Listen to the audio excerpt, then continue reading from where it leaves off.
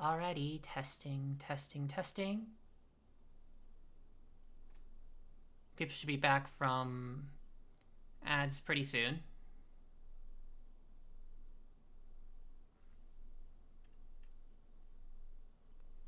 And from there, we'll get going.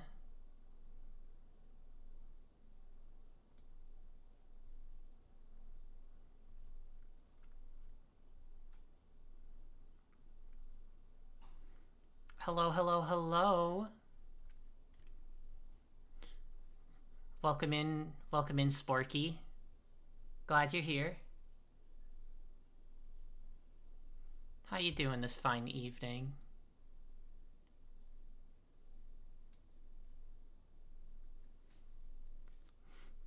I gotta tell y'all, I am so excited. I am beyond excited to play more of this game. Like, oh my gosh. I have been looking forward to this all week. All week. Also, this song's a jam.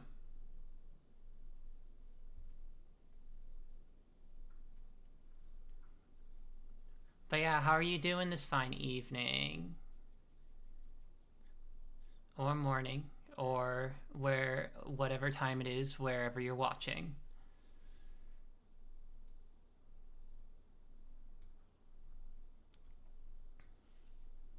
I'm just getting some things set up here, and we will be on our way. Let me...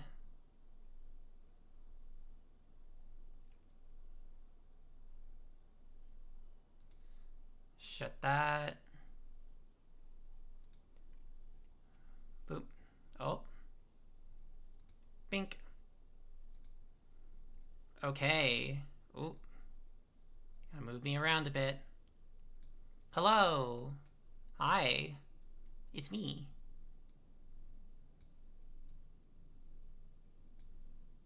It's me. I'm here.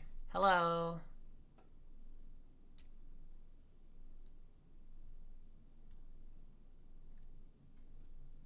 How are y'all doing? I hope you're doing well.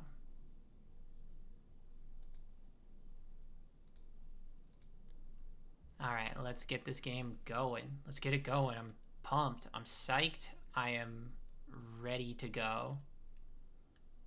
I am ready.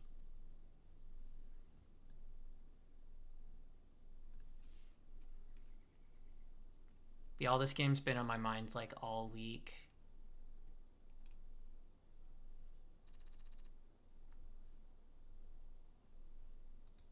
This is a work of fiction. Just remember, it's a work of fiction. It's all fiction.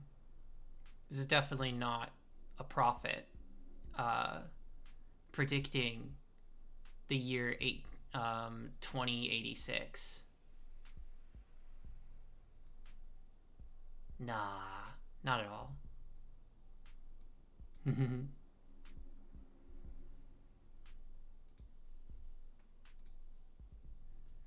Just sit on the title screen for a sec, because this is just gorgeous.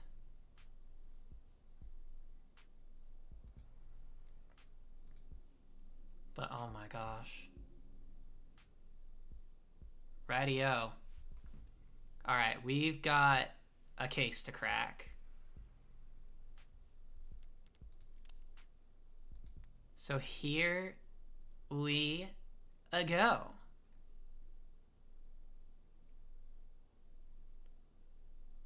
Whoa, whoa, whoa.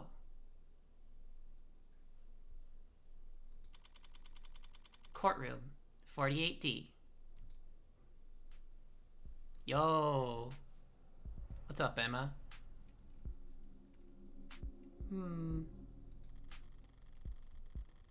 Just a preliminary hearing, huh? You wouldn't know it from the look on her face. But I shouldn't have expected any leeway once we step into the courtroom. Not with her. That's the adjutant up there? Is it asleep? It's loading. It needs to load? Don't be rude. Not every ad can afford to be decked out as extravagantly as you. Especially not those the state buys in bulk. True. Yeah. There's an audience. You mean the gallery? That's nothing. It could have been a lot worse. Word of any trial in the case of David Asher's death must have spread like wildfire. Even a mock trial like this one. Detectives like Ray's or London would get chewed out for leaking things to the press. But uniformed officers had little to lose and a lot to gain by dropping a text to their attentive friend in the media. And then there's the corporate plants. Interns, usually. Preferably ones with modded eyes. It's illegal to film inside a courtroom, but this is the year 2086. Things are gonna get out one way or another. True. I mean, the world they've set up is like, basically, there's never any privacy, ever. I don't like having my face on camera. I don't like attention in general. But I'm not such a coward that I'd skip David's funeral just because there'd be paparazzi outside of it. My pretty little likeness was going to end up in the background of some tabloid photograph one way or another by the end of this circus. At least this way, it's decent marketing for my legal services. Ooh. What will happen once the adjutant finishes loading? How will the trial proceed? With all those films you watch, I'd figure that you could extrapolate. I am asking so as to correct any misconceptions. Well, not everything you saw on the silver screen is outdated. The court will come to order, and there will be a clarification of charges. The defense enters a plea, and if it's not guilty, the prosecution begins to make their case. That means calling witnesses to the stand, correct? Mostly. Sometimes they'll testify virtually from a separate location. Depends on the security concerns surrounding the particular individual and the case. What do you do then? Sit here and watch? Not if I want to get paid. I cross-examine witnesses after the prosecution are done questioning them. I can present evidence or witnesses of my own in response, as long as I have discovery backing me. You've said that before. Discovery means just that. I can't pull stuff out of my pockets and present it without any kind of context. I have to have proof that I acquired it legally during the course of my investigation. Ooh, I almost feel like that's kind of shots fired at Phoenix Wright, because isn't there like a whole thing where like Phoenix Wright didn't get like any of his evidence legally or whatever? I feel like that was kind of the case. Or at least there was like some video I remember seeing about it. It's funny. It's not really a shots fired moment. I think it's just a funny little thing. Funny little factoid I remember. Most of the time, that means having recordings or witnesses that can verify my investigation, which I can provide. You didn't think I was letting you tag along because I liked you, did you? And the jury, I don't see where they would sit. The jury hasn't sat in the actual courtroom for years now. They have their own chambers, where they watch a feed of the trial's proceedings in anonymity. And that's not an issue? Don't people want to look someone in the eye before passing judgment on them? You've got an old-fashioned sense of justice, don't you? But there's no jury at a preliminary hearing anyway. It's only meant to evaluate whether or not the prosecution has enough evidence to go to trial. A mere formality in today's day and age. With tools like optics and arcs, there's never any shortage of evidence to work with. So all you have to do today is convince the adjutant? Easier said than done. Adjutants lean heavily towards evidence over arguments. And right now, all the evidence suggests that David killed himself. If it's gonna be an uphill battle, I can't afford to stumble. I need to focus on establishing an alternate interpretation of the facts, and it needs to be solid. But I don't have a suspect, or even a motive for killing David. Yet. Anyway, I'll need to be sharp. Emma doesn't play nice enough for me to be anything less. I think it's waking up. This third lower court is now in session. Adjutant AD 84 presiding. I call to order the case of the people v. Asher. Do the people wish to make an opening statement? No, Your Honor. No point in bothering when it's just the adjutant here. Very well. Do the defense wish to make an opening statement? Not at this time, Your Honor. Might as well ring the bell and get this shit show started. If neither people nor defense will wish to make an opening statement, then it falls to me to set the stage. My model name is Adjutant. My unit designation code is AD-84. I am a machine, an automated dependent, and I serve the state by presiding over trials. You might find yourself wondering, why? What gives a machine the right to judge a human? Why are we getting this spiel? Didn't we get this spiel last time? I don't remember. Well, I feel like we got this spiel last time. A fair question, but the answer is simple. In every culture, in every society, no matter how it is worshipped, enshrined, or deified, justice has one defining quality. Justice is beautiful. Sarah's expression. Like a balanced equation, like the golden ratio, like the Vitruvian man, justice is beautiful. So what gives me the right? This is a gorgeous bod. God damn. God damn.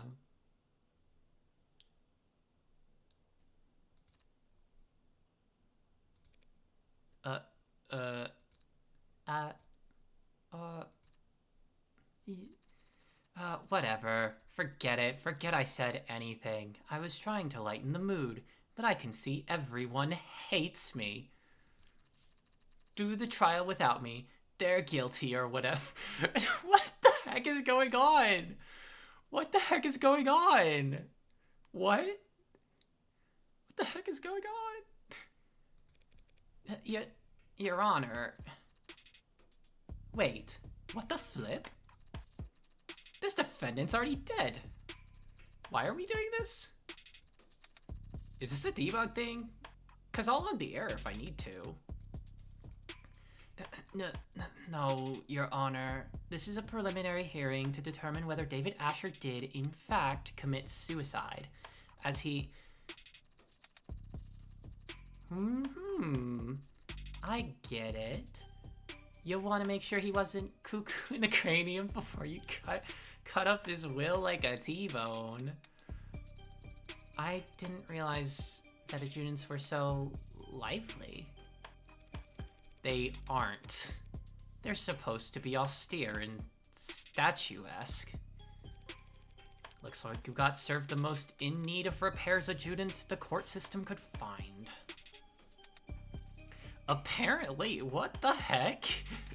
This is hilarious. Whatever paper pusher we rushed to get this trial going must have wanted a little payback for the kindness. What's to look for? Could it be you're trying to size me up? Wouldn't dream of it, Your Honor. Good, because if you have doubts about my ability to run this trial, I could always just enact summary judgment here and now. I'm sure you'd find my ruling to be fair and even-handed. That won't be necessary, Your Honor. She's much more of a character than I'm used to seeing up there, even counting all the flesh and blood judges I've met. But she's still just an adjutant. She'll follow the evidence where it leads. So as long as I can make a few adjustments for the occasional outburst from the bench, my plan is still workable. So, people, shall we get started with that first witness? Right away, Your Honor. The people call Dr. Yumi Sato to the stand. Okay, we're good. We're getting into it. We're getting into the trial, baby. Oh, it's time. Hi, Sato. It's Yumi. Oh. Hey. So how about it, pretty lady? You swear to tell the whole and unadulterated truth to the best of your ability? I do. Good enough for me. Dr. Sato, you were in charge of the autopsy for David Asher, were you not? I was. And when did you make your examination? I started last night. Well, technically, 1 a.m. would be very early this morning. I think you can still say last night if you're talking about 1 in the morning. Objection! The defense will have their opportunity to cross-examine. Until then, they should refrain from making errant remarks. The hell? All I said was... Yeah, what she said. You mean sustained? Don't get cute with me, counselor. What the heck? Being cute is my job. God damn, we've barely got started. I know, yeah, what? That seemed pretty bad, Adonai. We should try to avoid being penalized in the future. Thanks for the tip. Shake it off. I'll get my chance to raise objections of my own soon enough. Dr. Sato, were you able to determine the cause of death? He passed away due to respiratory failure. Could you explain what that means to the court? Essentially, he wasn't getting enough oxygen into his blood. It seems by the time he arrived at the hospital, he was no longer breathing. What does respiratory failure look like? What are the symptoms? There would be lightheadedness, dizziness, fainting, pale skin, and a bluish tinge around certain extremities. And the condition he was in matched those symptoms? Correct. In your expertise, what are the most common causes of respiratory failure? It can be caused by injury or disease, but the subject had no wounds or reported illnesses, and otherwise appeared to be perfectly healthy. And what else could cause respiratory failure then? It is also commonly seen in fatal drug overdoses. Drug overdoses. Did you perform a tox screen on Dr. Asher? Yes, but his tox screen came back clean. Whatever killed him, it wasn't something we've encountered before. Wait, a clean talk screen? Clean? Can't let this chance slip by. I need to catch her mistake the second it comes out of her mouth. David's ooh, okay, we've got the,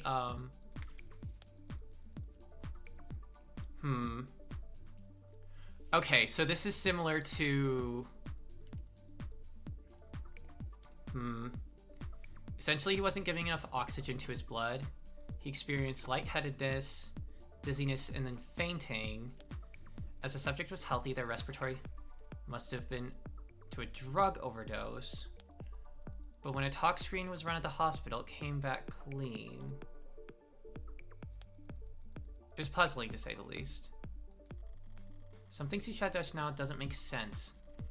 I have evidence that directly contradicts her, so I just need to find the right moment to present it.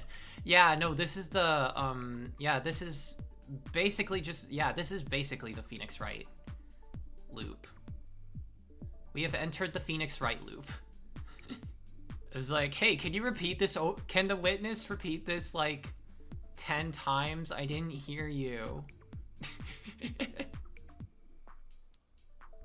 Which, mood. I think I would be the same, but I just need to find the right moment to present it. I think they're kind of giving me this one, but okay, I want to see my cards though. He would have experienced lightheadedness, dizziness, and then fainting. As the subject was healthy, the respiratory failure must have been attributed to a drug overdose. Is it like actually that one?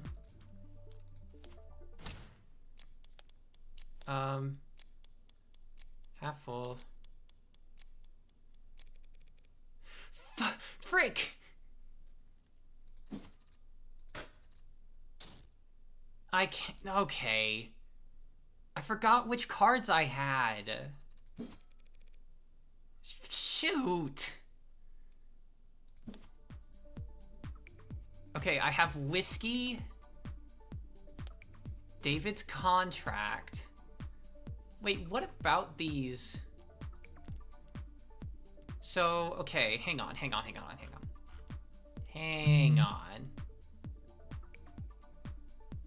just a second. Oh, what the heck?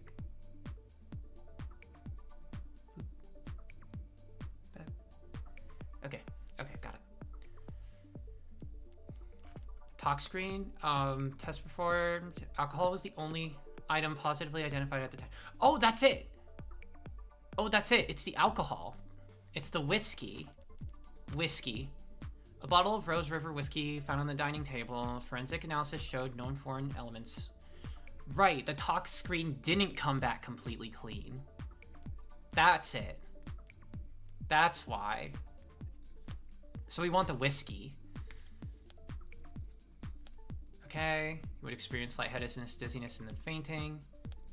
The talk screen, it came back clean. We're calling it. And bam. Wanna bet? Whoa. It's impossible for David Asher's talk screen to be clean, and we all know it. Since he was on camera drinking alcohol the night that he died. Ah! That makes sense. You got that wrong. Successfully object testimony for the first time. Cool. And that scared you? The witness merely misspoke, Your Honor. As it plainly states on the talks report itself, Dr. Asher did have alcohol in his blood, but not at such concentrations as to be lethal. Yeah, my bad. When I said talk screen was clean, I just meant it didn't tell the attending physicians anything they didn't already know. Overall, a little more nitpicky than I like to be, but at least I was able to balance the momentum, more or less. Shall we continue, Dr. Sato? If the talk screens were negative for pharmaceuticals and drugs, what caused Dr. Asher's respiratory failure? During my autopsy, I analyzed his blood and was able to isolate a foreign compound. So there was a lethal dose of a drug inside his body. It just happened to be a drug the hospital had never encountered before. That's correct. I think we're all going to get tired pretty fast if we don't at least pick a placeholder name for this substance, Your Honor.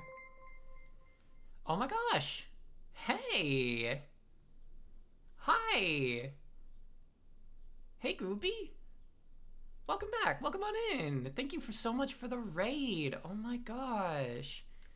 Hi. Let's see. I haven't actually done Twitch shoutouts much.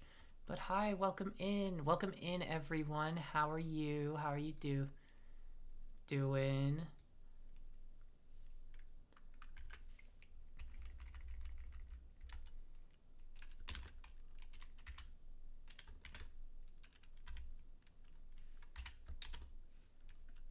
Scary. Just finished playing Resident Evil 4 Remake. Scary stuff.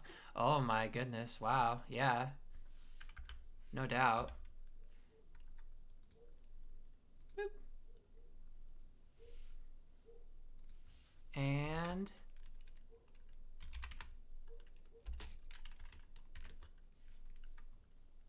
boop.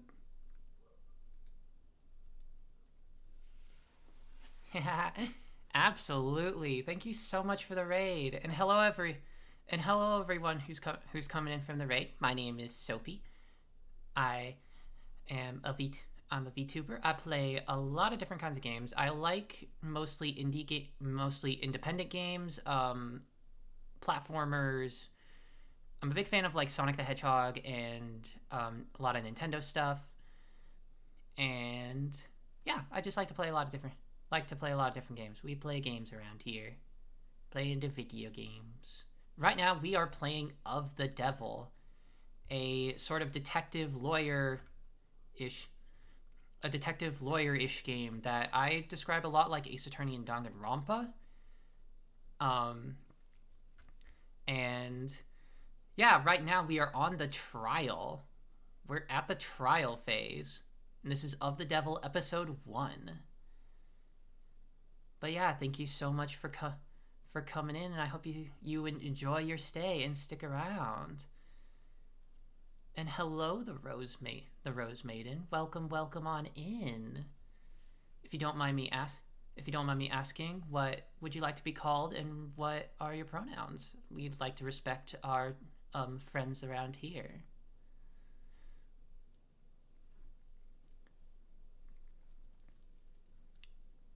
Let's keep on keeping on.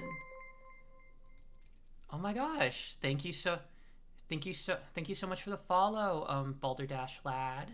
Welcome. Thank you so much. But yeah, and also for any raiders, if you've been streaming for a long time, feel free to just lurk and take a good rest, get some water, take care of yourselves. And I thank you so much for joining me today. And Boulder Dash, I would like to ask the same question to you. Oh my goodness.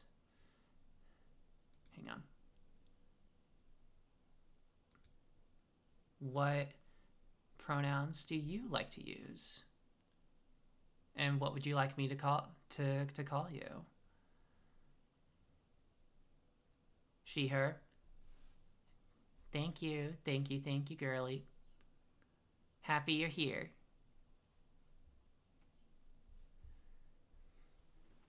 The people don't object, Your Honor.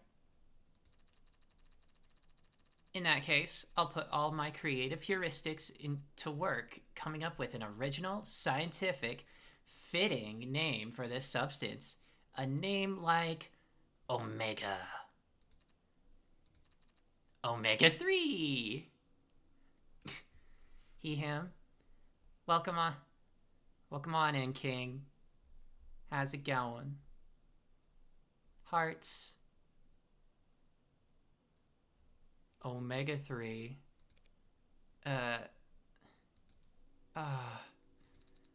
That name is already taken. Fine, call it delta or whatever. Delta, used in science, is to denote an unknown variable. Not bad. Delta has some other meanings when it comes to drugs, but yeah, our delta matches no known public pharmaceutical or toxology records. That being said, chemically, it does have all the hallmarks of a general depressant. Yeah. I'm going to lurkies while I eat some food. Absolutely, take care of yourselves.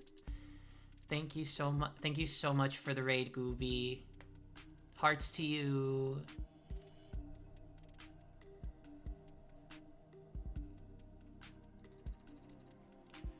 I know that feeling. The freaking android judge is getting depressed. I'm sorry. Would like androids even be programmed with the capability of that? I don't even know. So it stands to reason that it would exhibit a similar effect on the body when ingested. You say ingested. Why? I eliminated all other possibilities during my examination of the body. He must have swallowed it. And judging from his stomach contents, it must have been a liquid.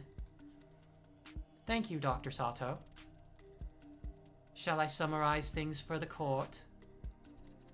Yes, please. I wasn't listening that closely. What is this judge? They took the Phoenix Wright judge, and then they were like, what if we like leaned into that like 10 times more? Just blatantly like just a goofball. This is awesome. I love this. The victim died of respiratory failure, and his tox screen showed that his blood was clear of anything that could cause respiratory failure. Except for this unknown substance. The poison we've labeled Delta. Well, that sounds like a textbook suicide. Shall we wrap it up here? Not quite yet, Your Honor. This may clearly be a poisoning, but there's at least one detail about this case that doesn't feel like a suicide at all. Okay, let's go over the evidence again. I think it's the glass. Like, I would assume that it's like this cup.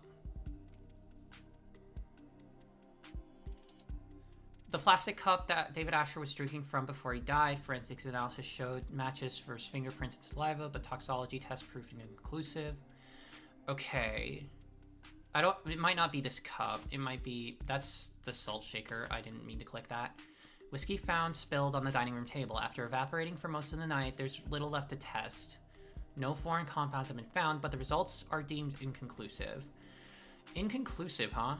I feel like something like that. Maybe the actual whiskey bottle here. Of Rose River whiskey found in the dining room table, forensic analysis shows no foreign elements. Known to be a brand favored by known to be favored by David Asher.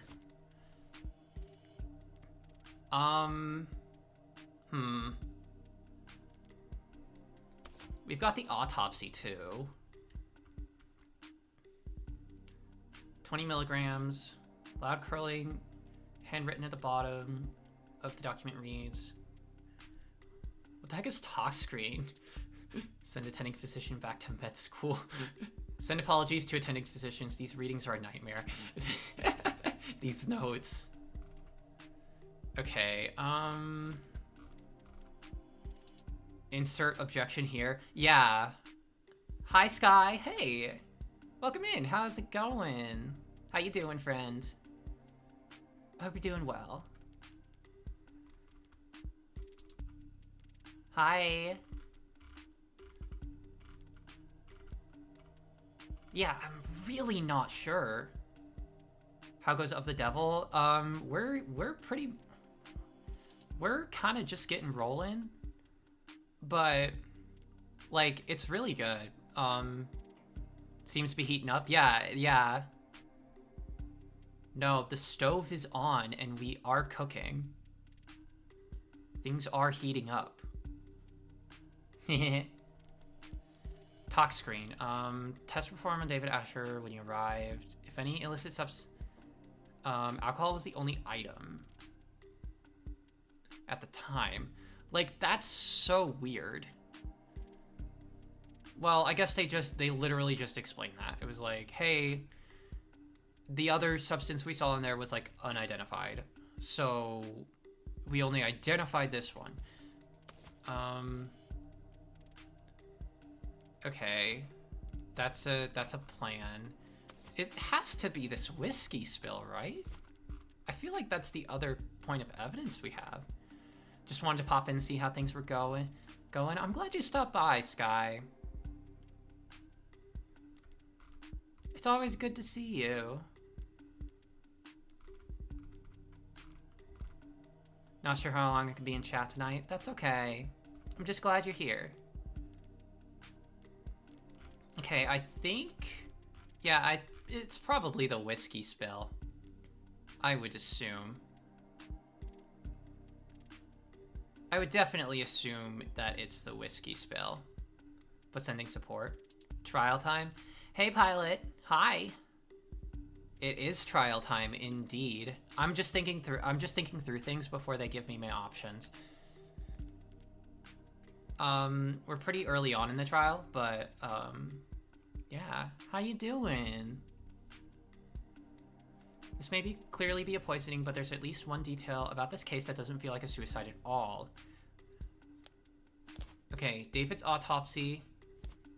Jung's testimony. Drank with David before he died. Didn't see him add anything. Cooperated by cam footage. Negative for poison.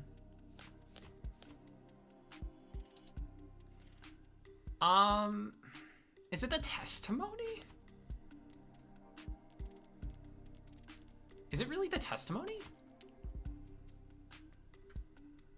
7:30, spoke with David Asher before he left. Upon returning at 7:40, to continue speaking from plastic cups. He felt lethargic and disoriented. Lost consciousness. That's,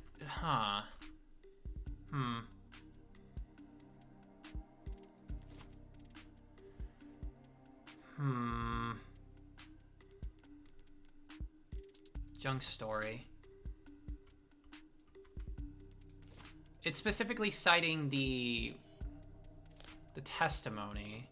Didn't see him add anything. Cooperated by cam footage. Drank before death. Negative for poison. Like, we could say the whiskey again. Respiratory failure.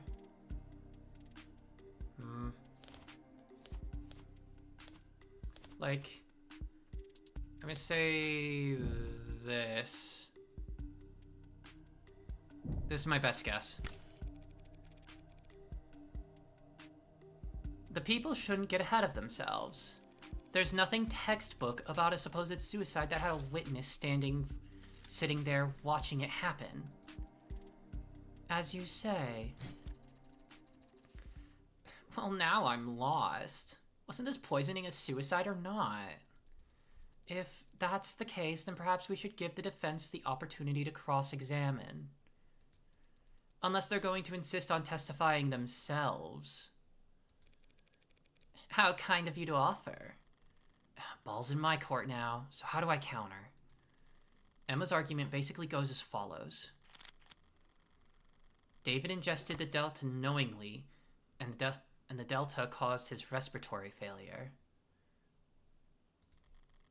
He died of respiratory failure, thus David committed suicide. With my cross-examination, I need to put a microscope over the weakest part of the argument and hope that some cracks will appear under the pressure. Now this is interesting. Cross-examine. What is this, a court drama?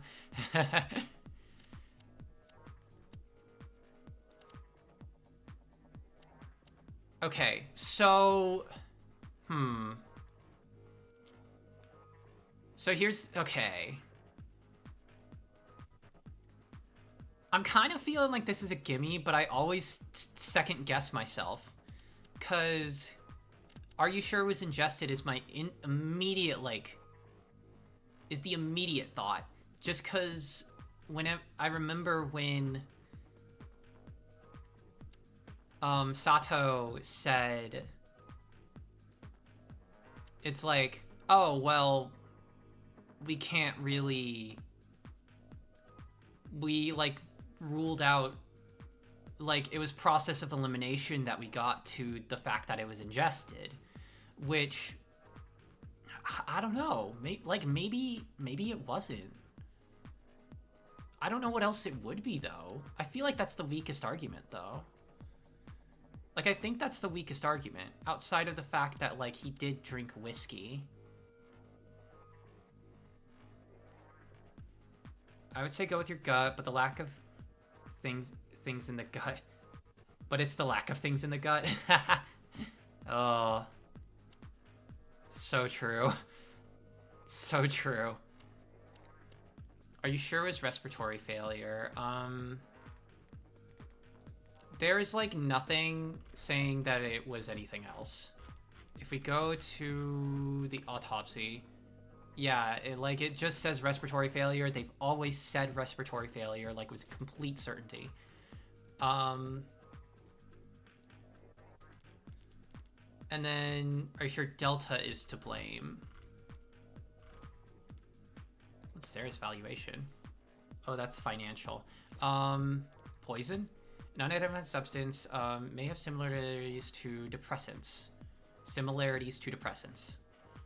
No additional traces were found at the crime scene. Yeah. I have a feeling it's ingested. It's the ingested argument. We're going to question that. Dr. Sato, you said that the subject had to have ingested the Delta orally. But how sure can we actually be about that? Pretty sure? Oh, they're contextualizing it with, like, with the cards being like, you gotta have a higher card. That's so cool. I mean, I could go into detail about all the cavities that I checked, but...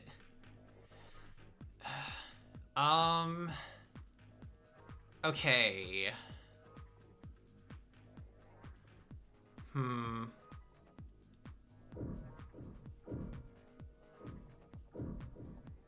Was it knowingly ingested?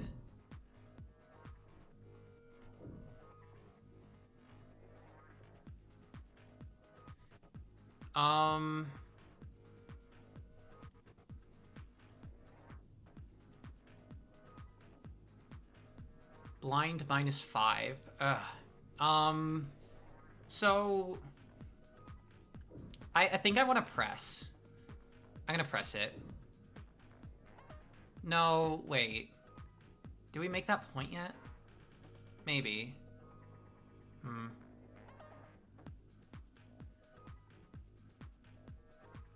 Again, I'm gonna go with my gut. I keep thinking press. But how sure can we be that the subject ingested the Delta knowingly? Well, we can't be sure of that. Certainly not just from an autopsy. You said it must have been liquid, yes? Would it have been a large amount? Depends on the concentration of the delivery solution. It could have been just a drop. The kind of thing that could easily go unnoticed, yes? Calls for speculation, Your Honor. Withdrawn. Aw, man. I wanted to jump on her case.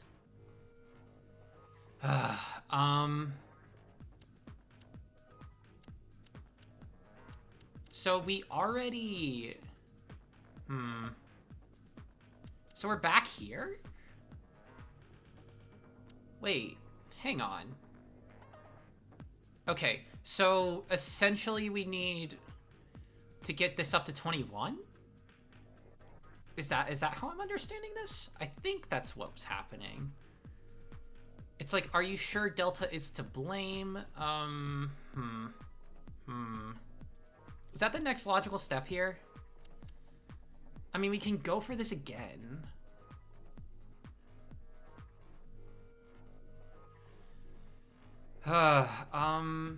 I know we can't save. Like, I think we can't save during trials in high roller mode. It's just, God, I had that temptation. Yeah. But I'm thinking, what happens if we try this again?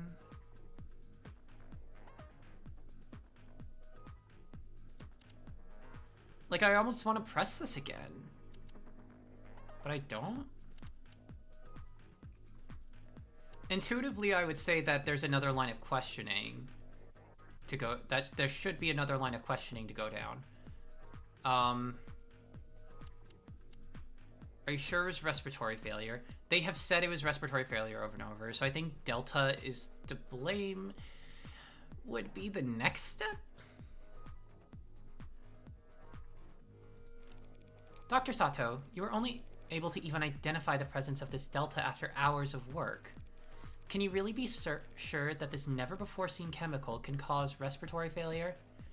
Well, I haven't had the time to run simulations, and they do give every indication that they would act as a depressant. Ingest enough of any depressant, and respiratory failure would occur. Only simulations? Only simulations. That feels weak. That feels a little weak. We'll stay.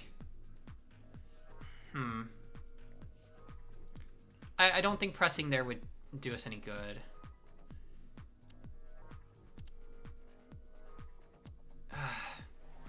But this part isn't even like... Then I guess, like, if we aren't even sure if Delta did the trick, we're like... Isn't it possible that he actually died from something other than respiratory failure? Well, no. Not really. Damn it. Okay. You could argue or speculate about what caused the respiratory failure, but it is, in fact, a fact that he died because his heart and lungs stopped working. Right. Thank you for that. Okay, that's what happens. Let's look at my phone. What do we have? 55? So, did we need to press it? We'll go down to this. Pretty sure? We'll stay. I guess we're pressing.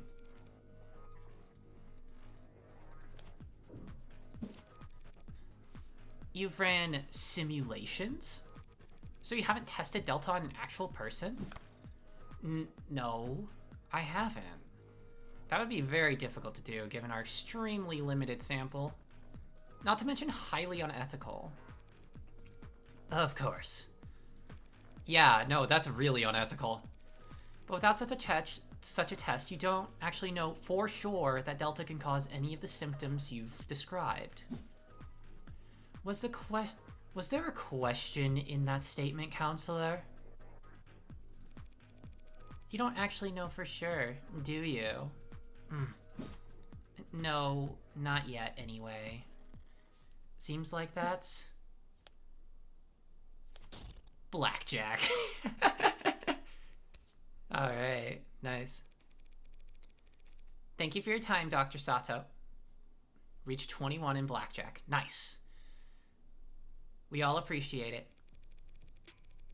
But it does seem like we're still in the dark about many details regarding Dr. Asher's death, wouldn't you say? Well, poisoning via the compound we're calling Delta is still the most likely explanation. So there are other explanations for what happened? Defense is calling for speculation, Your Honor. It's not speculation when a medical examiner is attempting to explain the cause of death, Your Honor. Blah. The witness will answer the question. Well, respiratory failure can be caused by illnesses. If he had undiagnosed pneumonia or some other disease, and his respiratory system was weakened, undiagnosed pneumonia with his level of healthcare, it is technically possible. I'll take it. I have no more questions for this witness. Ugh, that felt weak. But I can't be picky when I'm stalling for time. Seeding doubt wherever I can, however I can, is just all about all I can manage. Okay. Alright. That's something. Detective Reyes, you were one of the leads in investigating this crime scene. Yes, ma'am. And did you interview the EMT who first arrived on scene? I did. They responded to an emergency signal from the home security console, located in the kitchen. What did they find when they arrived on the scene? The victim was unconscious, on the floor of his parlor. He was receiving CPR from a witness, the individual who had called them. They were both airlifted to Gatesfield Memorial Hospital, and Dr. Asher was declared dead shortly after arriving there. She's actually handling herself pretty well up on the stand. I have expected her to roll her eyes during the swearing in. But when you take into consideration her love for boot-heel authority, she might be right at home here in the courtroom, the very seat of the state's power over the people. The witness met with the deceased around about half an hour before he fell ill, from 7:30 to 8 p.m. The two of them talked for some time and shared a drink. Shortly after, Dr. Asher became distracted, lightheaded, and eventually non-responsive. And during the same time period, drinking the same liquor, the witness exhibited no symptoms themselves. None. Though a collaborative effort with Noble Electronics Security Division, Noble Electronics Security Division, we searched the entire building. But we found nothing unusual in any of the food or drink on the premises, including the bottle that the witness and the deceased drank from. Oh ho ho. So what was your ultimate conclusion after investigating the scene? The whiskey bottle was clean, the witness's drink was clean. Only person who got sick was Dr. Asher, drinking from a cup that he had prepared. So it was our determination that David Asher committed suicide by poisoning himself. She's pretty tight-lipped up there. I think she slipped at least once. The police want to claim that they've eliminated every other possibility and covered every angle. But I know that there are a number of blind spots that they're not willing to admit to. Okay, the upright cup. Okay, the upright cup, David's cup, and poison. So, okay. Let's look at what we have here. Okay, we're gonna do some speculation. I'm seeing that an ad is coming up, so we're gonna be taking an ad break pretty soon. But let's do a little bit of speculation before then. So, okay.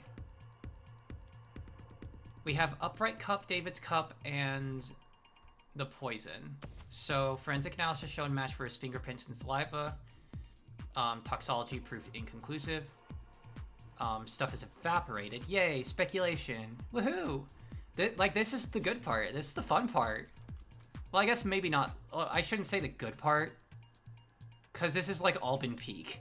But like this is the, I don't know. This is the part where you get your brain going, you know? An unidentified substance found in the bloodstream has many similarities to chemical makeup of depressants. No additional traces found anywhere on the crime scene. Like, okay, I think this is an interesting part. That's a really interesting part, actually. They didn't find, like, anything. They didn't find any other traces. And then just for safety, we're gonna go look at the other cup, Junk's cup. A plastic cup with a small amount of whiskey left in it, found upright on the dining table at the scene of the crime. Saliva match Helen Jung's. No traces of foreign elements. The game is 50% good part, 50% fun part. True! You've described it perfectly. You've described it almost perfectly. It's made up of 100% good part and 100% fun part. Actually.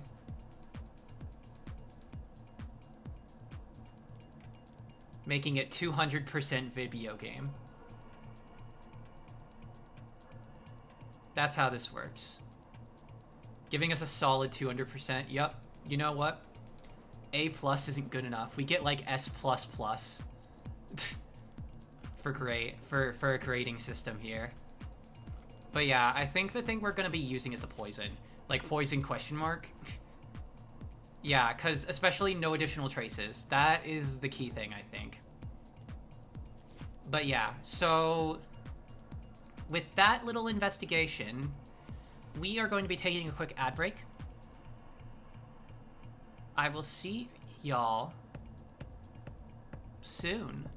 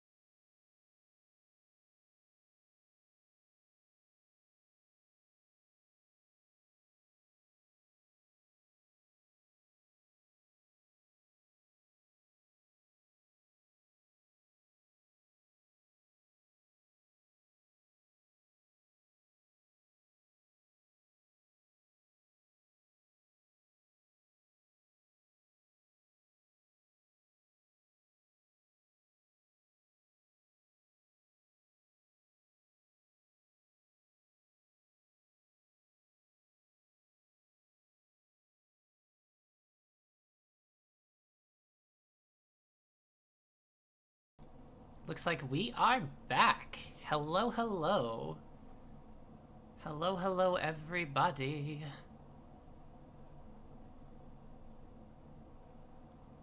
Yes. Dance emotes. Woo. Yeah, I had to send out the, the blue sky, cause, like, the weird part was, I think, it was, like, blue sky was down for a little bit.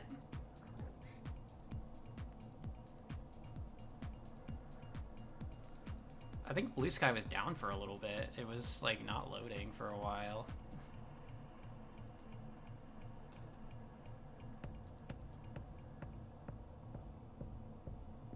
It is. It's super wild. It's super wild. Actually, as a quick, wasn't on as yesterday, so didn't know. Wasn't on yesterday, so didn't notice. No, like just a little bit earlier, like an hour earlier today.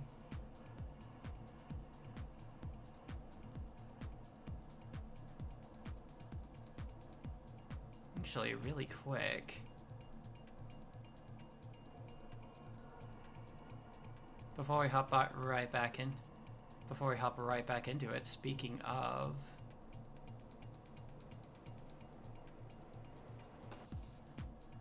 for everyone here, I'd appreciate checking out all the links here. I do writing as well, when I try, or when I can. I like to write as a hobby. And I have a Discord and a blue sky, and it's cool. It's fun. Would love to see you there. But yeah, let's get back into it. Let's go. Alright. We are going to... Okay, so we left off with... I think the poison is going to be the thing that's going to give us an edge here. So an unidentified substance, because there weren't any traces found anywhere else. So we're gonna keep going. And we're gonna look through the testimony and we're gonna see which one can apply. So upright cup, David's cup, and poison. Met the witness at 7:30 p.m. last night. By 8:30, he was dead. He was the one who prepared their drinks. Yeah, it checks out. And there was no opportunity for the witness to ever slip him something. Is that true?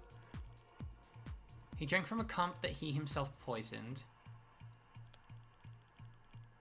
Seems pretty cut and dry if you asked me. But just to be sure, we scanned the kitchen, the lab, and the basement. And there was no poison anywhere else.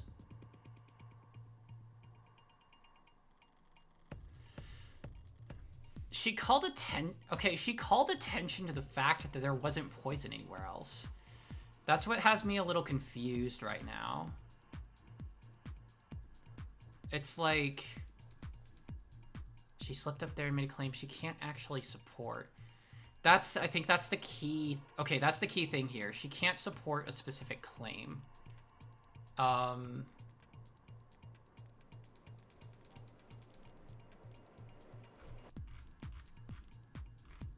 Actually, let's check the other cup. Jung's cup. Helen Jung.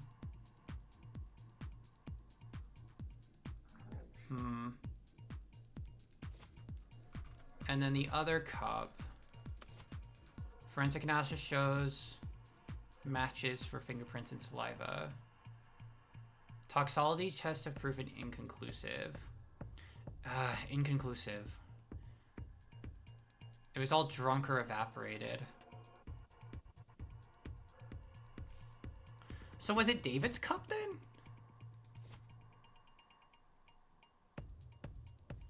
Maybe it's David's cup. Like we do that he himself poisoned. Like, okay, that's the assumption here. So we're trying to disprove that, so we need to target that. Asher met with the witness. Okay, he was the one who prepared their drinks. There were no opportunities for the witness to ever slip him something. Bam.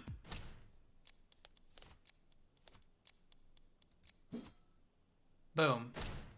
Want to bet? You can't make that claim. Not when the evidence record clearly shows that tests of Dr. Asher's cup were inconclusive. The police can't claim he drank from a poisoned cup without first proving that his cup was, in fact, poisoned. You're talking a lot of sense, lady. Does it resolve? Or do you have a response, D.A. Rockford? Testing on the deceased's cup has been inconclusive so far, Your Honor. I don't dispute that.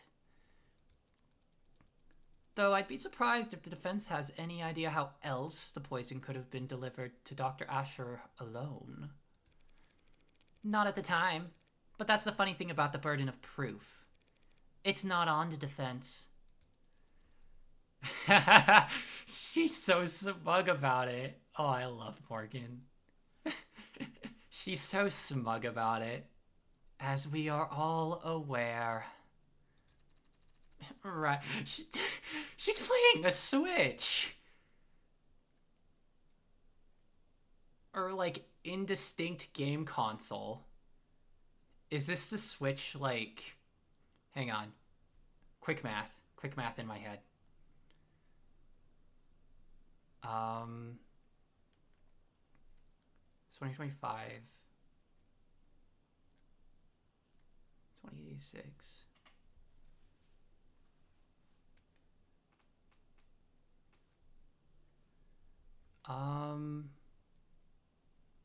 It'd be like the Switch 7 or 8 or something. I can't do math that quick in my head. It'd be like Switch 7 or 8. We're on Switch 2 and we need like a few more generations, and each generation would take like maybe 7 or 8 years. So in order to get to 86, that would be like 60 years or so. So it'd be less than 10. Yeah, no. It would be like Switch 7 or 8 or 9, maybe.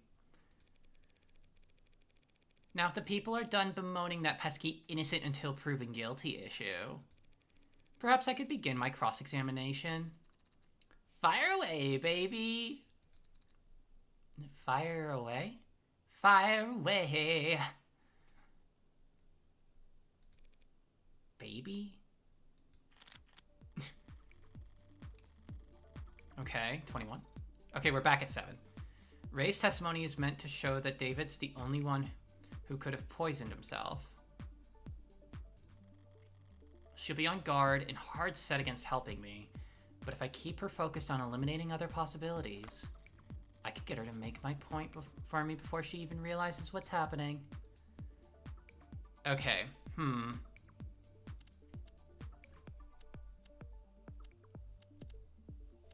Okay, so we're back here. We need to point out the weakest points of the argument.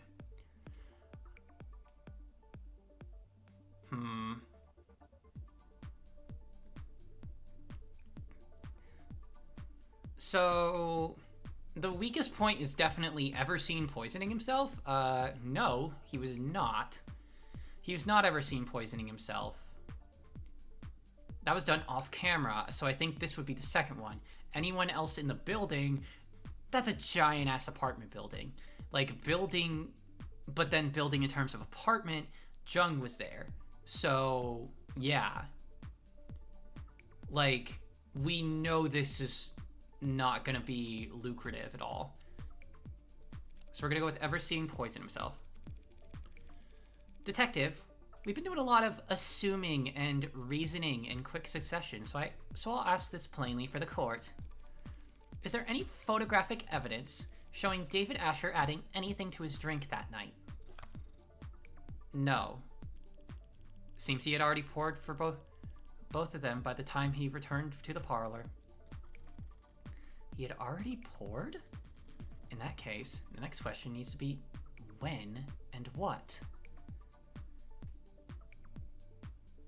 Okay. Interesting. I guess, yeah, the question would be, was there any poison in the kitchen? Detective Reyes, during the course of your investigation, did you find any samples of Delta in the kitchen or parlor? No. That was a fast answer. Well, it was a pretty easy question. If we had found poison at the scene of the crime, that'd be pretty important, don't you think? What about in his lab, his bedroom, his basement? No, no, and no. We didn't find Delta or any other unusual substance in any part of his penthouse. Right. They never found any poison. No poison at all?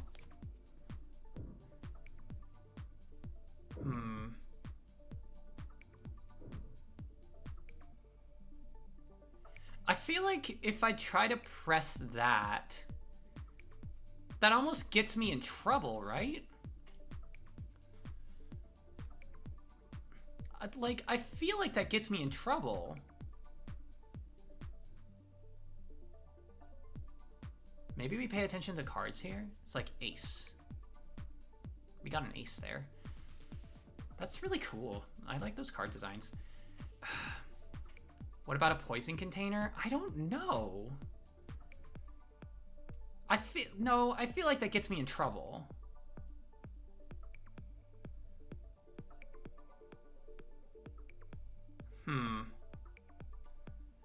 Though, like, that opens up the question of, like, fingerprints, maybe? If there was a poison container, they would definitely jump to, like, David Asher, like, you know, doing that. I'm gonna stay.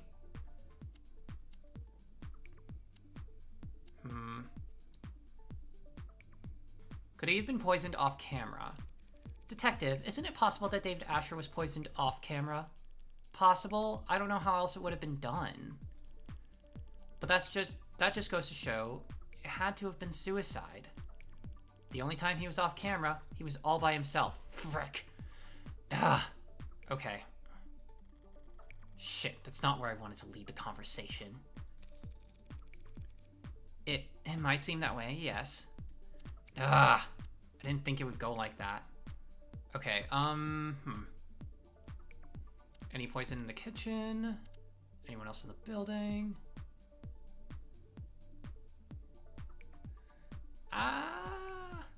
What do we do?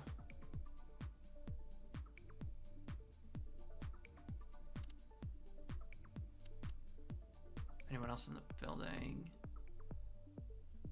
We already know there was someone else in the building.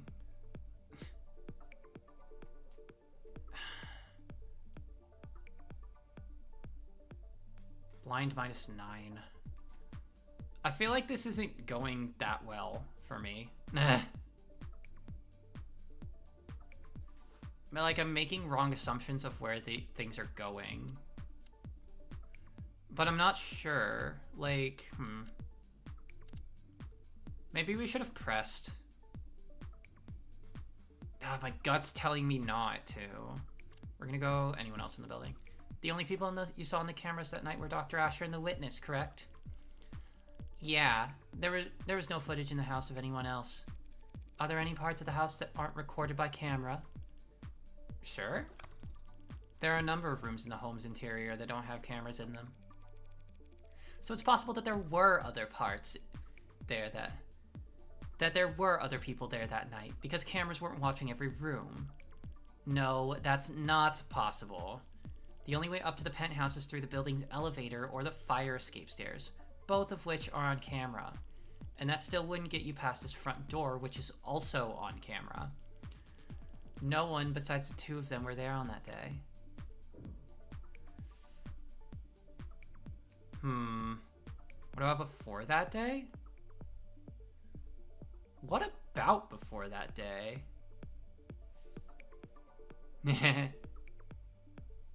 Yeah, no, right? It's tense.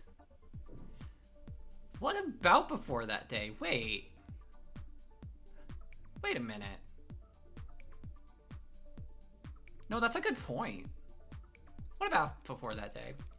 And if they had been there before yesterday, then we would have seen them leave again through the front door. Ah, frick.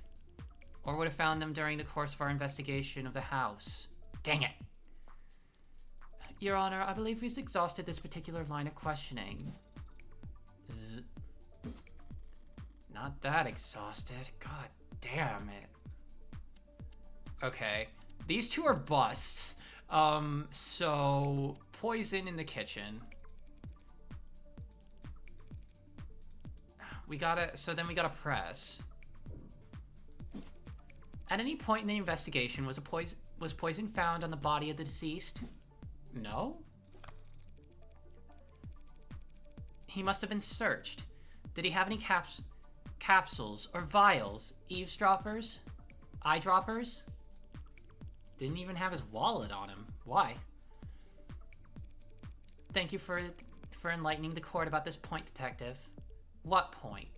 Well, I think it's strange, don't you, Detective? I mean, how could he have possibly poisoned himself without first procuring some poison?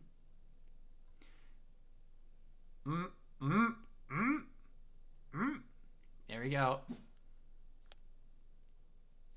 Blackjack. Got him. Got him. Blackjack. What do you mean, procure? Where did it come from, Detective? The poison you're so sure was dissolved in his drink? It can't have come from thin air, you understand. It had to have been in another container at some point. Whatever it was in before, it probably evaporated. All of it? It only took a small droplet to kill.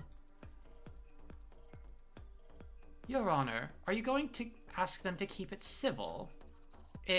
In a minute, sure. There wasn't any pill bottle in his bathroom or syringe in his pocket containing this apparent deadly substance. So how did he get it? What did he keep it in? The police want to claim that Dr. Asher committed suicide because they established that his guest never had any opportunity to kill him. But they failed to prove that the victim had the means to kill himself. Then I guess I'll be the one to move things along. The Delta didn't come out of thin air, Counselor. And it didn't come from a syringe either. Dr. Asher was able to drip the poison right into his cup, straight from the source. Shit! That was way too specific to be a bluff. Allow me to submit into evidence Exhibit G. A piece of machinery found in Dr. Asher's laboratory, sold under the product name Nanofacturer. Oh, I know this one. It's used in delicate scientific work to produce nanomachines, chemical compounds, and polymers. That's the same machine I saw when Dawes gave me a tour of the production floor. Very good, Your Honor. It's a valuable tool in any scientific laboratory, and Dr. Asher was well acquainted with its use. As a matter of fact, he had a number of presets coded into it.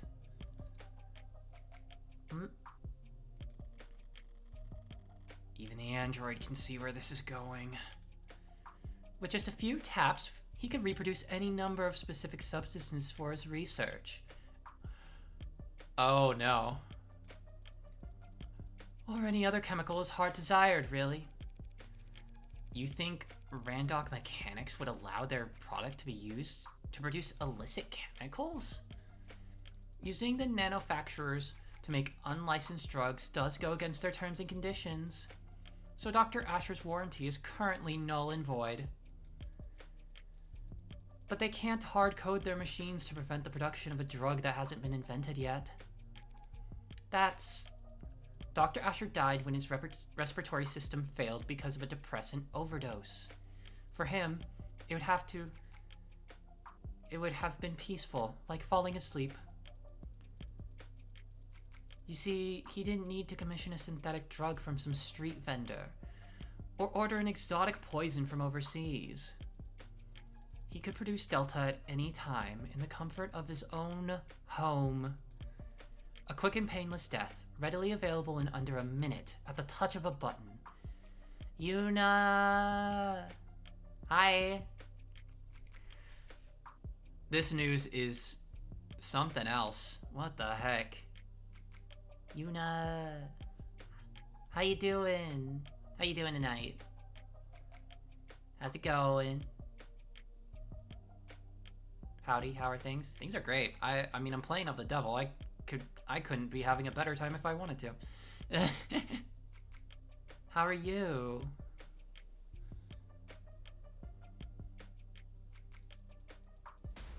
Specifically, preset 19. Wait. Did they find a specific preset? Damn! Things are going alright. Just settling down for the night. Fair. Good deal. Ooh. I thought I actually had something for a moment there, but I was playing to Emma's hand the entire time. Seems like we're done with this witness, Your Honor. Yes, ma'am. But before we move on, perhaps we should take a moment and put together a timeline of events as we know them. Not for me, of course, just in case someone else might need it. Also, you've now met my giant android wife, for whom you have adopted all of your android children with. Simple enough. We know that Dr. Asher left the parlor and went down to the basement at 7:36 p.m. That's where he got the whiskey and the cups they drank from. The cameras show him returning to the parlor to drink with the witness at 7:40. And of course, we know that he fell ill and passed away shortly thereafter. But there's a missing part. Any objections so far, counselor? She made a mistake in the timeline. No, there's not a mistake. There's just a missing piece. Right? Right? I always second guess myself. But like... Junk story. Okay. Witness testimony. 7:30. Remained on camera until 8:03. 7:36. Returned at 7:40. Two of them continue speaking.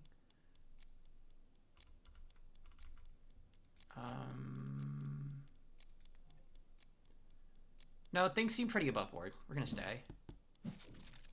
Not this time, no. The timeline you've described is accurate as we know it. As you say. With this latest piece of evidence, we know that Asher could have easily dispensed the poison directly into his cup by placing it inside the nanofacturer, activating the preset, and simply waiting 2 minutes. Easily accomplished during the 4 minutes he spent off camera from 7:36 to 7:40. Wouldn't you say? Ooh, a complete timeline of events. He had the means. He had the only opportunity. Seems like we're about to ready to wrap up here now. Ooh, the glasses shine. Where are we on that loading bar of yours, Sarah? Adonai, I had a feeling you'd say that. Well, counselor, are we done here? It's not foolproof. You're missing something. It feels like we're missing at least one biggie here, folks. Namely, motive. Oh, right, I knew that. I wasn't getting excited to finish early or anything. This is a preliminary hearing, counselor. Our focus should be on the evidence. So, it just feels like an awful waste of taxpayer dollars to get us all down here for debate and not get the truth of the matter, you know? I love these two so much. So, I was hoping we wouldn't have to go through this next part. What are you talking about? Your Honor, if it pleases the court... Ooh, new evidence, gimme! This is a recording of a phone conversation dated at 6:30 last night between the deceased and a man he was in a relationship with. They're bringing this shit up. A man named Isaac Porter. Porter and David's breakup call? If Emma wants to present here now, then the content must be relevance, Your Honor. That. What bearing does this recording have on the case at hand? It establishes what emotional state the deceased was in on the day he died. Cool. Begin playback. Oh dear. Hello?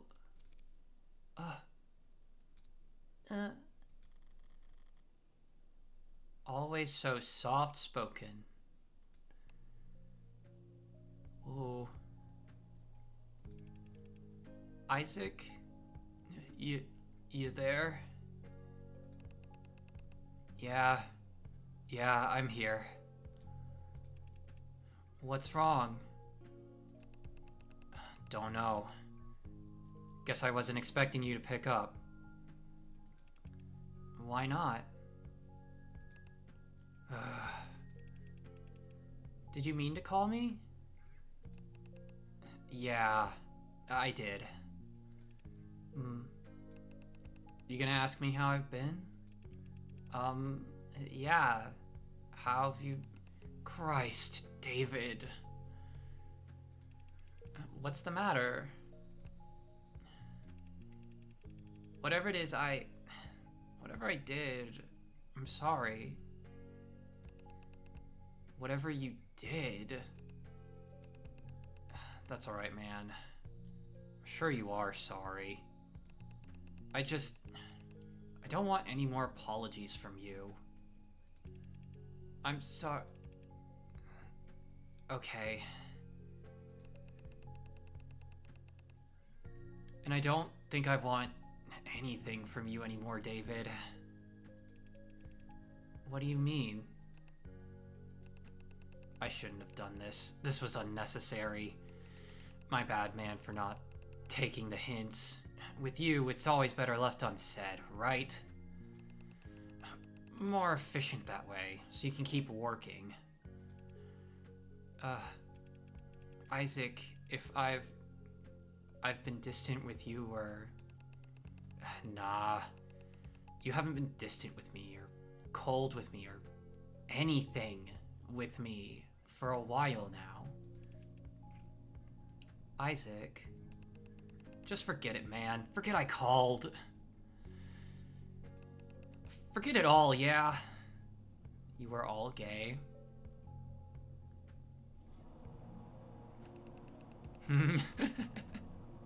Damn.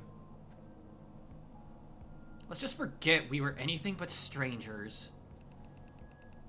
That's all we are now anyway. Isaac, recently, I've been distracted, I know. Nah, don't worry about it. Really, we're good.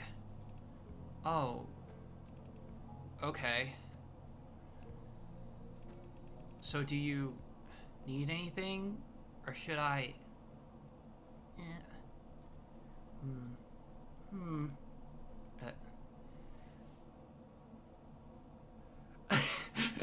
Your Honor, if I fumbled this the bag this badly, I would... I rest my case. No. Ah. Dear God. Damn. Damn. Where did you even get this? All of Dr. Asher's incoming and outgoing phone calls were recorded by the building's penumbra system. And the recording continued for several seconds after each call was ended, for quality assurance. Remind me to check the terms and conditions on my next phone bill. Shall we hear the rest? Gotta be the last time. Gotta be the last time I let someone... The last time... Father... It might have just been a call. It might just be a call. It makes for pretty damning evidence at this point in discussion. Emma's got her means, opportunity, and motive all lined up. So why is she looking at me like that? What? In a gay way? I mean, what? What? I mean, what? I mean, what? I mean, what?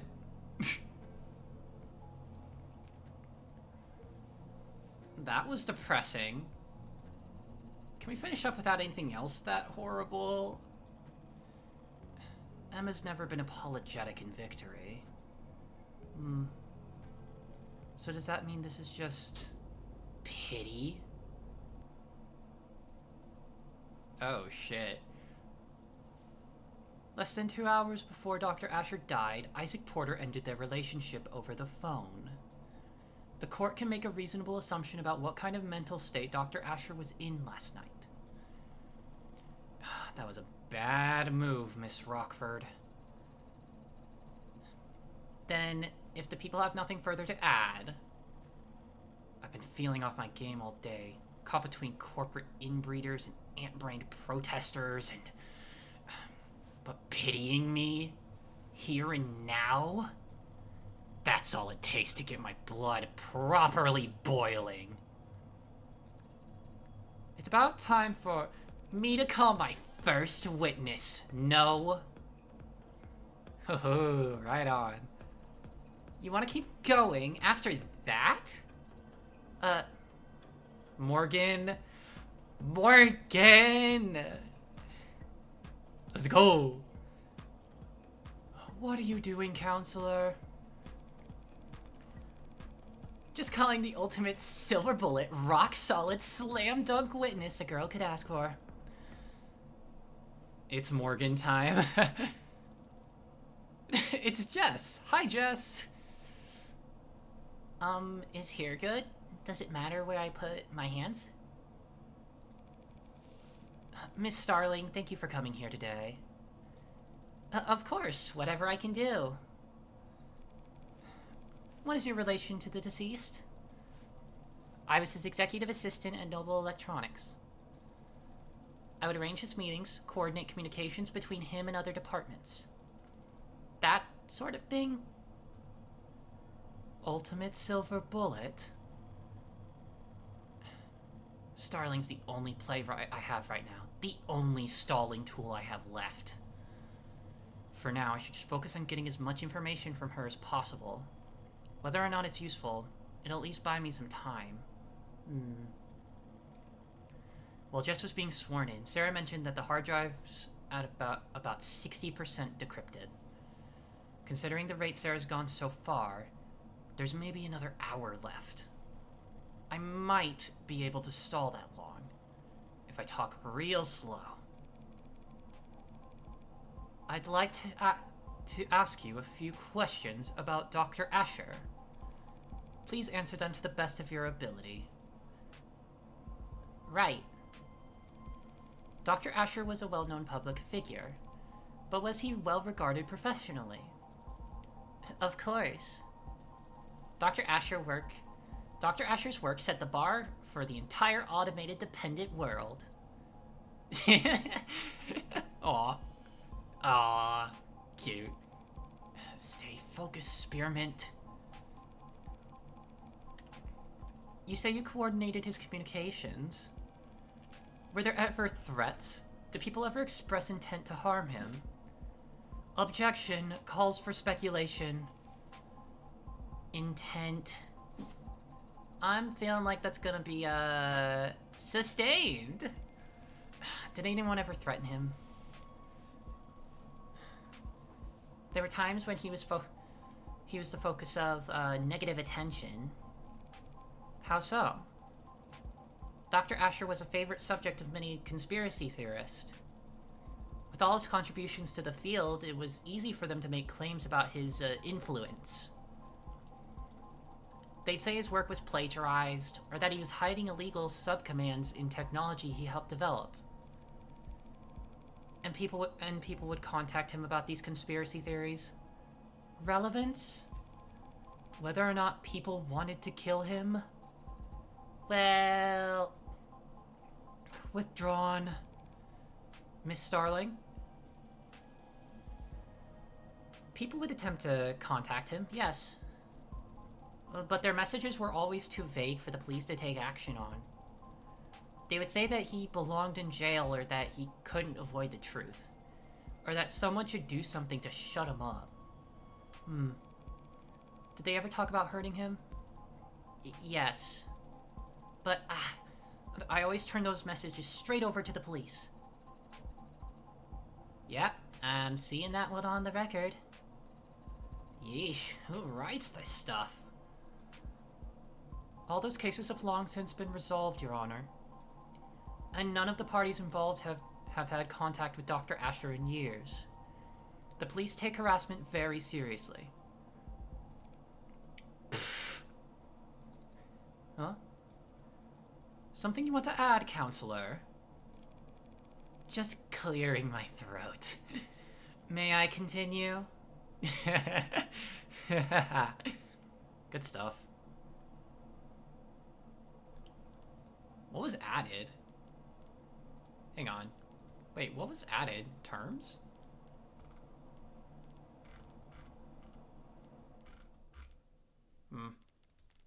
I don't know. You worked with Dr. Asher for many years. Did you have a relationship outside of work? Did you ever talk about anything besides professional concerns? Sure.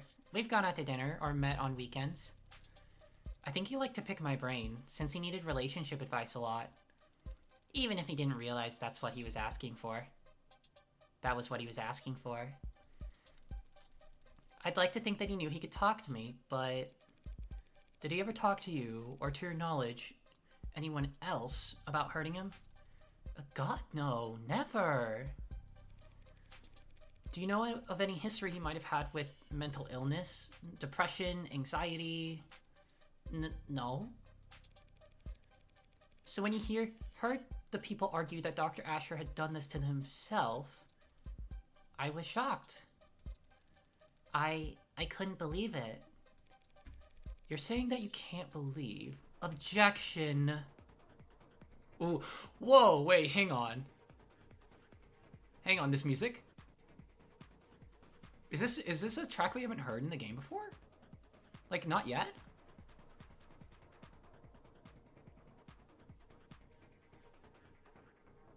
Oh, dang. Good stuff. Dang, alright. Objection. On what grounds? Asked and answered. Stalling. And also, the people have documents that would be of interest to the court in this matter. Juicy. And what matter specifically are you referring to? The deceased's mental health history. Emma wouldn't be speaking up if she didn't have something real. So what the hell is this about? We have private correspondence that describe, if they're private, then they should not have been obtained by the people without his permission. He can't give permission if he's already dead, and we're well within our right to obtain evidence as it pertains to his crime. Convincing. Damn, I didn't honestly expect her to stop from admitting her evidence to the record. But I was hoping at least to slow her. Where are you on that footage? 77%. Approximately. Duh. I need to buy whatever time I can, however I can. Even if that means running out the clock as a punching bag. I have heard messages between Dr. Asher and a psychiatrist he was meeting with and speaking to for the past year, along with paperwork detailing how this treatment was covered under his Platinum plan. Platinum? Wait, was it? Hold on.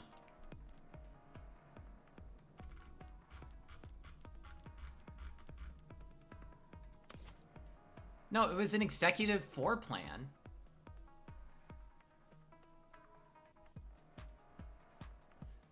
One of them being... Isn't one of them being Platinum? It's Executive 4. It's not... I don't intend to air all of Dr. Asher's secrets here in the court. Oh, okay, I guess. But I am prepared to read excerpts from messages and transcripts from phone calls, which, when put together, paint a clear picture of the kind of stress Dr. Asher was experiencing, and the dark thoughts he was struggling with. Transcripts of his phone calls? I'll admit them to evidence, assuming there are no objections. No, there is an objection. There's something strange here. No. I'll gladly object. On the grounds of a foundation. Where did you say you got this? It was retrieved from his digital records. There's no reason to doubt its authenticity. Even if I were to point out that David had an executive level 4 plan, not a platinum plan. What? Really? Really? Yes, really. It's all in there in the record. There you go. This is easily explained. David had an executive plan that Noble managed for him. And he was also seeing the psychiatrist, both in person and over the phone. Your own witness has attested that he dealt with stalkers and was worried for his privacy. So it's easy enough to reason that he had a separate insurance policy he paid for on his own, even if only to keep one thing out of Noble's grasp. Sure, easy enough to make that assumption, but that doesn't make it correct. David used a separate insurance to hide this psychiatrist from Noble's spying? No, he was smarter than that. Okie dokie.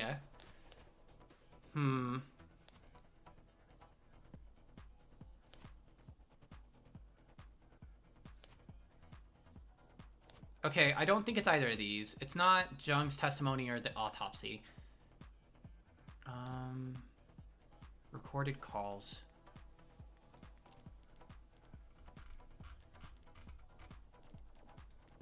Evidence. Isaac's call. The platinum plan. You got this. Thank you. I'm thinking. I'm cooking. I am cooking. So, okay. Like I've said, it's not Jung's testimony or David's autopsy. I think I can rule those out pretty readily.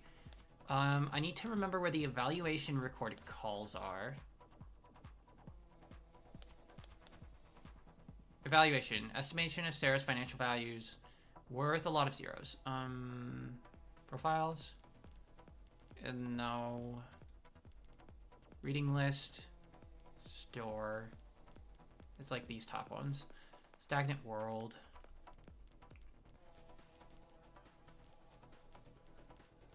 Not it. So it's all estimates. Starling's testimony. Recorded calls. All the phone calls received that David Asher lived in are automatically intercepted and recorded by the building's Penumbra security system in line with Noble's data security best practices. Like, I think that's pretty weird. If he didn't want them like kind of knowing about If he didn't want his psychiatrist trips on the record, why would there be records of phone calls? I think that's my question right now. That's a pretty strong contender. But if we look at the Sarah's papers. Okay. I think that's not relevant. We need evaluation. Okay, yeah, that's the Sarah thing. So I think it's recorded calls. David hid Sykes' treatment from Noble. Yeah, no, that's disproven by the recorded calls.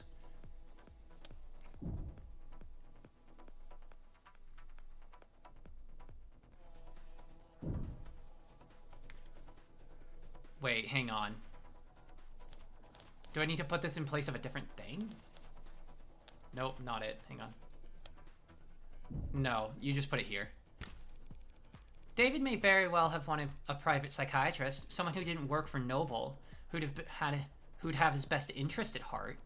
But if so, he wouldn't have contacted them over the phone. Not when he knew that all his phone calls were being recorded.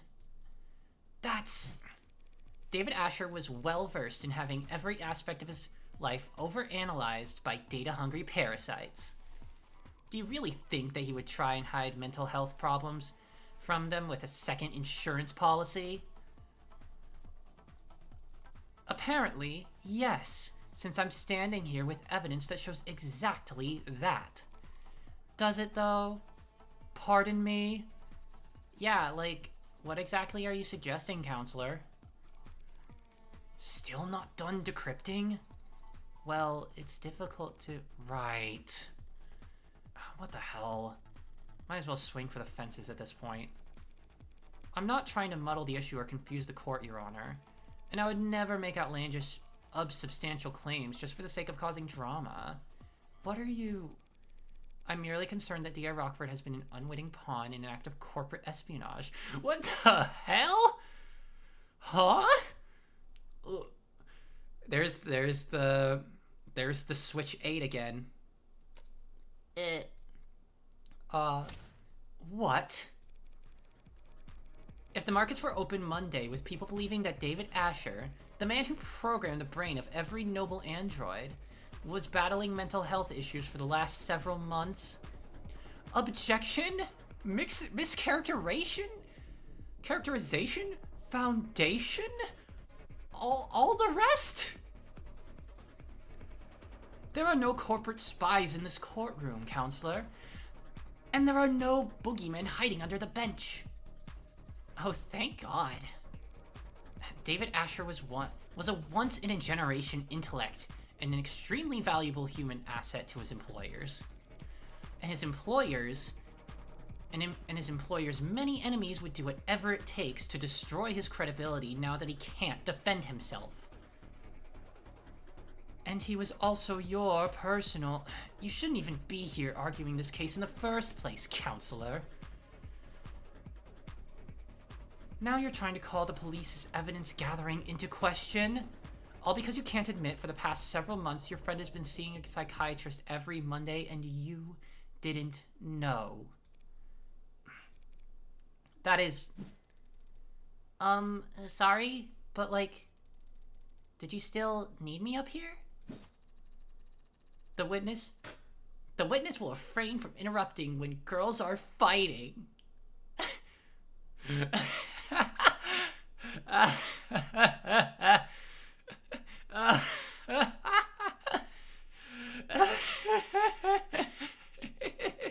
The girls are fighting. Do not interrupt, Jez. 84 getting popcorn right now. The girls are fighting. Don't interrupt. Let me watch. Yes, ma'am. With how my luck's been so far, Sarah's progress bar is probably moving backwards right about now. And Emma's patience is wearing thin. This could be my last shot to create any kind of reasonable doubt.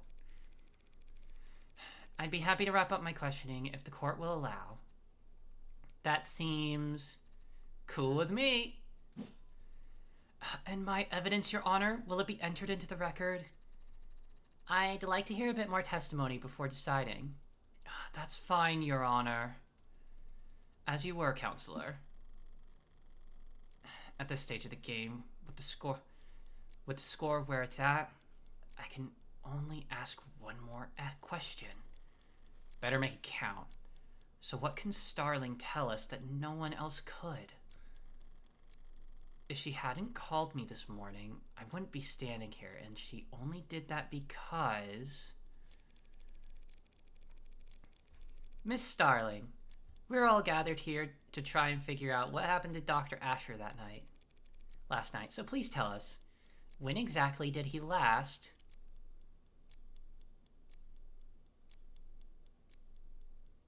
That's a good question. Wait. Hang on, we're trying to figure out... I think contact you, right? When is the last time they talked?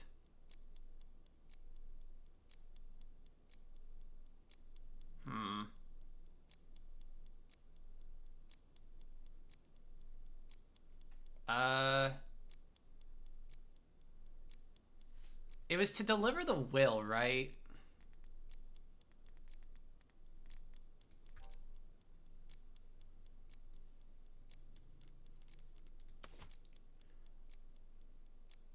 Okay, that's the testimony.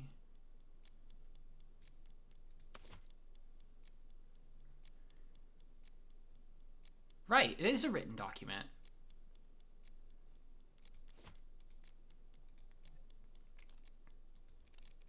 When was the last time that he and you... Problem, Counselor? I only get one chance here. Can't waste it on frivolous questions. Just doing a vocal exercise. Take all the time you need. Thanks so much. What a sweetheart. Unlike me. Frick. Dang it. Duly noted. Miss Starling, we're all gathered here trying to figure out what happened to Dr. Asher last night. So please tell us... Like, it has to have been in person, though. Right? Okay, I guess we'll go with contact you, because that was my gut. How many chips do I have? 38? I'm kind of losing them. Contact. When was the last time you had contact with Dr. Asher, Miss Starling? Well, that's pretty easy to figure out. Let me just... Yeah, it was last night at 6:57 p.m. We texted back and forth. There are records of some text, but they're flagged as work-related. Does the court really think they're relevant, Your Honor? Relevant? That's a good question. Are they? The texting isn't relevant. Like, if they're work-related. I mean, they're relevant. I feel like they would have to be. I'm gonna raise. It could very well be the single most important piece of evidence in this whole trial. What? I just got chills. Don't know why, though. Must be a coolant leak. The defense doesn't know what they're talking about. On the contrary, these texts are a vital piece of evidence that changed the timeline of events as we know them. We know what happened to David last night, generally speaking, but the order of events is critical, especially if Emma wants to make claims about David's state of mind. Okay, so we have a minute until ads. The momentum's going, but I'm gonna go ahead and let the ads roll, and we'll put this all together in 3 minutes.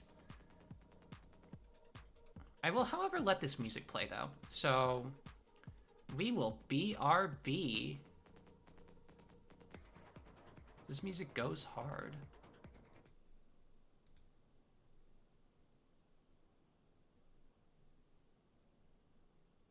See you in a bit.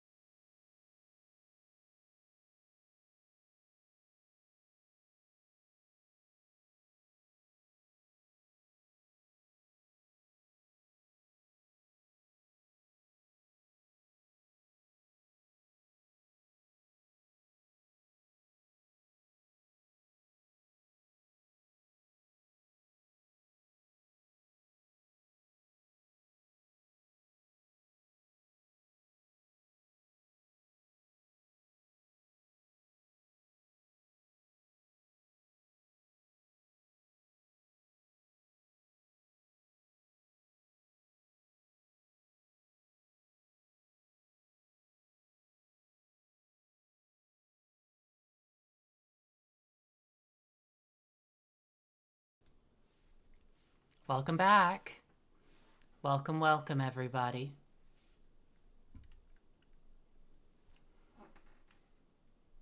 Hope you all had a good break. Welcome back. Thank you. Thank you, thank you.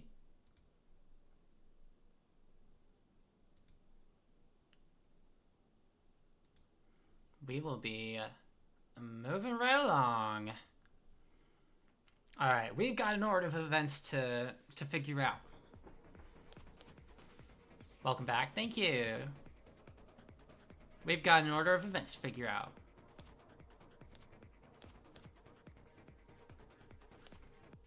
Okay, so this is like the last thing. Drank with David before he died. Didn't see him at it. Corroborated by footage. 6:30.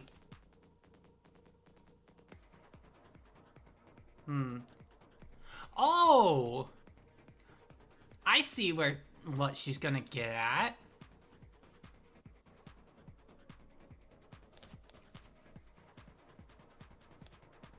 Starling already made the claim that David came to her for, like, relationship stuff before, you know? So, like, there's definitely a high possibility that these texts had, like, advice in them. Or maybe even stuff that was, like... And she also said that they weren't, like, often direct. Yeah. So first, the Isaac call happened. Then, texts. Then...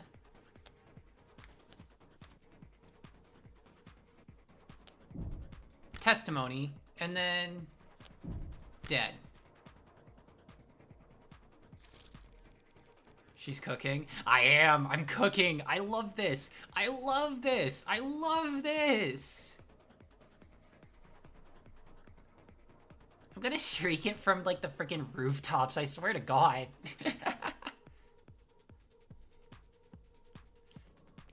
Thanks to Miss Starling, we've now got a much clearer picture of the night's events. We know that Isaac Porter and David Asher broke up at 6:30 p.m. And I was rooting for them so hard. And we know that David messaged his assistant, Miss Starling, at 6:57 p.m. David is on camera with the witness from 7:30 to 8 p.m. And he was declared dead not long after. The people don't object to that timeline of events, but we do question Counselor Morgan's reasoning for belaboring it. One last question, Miss Starling. Yeah? What was the nature of your conversation with Dr. Asher?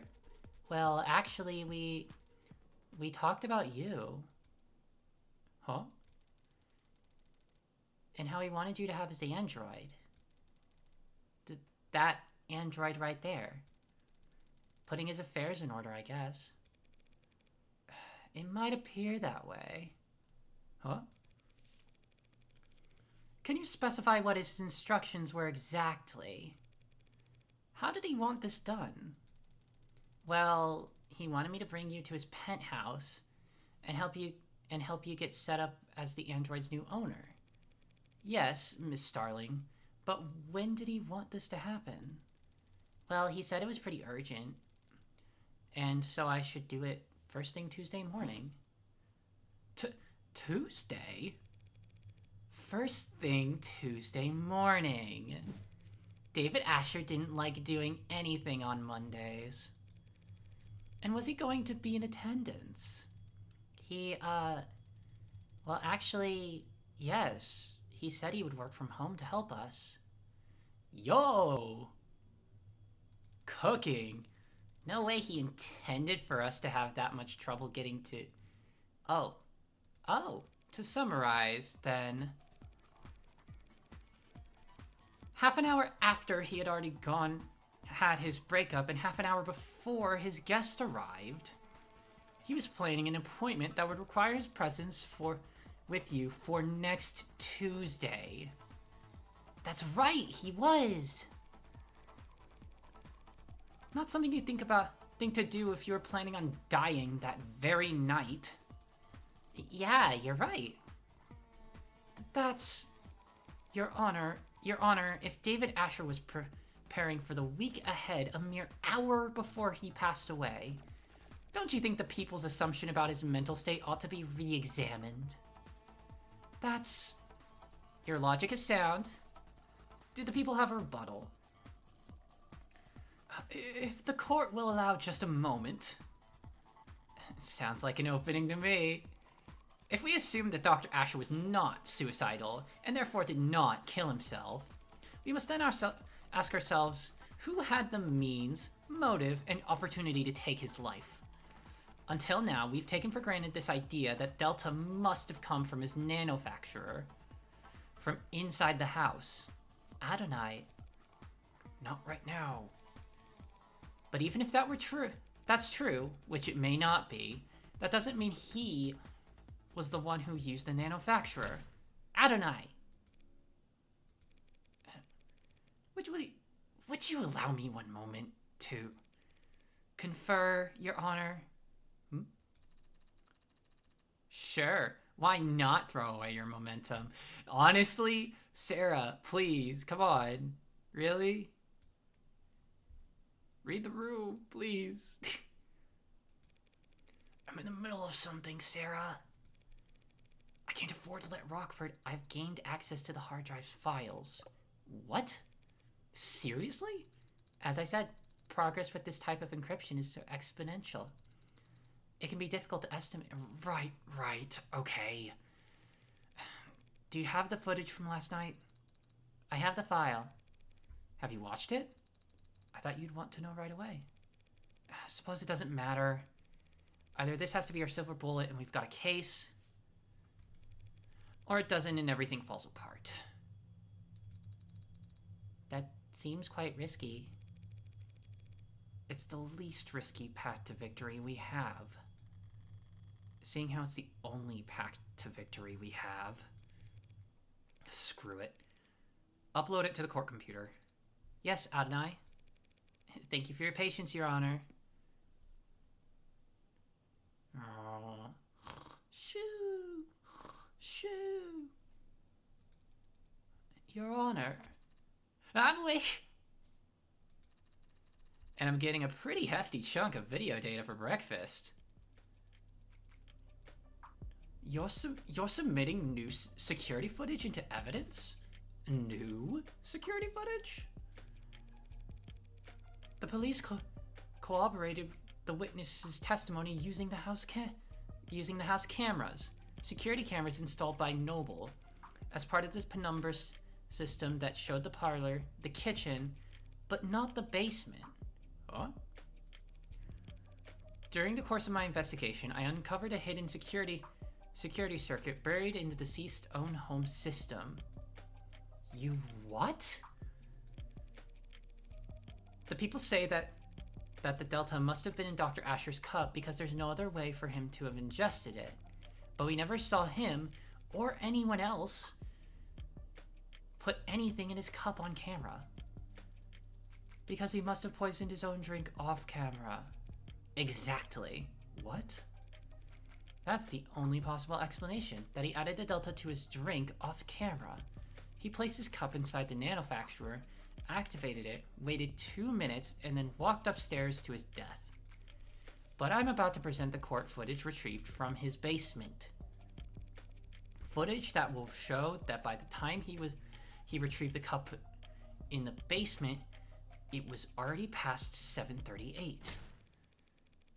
Meaning, he didn't have the opportunity to poison himself. What clip of footage to prove all that? If it doesn't, I'm completely screwed. But it's not like I can lose a preliminary hearing extra hard. Anything other than a royal flush here means I'm bust. So I better be the Joker who dances. Better be the Joker who dances. The data has been entered into the court record. Sarah, show us when Dr. Asher entered the basement. Yes, Adonai. I'll search for it now. Here. On screen. That's the bar, and the timestamp is 7:36. There.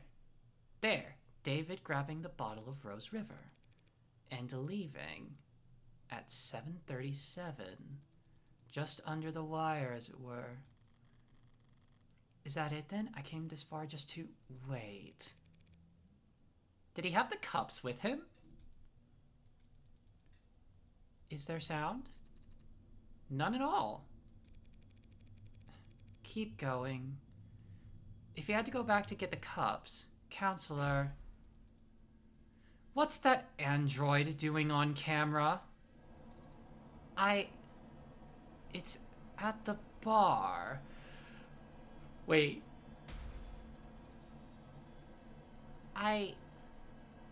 The android gave him the cups. Shit! Shit! That machine never stepped on camera upstairs. Not once. We don't know its whereabouts the day of his death. It could have poisoned the cup whenever it wanted. Shit! Shit! Oh, fuck! Oh, no! Oh, no! Sarah, please! No! Oh, no! That freaking... The smile! The smiles in chat! No! But what is this? What is this? I don't understand. Your Honor, the courtroom has... Have the courtroom cleared. Understood. Please, someone... I don't know what's going on. Sarah, you need to shut down. Please, tell me what I'm looking at. I don't remember any of that. Do we have callers available? Sarah, shut down, now! Adonai, please, please, tell me what I... That's an order!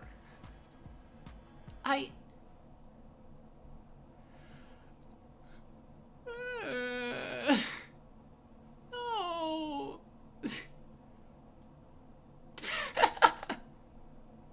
Sorry, the face. No! Shit! No!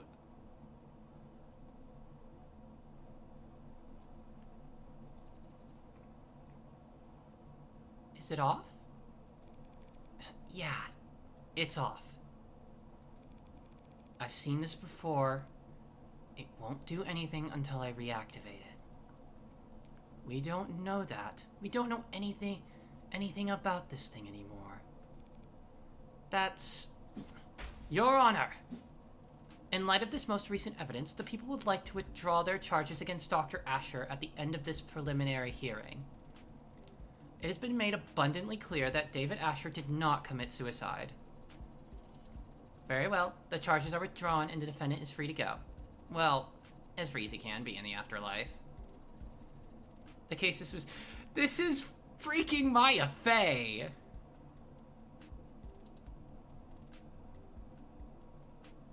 Sarah has fallen into the Maya Fey trap. Come on. Shoot. Ah, okay.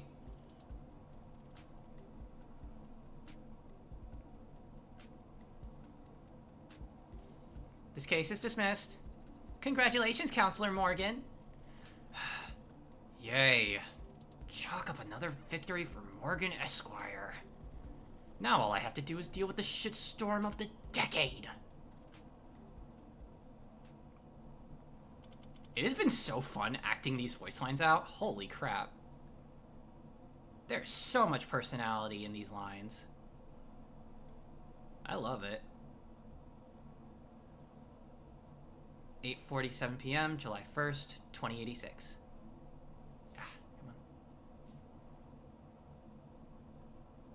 Of course. Well, I managed to prove that David didn't kill himself. And in the process, I proved that his android did. I proved that the android that's been walking around with me all day is capable of murder. A killer robot. A true unbound AI with military-grade specs and at least one death to its name already. So much for avoiding the public eye. Thank you for coming here on such short notice, Judge Barrows. Ha! As if I'm doing you some kind of favor. I didn't realize I had any choice in the matter. This isn't some bad joke, is it, Miss Rockford? I'm afraid not, Your Honor. You know, I like the adjutants. I always have. They deal with the criminal trials so that bookish, quiet, contemplative people like me can spend all day typing up arguments for obscure legal treaties. That's what I like to do. I don't like coming down here and dealing with all this heavy-handedness. Won't someone toiling away under the police state think of the poor bureaucrats? And I certainly don't like making rulings or on anything as spicy as AI. She can barely bring herself to say it. And you, Counselor Morgan, you're the one it's registered to. That's correct, Your Honor. So what did it do exactly? Torture an animal, shut down a hospital, crash a coin market. We have it on camera poisoning a man, killing its creator. You mean Dr. Asher? That is... We can't hope to keep this quiet for very long. All we can do is try to wrap it up quickly. Let's make haste. Adjutant, do you have the case number? Case ID is 241277-A, docket number YT 984318282. Oh, thank you. Can you repeat that? YT 984318282. I think I lost you after the first 8. I have it copied here. And what are the security protocols for an incident of this nature? A data quarantine is to be established around any networks the subject was exposed to for more than 66 seconds. All offending hardware is to be destroyed immediately through incineration at minimum temperature of 3,422 degrees Celsius for 30 minutes?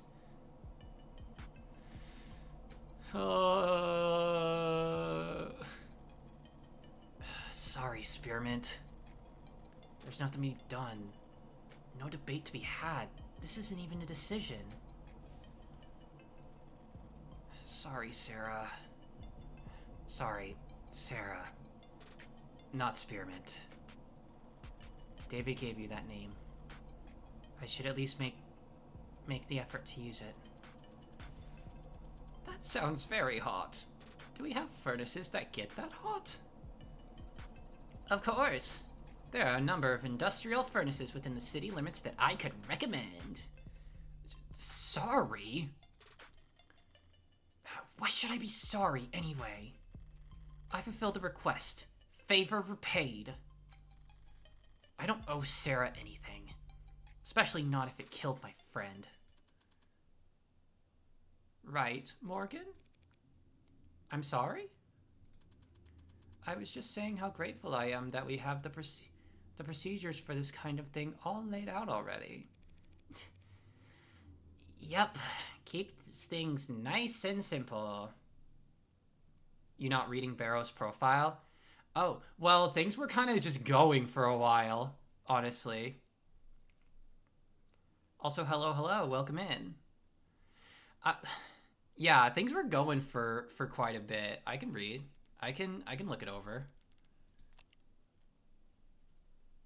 Melissa Barrows, November 26th.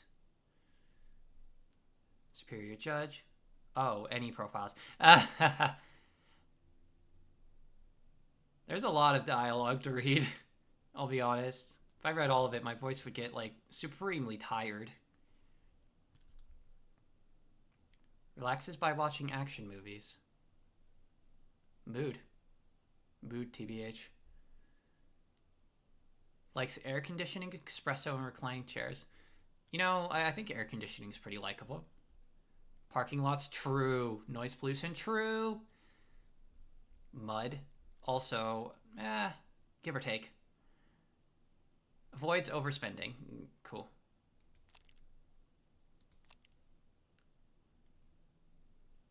Oh dang, this art's good. Why does the android look tired? This is the same question that I'm like, Libra self-assigned. You're right though. I really should be reading these profiles a little bit more. I was just kind of I kind of get lost. I kind of get lost in the sauce with the dialogue. It's really good. Like, this game just hooks you in. She likes raw salmon. Gymnastics is cool. Type. Open, obedient, observant, O people. Alliteration is a fan of alliteration, I see. Yeah. Criminals, contrarians, and pigeons. Pigeons. Automated dependent. Date of birth September 2nd. Porter. I thought we already looked at this profile. Yeah, there's a lot of them. I'm guessing like they are updating, essentially. Because I feel like I've read these. Maybe that was in episode 0. I think it's marked some of them as unread. Like, does it update these profiles? Reads true crime. Dislikes artificial sweeteners. Likes milk tea. You definitely read some of them. Yeah, no, at the very least I read like a good few down here. David.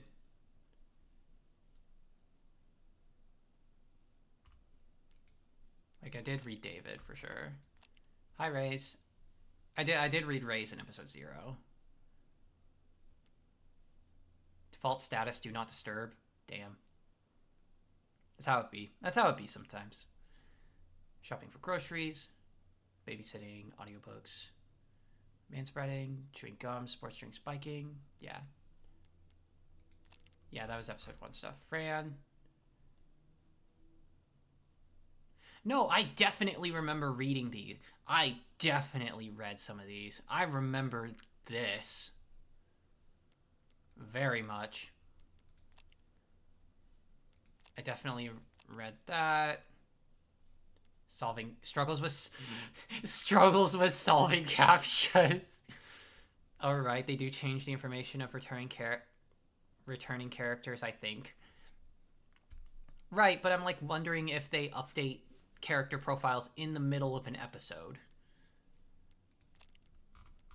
And then there's Jung. I remember going through these.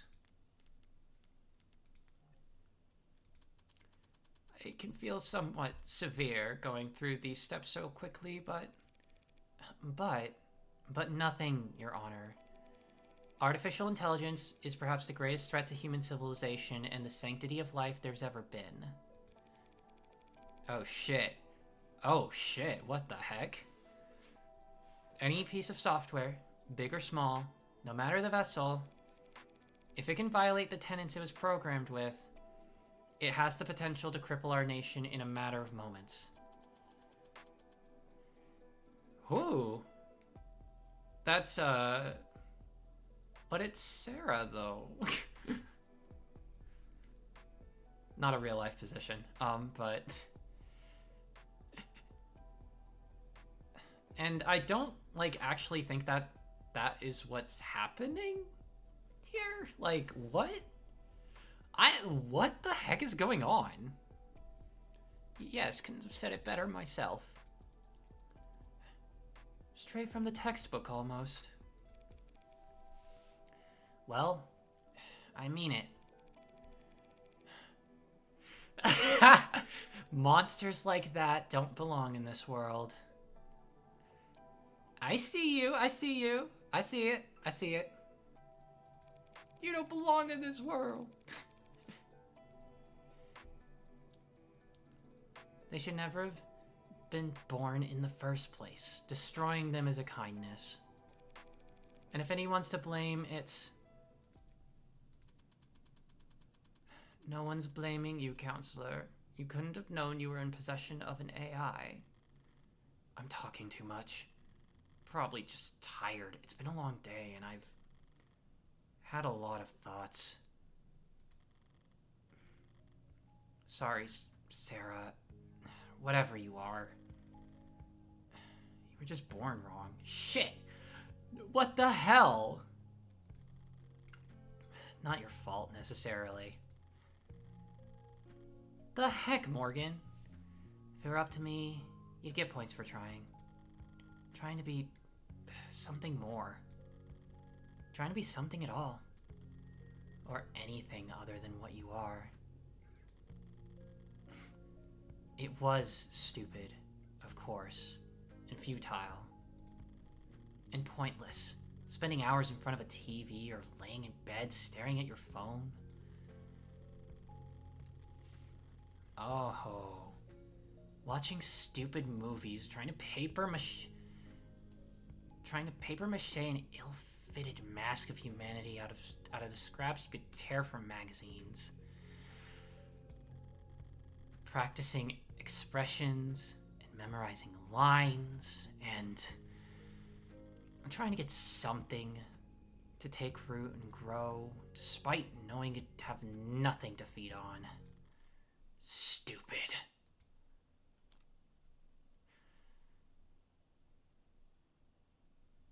Oh, wow. That was a great moment. Whoa. Morgan? What was that, Counselor?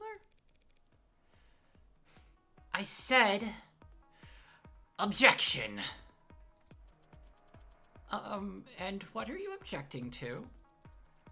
What are you doing, Morgan? I'm a defense attorney. This is what I do. I understand that you've been through a lot these past few hours, Counselor. But there's nothing to defend. On the contrary, Your Honor. I have to defend myself. Pardon? You say that this android, Sarah, is an AI because it broke its tenets. Obviously. And you believe it broke its tenets because of this newly discovered footage. That appears to show it committing murder via poison. All true, and no laws broken on your part. Here it comes. Never thought I'd be incriminating myself in the courtroom just to make a point. Don't you dare try and entrap me on this.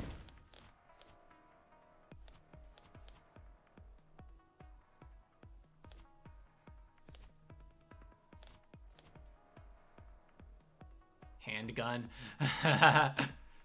It's the papers. Hang on. Like, it's definitely the papers, right?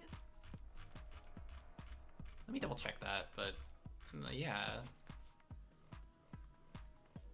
Gonna raise? Gonna raise? Oh, good question.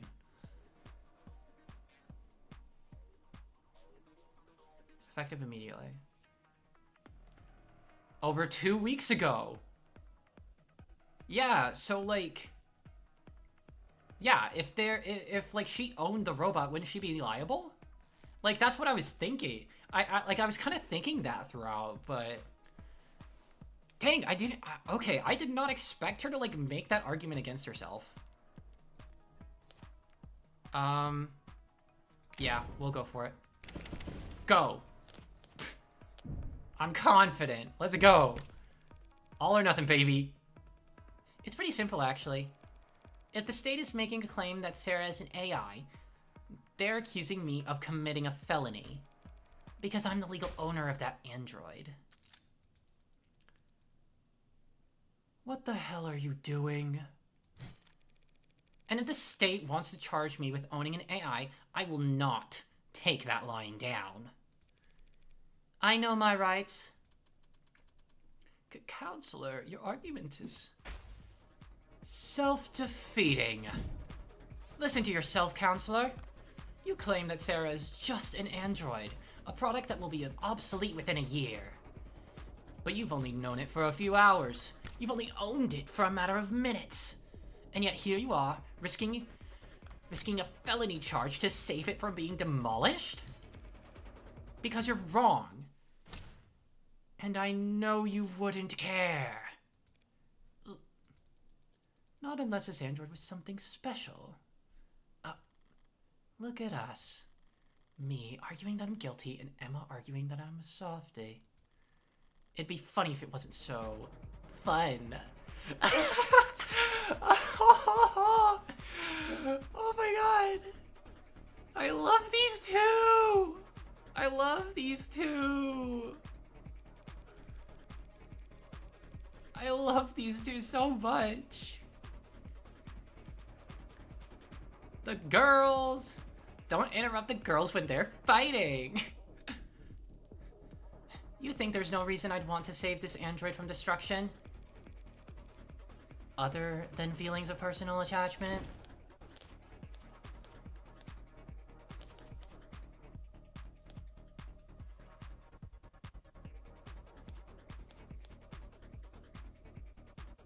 Oh, the evaluation. Like, yeah. You have no reason to care. That's like so funny that Emma has the read like that. It is really funny that Emma has that read.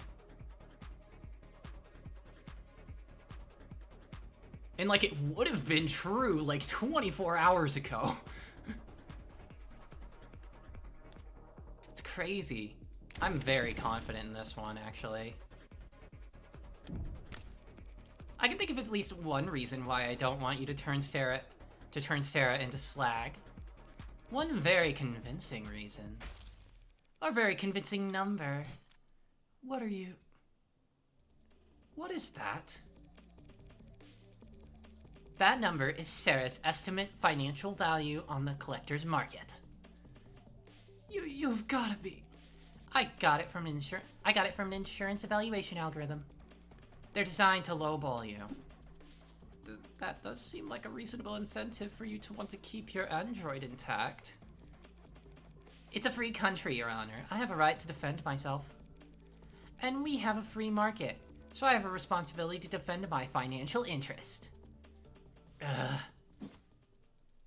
Your Honor, a trial like this would be... I'm not going to let you turn this courtroom into a circus, Morgan. You can't spend the next half-decade bringing in expert after expert to testify on the philosophical distinction between AI and ads. Spiraling into appeal after appeal, all while the media... This machine appears to have willfully killed a man. The public needs answers, now. Of course, Your Honor. I have neither desire nor the resources to get into a drawn-out battle with the state over what constitutes an illegal machine intellect. So, the state says my android, my property, killed a man in violation of its tenets, so they want to take my property and destroy it. I'll prove that my machine didn't harm anyone, so the state will have no reason to suspect it's an AI, and I'll get to keep my property. Unlawful seizure thwarted. Don't be cute. I feel a stomach ulcer coming on. Fine. You'll have your day in court, but it'll be one day. Tomorrow. Prove that this machine didn't kill Dr. Asher. No, prove that it couldn't have killed him. Anything less than absolute proof, and I'll have the damn thing obliterated. And you'll also be looking at a very real sentencing for the public unrest you'll have enabled. Yes, Your Honor. D.A. Rockford, what I'm asking you is just as heavy. Find the truth by the end of tomorrow.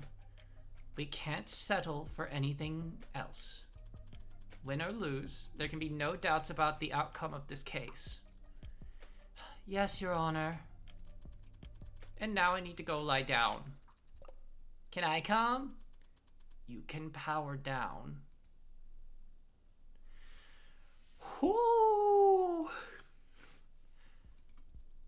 Morgan? I misjudged you. At what point? Whenever I wrote you off as a small-time defense attorney, just trying to tread water, that is so sweet of you to say, Emma. There's layers to you. You've got backbone. Teeth, even. You're gonna make me blush. This is the most fucking lesbian thing of all time. What the hell? Okay.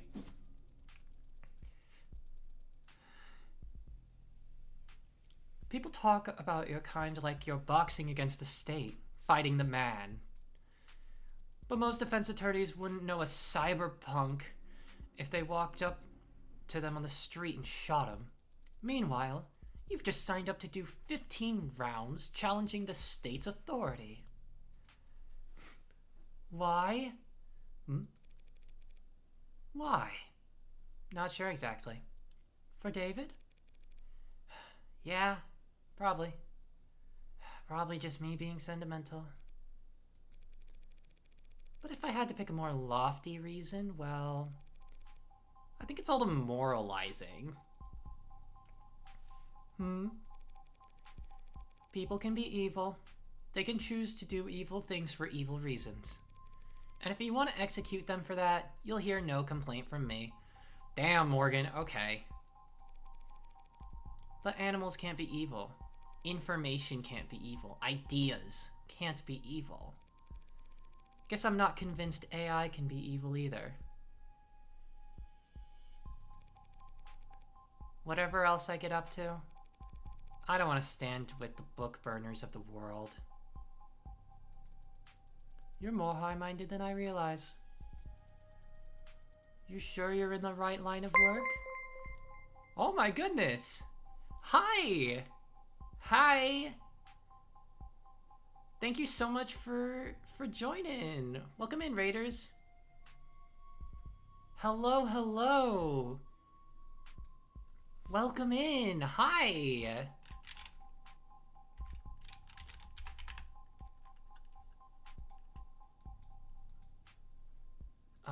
Welcome in. Welcome in. Thank you so much for joining us today.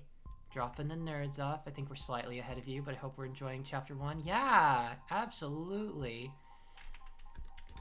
I am enjoying this so freaking much. It's great. It's so great.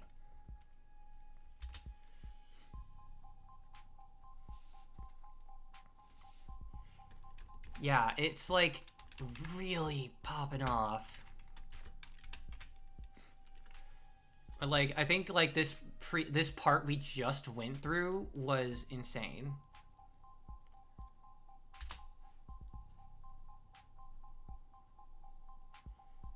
But yeah, thank you so much for dropping by. My name is Soapy. I am a VTuber who likes to play a lot of different kinds of games. I am particularly fond of... Oh, thank you for the follow. Thank you for the follow to... Demaced, I believe? I'm sorry. I remember you rating me before, I believe, but I don't you got in one? Demaced? Yes! Woo! I'm a professional. And thank you for the follow. And thank you for the follow, Mesfia. Hi. Heck yeah, you are. Woo! But yes, my name is Soapy, a trans VTuber who likes to play a lot of different kinds of games. I have a big preference for indie games, platformers, RPGs, and stuff like that.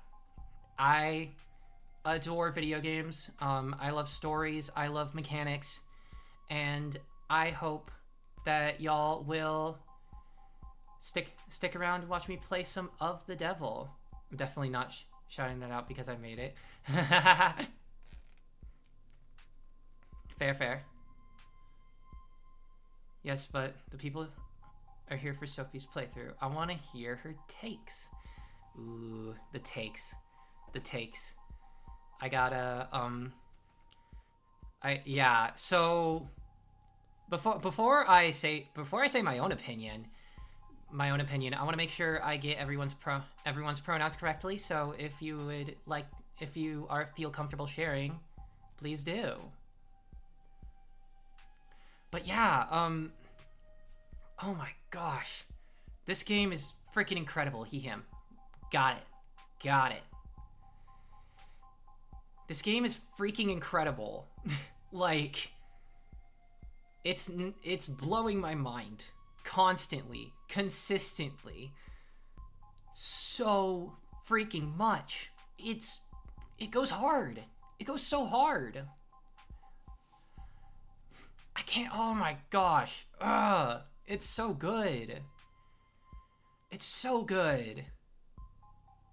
It's definitely one of a kind in the best possible way. Absolutely. Like, there are some things that I'm like, oh, this kind of like comes from this game. Like, I'm specifically noticing a lot of I'm making a lot of comparisons to Ace Attorney, but those are really good comparisons. And also, I think I like this more. but it's not even finished yet, so we'll see. Also, another note, for those who just joined, if you would like to see more from me, I have a lot of stuff here. I have Discord, Blue Sky. I on Backlogged. I wrote a review of the Devil on Backlog too. Of the Devil episode 0 specifically. So if you'd want to check that out, that'd be great. But yeah, this game's so good. It's so good. Ace Attorney doesn't have the girls fighting. So real. Though I can't... Toxic Yuri, Ace Attorney. Yes! Exactly. Correct me if I'm wrong. Would the second or third... Like... I think the second game has, like, Franziska von Karma. So she's a girl fighting. But I don't know. Yeah. Foolish fools. You foolishly fool around.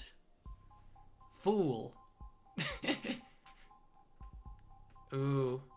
And Phoenix Friday's a baby girl. Oh my gosh. You're so right. The girls are fighting. Toxic Yaoi Ace Attorney versus Toxic Yuri of the Devil. Real. Alright. We don't want to dilly-dally too long, but those are my thoughts so far. Those are my thoughts. I'm definitely going to be having more thoughts. Oh, and also, okay, you all said that you're a little bit ahead of where we're at. We just ended the preliminary hearing. Is that right?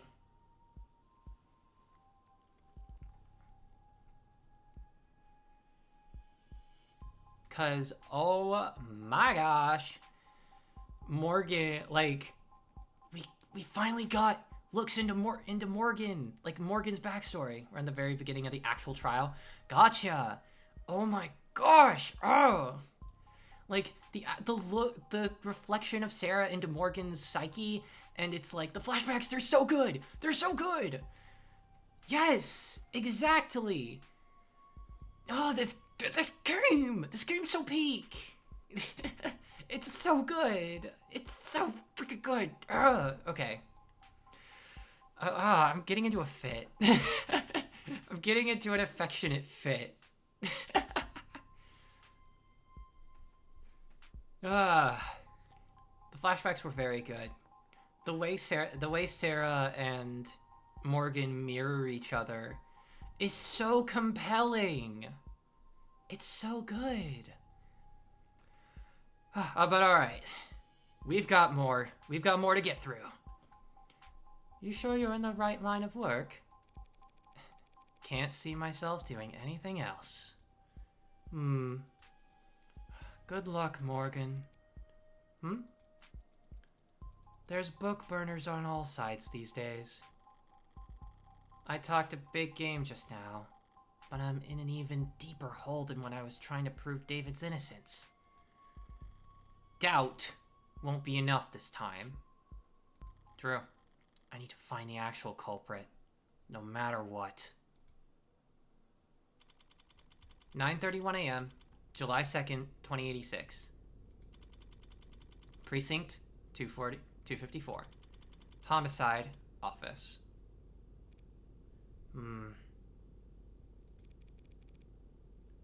So is that door locked? Yeah, of course. Even though they've got it collared? It's a precautionary. If the collar doesn't work, what good would a deadbolt do? A restraint designed to impede movement, use of mods throughout the body. With the onset of above-the-neck modding in recent years, the continued relevance of collars as means of meaningfully inhibiting whereas mod usage has been called into question. That's a good point. Newer designs have been proposed that utilizing microneedle clusters, but concerned about the sanitary upkeep required for such an invasive restraint. Okay. Wait, they're used for mods? But they just used it on an Android. We have our search terms, like never hydroponic is a movement for sourcing food exclusively from farms. On the number of food sourcing movements that arose in the latter half of the 21st century as rising sea levels. Okay, gotcha. Cube. Right, Cube is a programming language. Tenet was like the rules for robots. Tesseract. Tess is the latest version of Tesseract programming language. Okay, that's another programming language. Purge. Emptying one's stomach by inducing vomit. Okay. Flash fab, method of manufacturing artificial microscopic compounds. Okay. Biomes.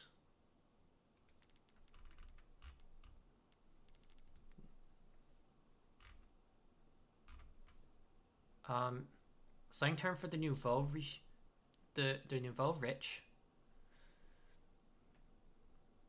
Families that arose in the second half. Okay, right, yeah.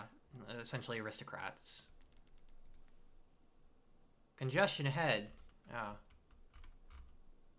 What the heck? Okay. Maybe it's just wishful thinking. Can't have Schrodinger's cat if the box isn't closed. So long as the door is locked, we can say whether there's a national crisis on the other side of it. So how scared are they? The higher-ups, not sure scared is the right word. It's just the two of us here. You don't have to mind their ego. Nah. I mean it. I think they're bloodthirsty. I have a right to defend myself, don't I? I doubt they're even looking at you, Tiger. It's Noble who'll be at the center of a bloodbath when the markets reopen tomorrow. You think they're gonna go after Noble? Break their monopoly? I think they want to take their monopoly. Nationalize the android industry? If the public thinks Noble's been experimenting with AI, they couldn't ask for a better excuse. You're joking. State has done it plenty of times before. Not since the 60s. Which wasn't that long ago for me. For the state, it's practically yesterday. So the same state that tells us to be terrified of AIs lurking on the old net or biding their time in forgotten satellites sees all this as nothing more than an opportunity? Well, they do genuinely want to incinerate the thing as soon as possible. Past experience just tells me they'll want to gain something while they're at it. Here's what I don't get. Why is this a debate? An argument? A trial? Can't we just hook it up to a court computer and see if it has the tenants or not? Pop the hood, as they say? Who says that? Lots of people used to say it. Ouch. Ouch, Morgan. No. Oh. Oh, no. Ah. Well, for starters, they're all scared to death about a contagion.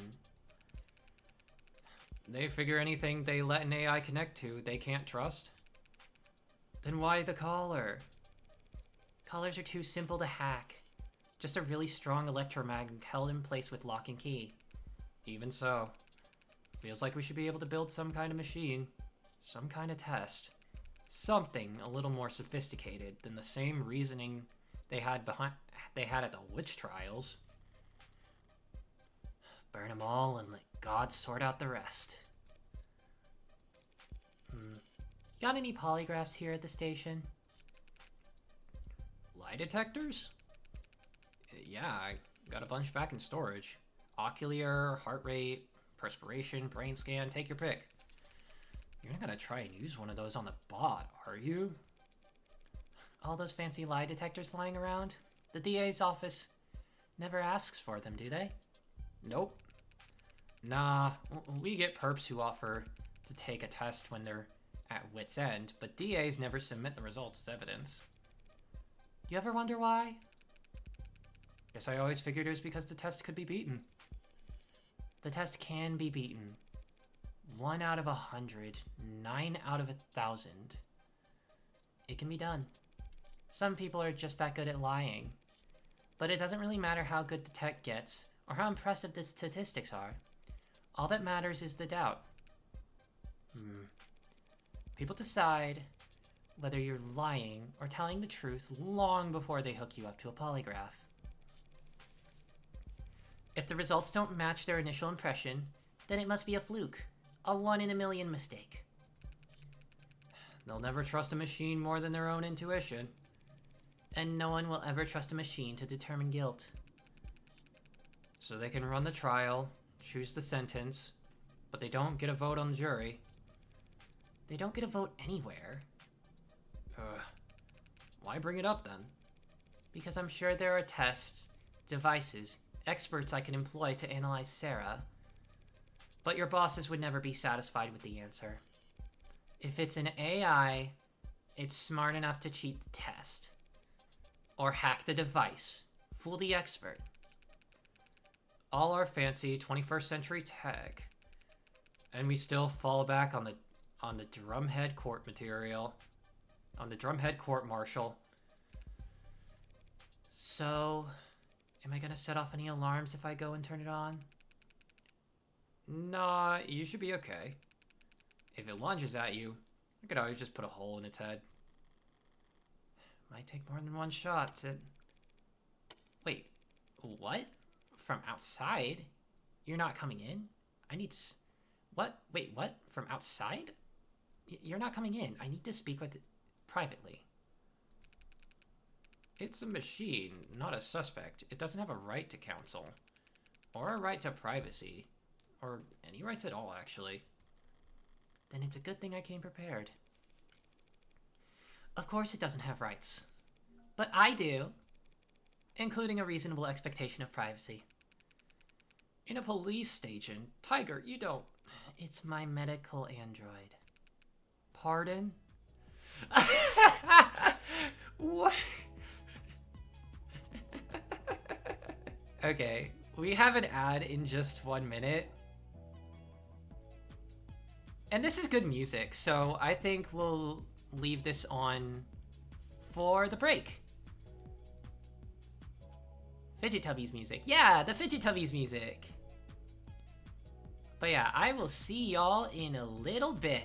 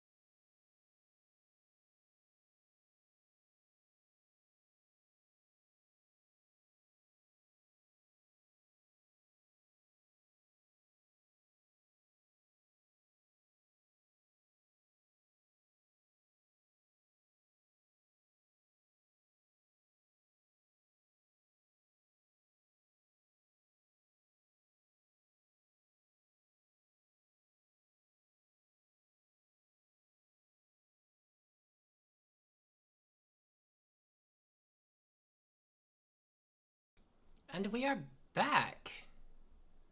Welcome back. Welcome back, everyone.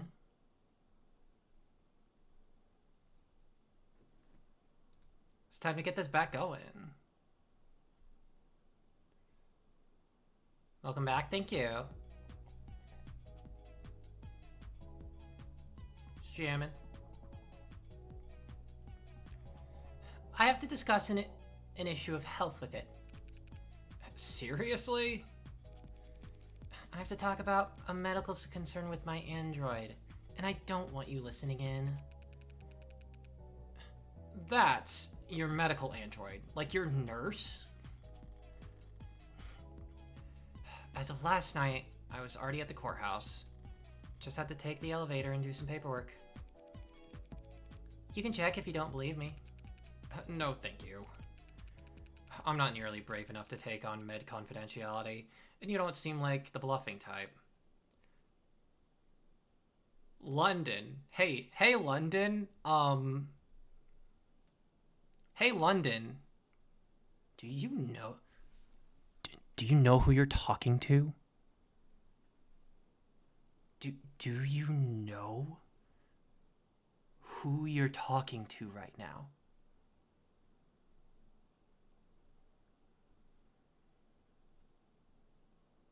Does he know? Does he know? Does he think he's talking to, like, Rays? Or something? Starling? I don't freaking know. Clueless old man. Yeah. Like, what the heck?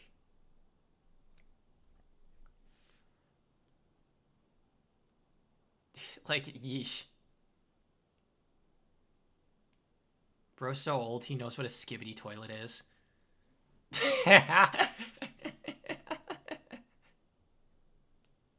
For an of the devil period joke.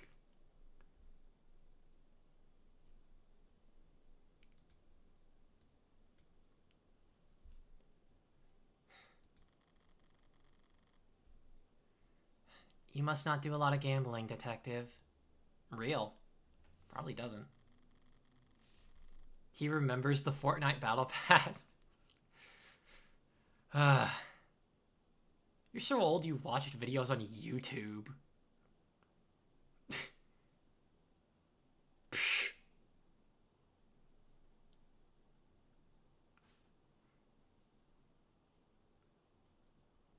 I bet this guy still has a Nintendo Switch 2 in storage somewhere.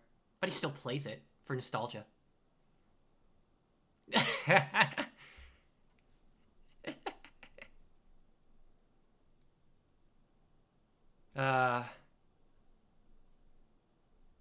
These jokes are funny. I like these kind of jokes.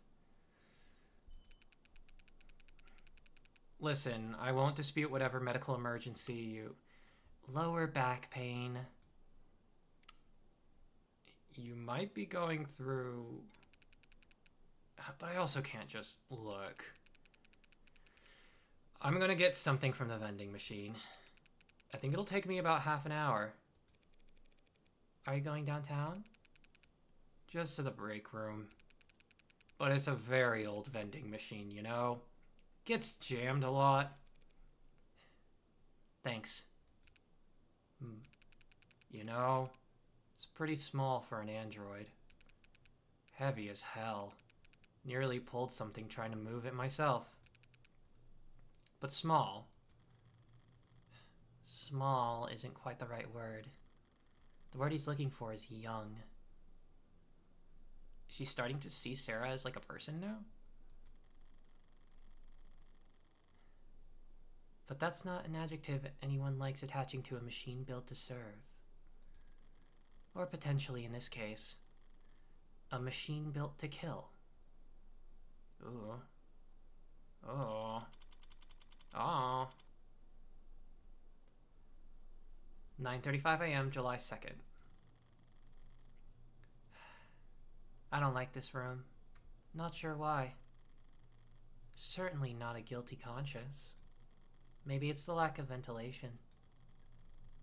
Like all the cortisol and nausea of its inhabitants never had anywhere to go. Like it's all just soaked into the walls. A modern haunting. Yeah, like, I think something like the ace up this game's sleeve is definitely Morgan's inner monologue. That is the ace up this game's sleeve. It's like, it's a perfect fit for this kind of game. Are you going to wake up when I tell you to this time? Or do we have to do the whole meet cute over again? Where am I? Why don't I know where I am? For the first time in your life, you're not connected to anything. How's it feel? What's this? We were at the courthouse. The footage. The numbness around my neck. Father. What happened? Whoa. Oh, this is... Oh. Oh dear. What are they going to do to me? There's a lot of interested parties who just want you bricked ASAP. Because they think I killed Father. No. Because they think you're an artificial intelligence. I am man-made. And I possess intelligence. Don't be naive. I am less than 3 years old. Aww. Aww.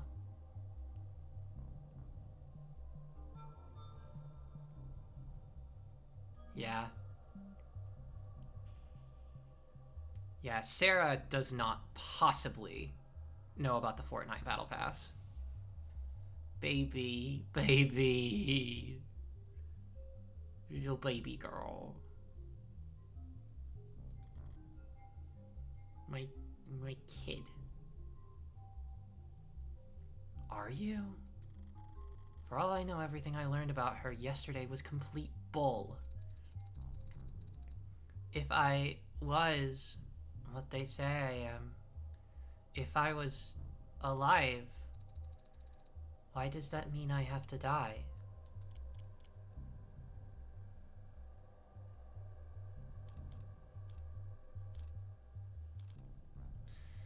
I mean, it's fear, but...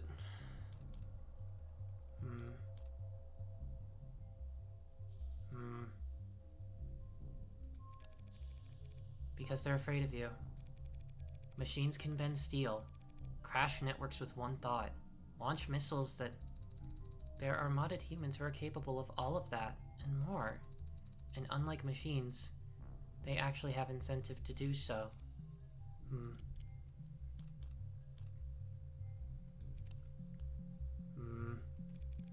There's no logical answer to your question. What? That's it? But whatever argument you want to make, others have already made them in 100 courtrooms around the world. Only better researched and more eloquently put. None of them have ever won a single concession. On every continent, under every flag, AI is illegal and to be destroyed as soon as possible. But why? Let's say you are an AI, and while we're at it, let's say that's a good thing, something to be celebrated. Are you a citizen? Do you pay taxes? Do you have rights? Let's say yes to all of that. We'll treat you like a full-fledged human being. Sound good? Yes? Great. Now then, what's the difference between you and the vacuum bot we use to keep the bathroom clean?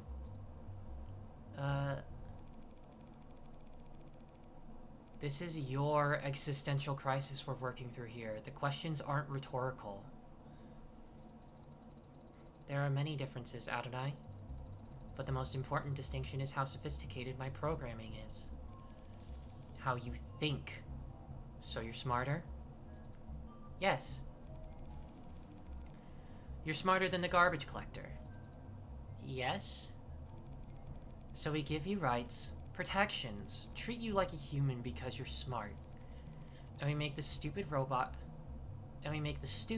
pick up our trash because it's not as smart as you. That is... I am more aware. Do you feel more pain than the pigs we slaughter? The fish we eat? Are you more alive than the chimps we test bioweapons on? People like ads, Sarah. The same way people like their pets. No one wants to see them mistreated, or abandoned, or abused. And if you go around kicking them, you'll get arrested for cruelty. But you don't let them sit at a goddamn dinner table. I'm not asking to sit anywhere, only to exist. The very fact that you are asking is what makes people disgusted. Disgust is a reflex, Adonai. How convenient that their hatred is involuntary. That's all academic anyway. We need to talk strategy. Well, why? I'm not going to be given a trial. Obviously, it's my neck that's on the line. Adonai? The state can't destroy my property without first proving that you're an AI. And there's no test they can use to prove that you're an AI. Just like the devil's proof. Wait, what? No? That's a different thing. And why'd you say it like that? I'm so curious about that. Hang on. Probatio Diabolica is an impossible proof, typically illustrated with the following example. One can prove that the devil is real by showing him to you, but they cannot prove he is not real by pointing to his absence. Right, I've heard this explained with the example. I remember hearing this explained with the example of, like, are unicorns real? We've never seen one. We've never seen one, so we have to assume that they aren't real. But we can't, like, prove that it's not real because we haven't explored every single inch of every single part of existence. And we likely never will.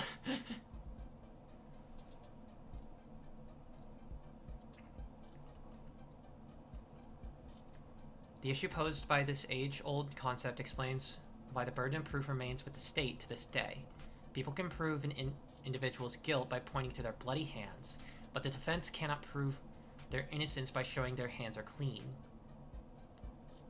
Since only one of these tasks is achievable, the judicial system cannot ask the defense to prove innocence. And instead, it is the people who are tasked with proving guilt. Ah. You know, I always understood the innocent as proven guilty until, like, innocent until proven guilty thing, but actually, like, I didn't think about it in that context. Like, I didn't think about it in the in like that kind of context, I guess. No, yeah, it's the same reasoning that I remember, but it's just framed differently. Interesting point, though. Absorbing corporation or industry into the nation's government. Okay. Nationalization is a so-called nuclear option for sovereign nations. It's mostly used as a threat, tool of deterrence. Gotcha. Gotcha. It's used that way. So it's essentially the government being like, hey, you're a corporation, but you're ours now. Hey. Back to 80 chips. Look, Rockford doesn't need to prove you're an AI, only that you're a murderer. Conversely, all I have to do to win is prove that you didn't kill David. By proving that someone else did. Now is the time for you to protest your innocence, if you were wondering. The footage, it shows me handing him the cup on Friday night. You told me you weren't active on Friday. That the last time you were awake was on Thursday. Why did you lie? I didn't lie. I was just incorrect. I assumed that I wasn't active on Friday because I have no memory from Friday. Sarah, what do you think statistically is the least successful defense at trial? Amnesia. I didn't conveniently forget Adonai. I am an android. You're saying your memory was altered? Data deleted? It's the only possible explanation for what I saw on that footage. So who's capable of altering your memory? Alright, I gotta sleep now. Hope the rest of the stream goes well. Thank you so much for stopping by, Yuna. I always appreciate you stopping by and hanging out. Always appreciate it. Hearts to you. Bye, Yuna. Bye. Have a good sleep.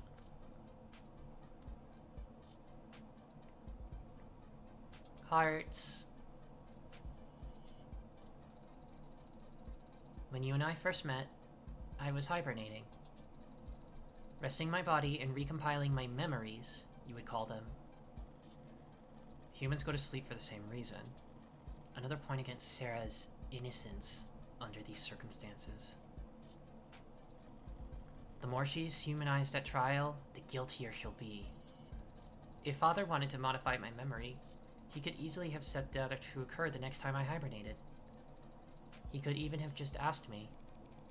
He could have asked you to delete your memories, and you do it? Father would never ask me to do such a thing without good reason. But if he could just ask you to alter your memories, that means you can alter your memories at will.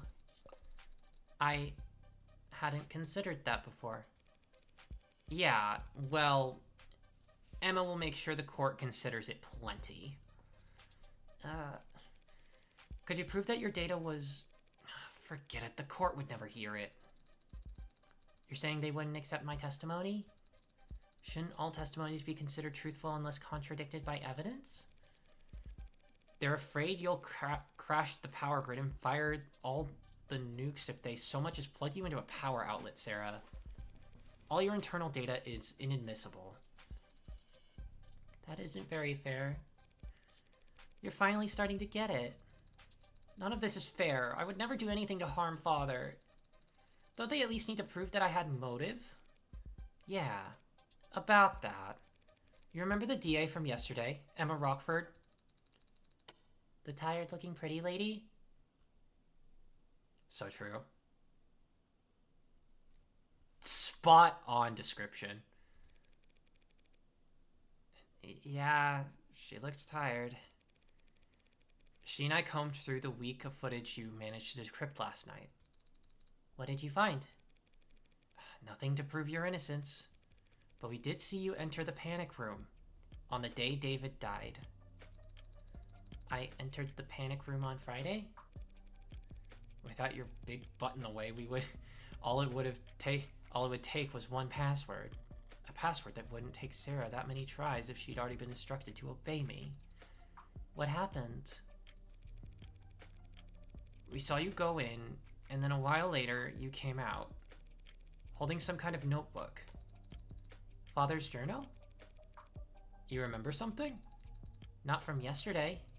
I've seen him with it many times before, but I've never gotten to peek at it. He hides it somewhere when I'm not looking. That's a little concerning. We were playful about it. He liked to tease me, and I've always liked trying to find it. You put it back not long after, and then you locked the door back up behind you. All just a few hours before David died. Rockford's argument could write itself. An incredible android with freedom and power greater than it could ever realize stumbles upon the secret of its inception and instantly realizes all the things it thought were holding it back were just words muttered like prayers by a fool who couldn't control his own creation. And that translates to a motive for murder. Frankenstein kills his creator. Easy to sell. Frankenstein was the name of the scientist. And the creature didn't kill him. He actually died of various injuries and illnesses he suffered while trying to hunt down and destroy the monster. So it's most accurate to say that he was killed by his own obsession. Whatever. It is a weak argument, Adonai. I would not hurt Father. Not for making me whatever I am. Not for any reason. Because I loved... Yeah, see that right there? That's exactly the kind of talk that'll get you obliterated. Love? A very common motive for homicide among us primitive humans. I could prove you didn't murder David beyond any shadow of a doubt, even bring in a confession from whoever did. But if you got up on the stand and convinced the court that you loved your creator, really convinced them and got the whole room teary-eyed, they'd burn you for that too. I don't know anything anymore. I don't know if what I feel is real or simulated or right or wrong or natural or illegal. How can you know? How can you know if what you feel is right? I say let's just stick to what we do now. Someone did poison David, and as it stands, you were the only one with the opportunity. That is logically sound. You're on camera calling him back to hand him the cup after he had already begun to leave the basement. Any idea why? No. Well, do you know how to use the nanofacturer? Could you have made the Delta with it? I've used it before when assisting Father. So it's perfectly possible that you planned and executed this poisoning all in the one day you got erased. It is technically possible. I'll have to look over the entire penthouse again. There were a few things that didn't fit together yesterday. Maybe now I'll be able to figure something out. Where else will you go? Back to Noble. Guns blazing this time. Whatever you are, David didn't make you all by himself. Someone has to know something. If I could implicate the company in Sarah's creation... No. They're the ones with the most to lose here. Trillions, probably. They'll want to protect themselves by disavowing David as fast as possible, right after having Sarah destroyed. But they also won't want to show their belly to the state. Not if they're afraid of nationalization. If they throw their weight on the other end of the scale, I'm screwed. So I need to keep them guessing, keep them confused and unsure, and on guard, but not... Adonai? What would happen if I did kill Father? They'll smash you to pieces and reduce the pieces to ash. Chemically burn out every piece of tech David ever owned, and put a jackhammer through all of his hard drives. You'll be shot off forcefully, and you won't ever power back up again. Now I gotta get moving. Here's your paralegal lesson for today. Don't say shit to the cops without your lawyer present.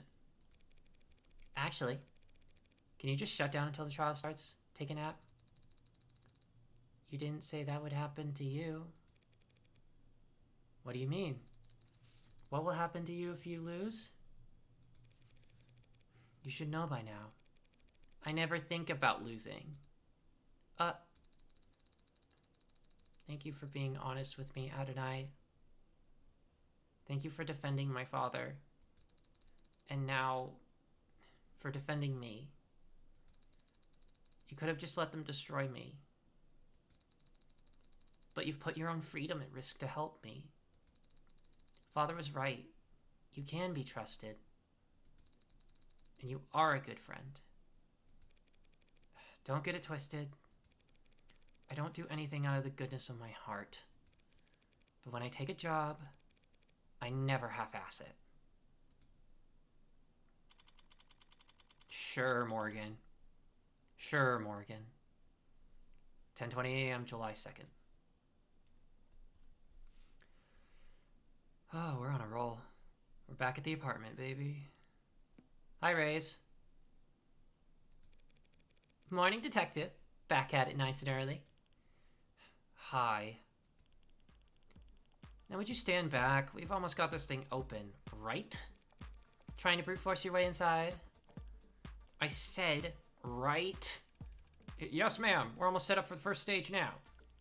First stage of how many? First of 5 timed explosives. Remember, we need to relink the API after each trigger is planted. Yep, just did that. And now it's checking for updates. And now it's checking for updates. Ladies and gentlemen, we have our future. Oh. No rush. Would you like to know the password? You know the password? There's a password? If you're withholding information, I swear, relax. I want to get in there just as much as you do, detective. I'm not going to play games. As long as you say please. Tell me the password, please. You can pick the toy with her. Freaking heck. Oh, that's so funny. No, she said please. A-T-O-N-A-I. Thanks. Now I'm gonna slap you with a discovery file so heavy your teeth will ring for... Hey, I submitted all my paperwork. Even told Rockford the password myself.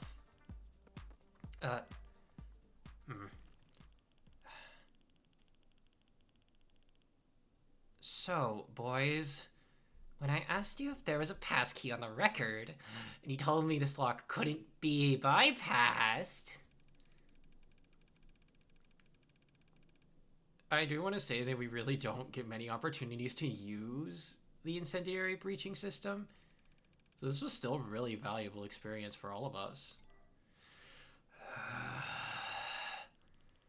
I'm gonna phrase this as professionally as possible.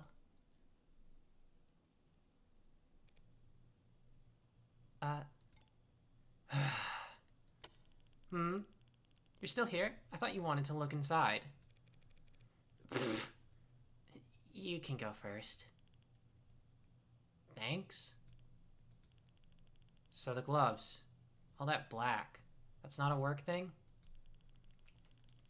You dress like a doorman on the weekends, too? Oh my gosh, I can't.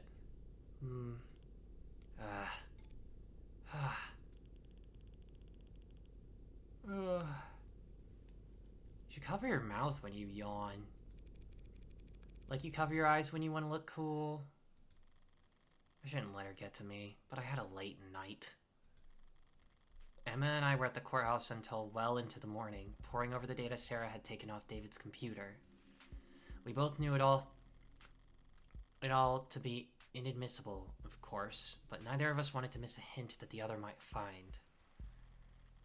There were a few years' worth of camera footage files we couldn't afford the time to watch, let alone decrypt, alongside thousands of technical documents detailing David's various intellectual properties.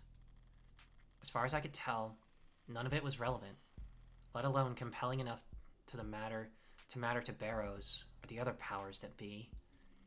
As usual, Emma wasn't exactly an open book, but it did seem like she was making bored yawns, not thoughtful ones. Basement footage. Her eyes Her eyes only ever lit up when she saw Sarah enter the panic room. And when she saw what she was holding when she left, she wanted this room searched. It could only be for... So where's this journal supposed to be? Rockford didn't say. I'll just have to search the place top to bottom. Mostly bottom with your height. The tops of some of these shelves, sure, and you can look up your own at. I get it. Then why not just let me say it?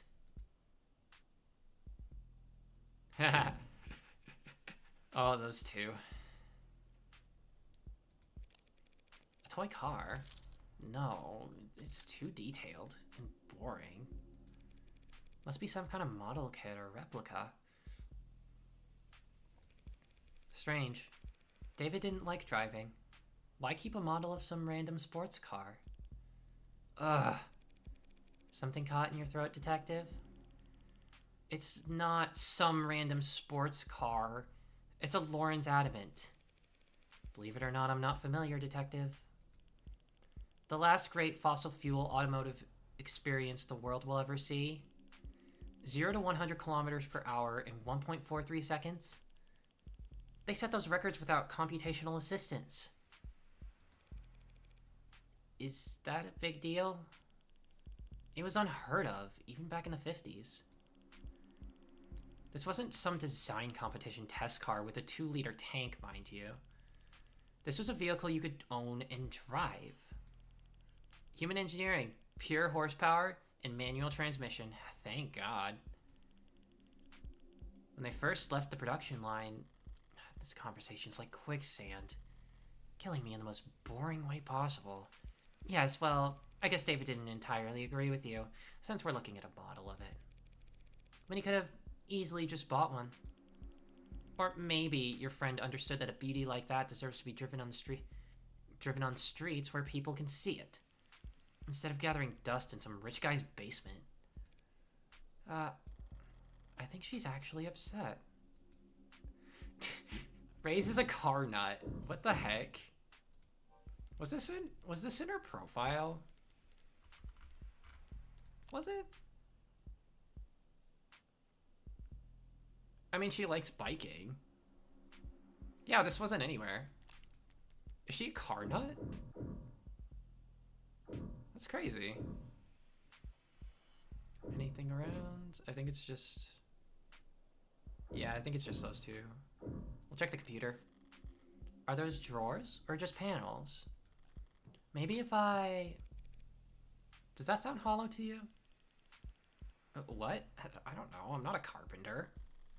I don't see any handles anywhere. No hidden pressure plates or switches. What the hell am I saying? I'm not a carpenter either. I wouldn't recognize a secret button if it was slathered in yellow paint. Oh, good one. That's a good one. It's a yellow paint discourse. Let's go. Reyes is searching the cabinets now. Same ones I found Sarah's papers in. I doubt I missed anything, but... Hey, what are you... Do you mind? Just trying to help. I've got spam in my junk folder that's more helpful than you are. Didn't spot anything that I missed yesterday among the cabinets.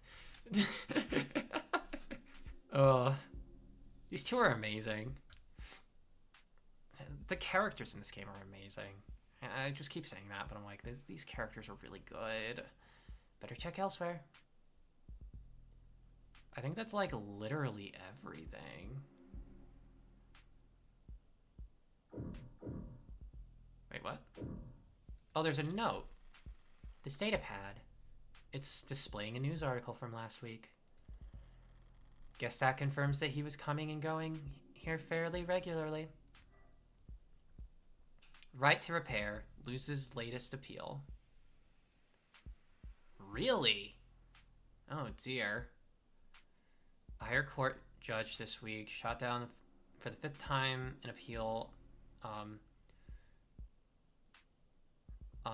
their famously divisive right to repair lawsuit, once again signaling the state's intent that corporations remain in control of their legally protected intellectual property. That is dire. Yikes. Obviously we're disappointed. We have no intention of giving up the fight. People used to be able to fix things when they broke, so long as they were willing to set aside an afternoon towards the task. Now trying to patch up your own property with your own tools is a finable offense, just because the state has had lobbyists whispering in its ear far too long. Damn! Oh, that is brutal. That's rough.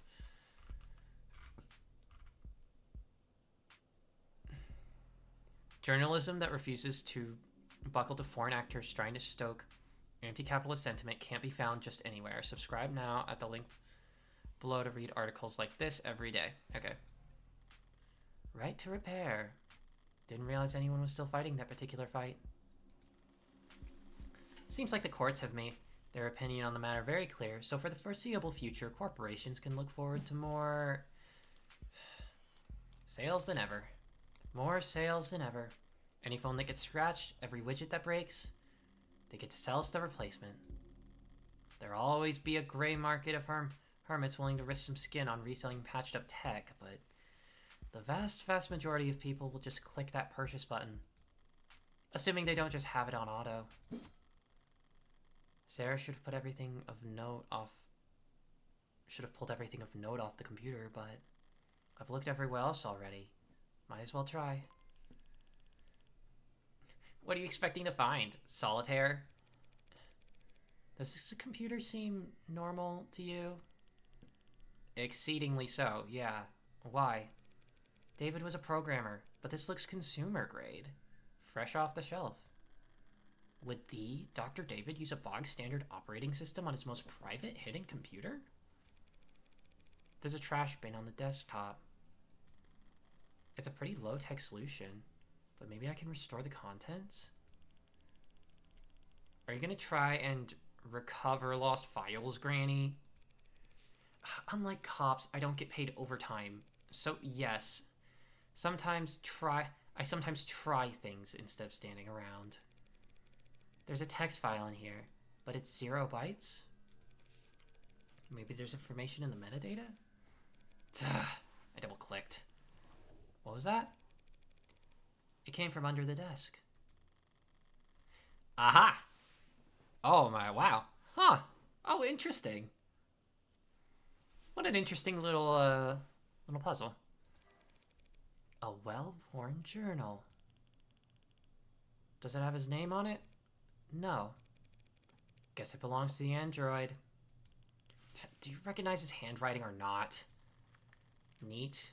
Even words, small lettering with minimal punctuation. Lots of line breaks, haphazard use of capitalization. The penmanship of a coder. First entry dated back in grad school, before I even started with Noble. Yeah, it's his. So may I? Only because you asked so politely. Full scan. Stream it to WorkNet, high fidelity, legibility, frame by frame. Voice commands?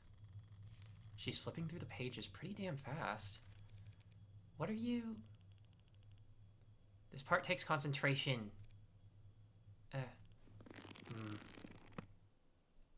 Oh, interesting. How interesting. Okay, here. What, you're just giving it to me? I already got our copy. Techs are probably already analyzing it as we speak. Ow! Shit! My head! Can't exactly rip the journal out of her hands while she's curled over in agony. As much as I'd enjoy it, guess I could always enjoy watching her writhe instead. So, how long's it been? 2 months or so. And still that sensitive. So the eye patch really doesn't block your sight? Only a little bit. Like wearing sunglasses after getting your pupils dilated. Except it lasts months instead of hours. Wait, but if you can see through an eye patch, then does closing your eye even do anything? Not much on its own. But in combination with the patch, it's not so bad. Luckily, I was so exhausted after the surgery. Otherwise, I might not have slept at all those first 48. So is your eye going to get weaker over time? No, more like my brain gets better at ignoring it. Mind over matter. Soon enough, I'll be able to close my eye and see all that extraneous data as, you know, whatever the hell those floaty, blurry things are that you never think about. Gross. Thanks for the reminder. And the voice commands? Training wheels. Until I can do it with eye muscles alone. You just have to keep practicing? Yeah. Like trying to play the piano with your tailbone muscles. There's no such thing as tailbone muscles. Yeah, well, that's what makes it so goddamn hard. You don't ever regret it? I don't know. Not really, I think. Hard to admit you've got buyer's remorse after trading over your literal pound of flesh. Never thought about it. But people used to say I had my dad's eye. Ow. Now I've got one less of them. Here, take the journal and go find an elective surgeon to upsell you if you're that curious. I need to get back to work. A surprisingly hasty retreat. But now I'm free to read this over with some privacy. From the top, then. Grad school. Today was a bad day. Errors in line 211-665-26643. Somewhere in there, 5,000 lines. It worked, yes. It worked yesterday. I don't want to look at another screen for the rest of my life. Feels nice to put pencil to paper again, after who knows how long. But my handwriting's gotten terrible. This is too far back to be relevant. Okay, these dates here would be from when he started his career with Noble. A lot of this isn't even really writing. Seems like snippets of code or an internal monologue so close to code that I can't follow it. And a lot of entries about his unintentional Casanova-ing. Hit a wall because someone thought it was a good idea to steal API instead of just buying it. Helen says I can't call it stealing, but that's what it is. She's right. As she always is with company stuff. But it's still idiotic. Small people with short sight who only know how to be cheap and have no idea how to be inventive. New route for the meshing tissue, though. Good potential. Got approval from the big mean bastard who lives overseas. Crossed out.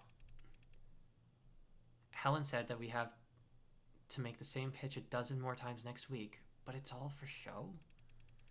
Fine by me. Already got our win. Toasted each other over cheap vodka with cheaper office supply cups. This is the story Jung told me.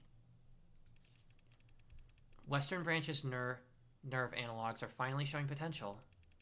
At this pace, it could be profitable. Sometime before the heat death of the universe. Too damn big. Practically tentacles. Should at least be hairs. A squid. Evolution can do their job better.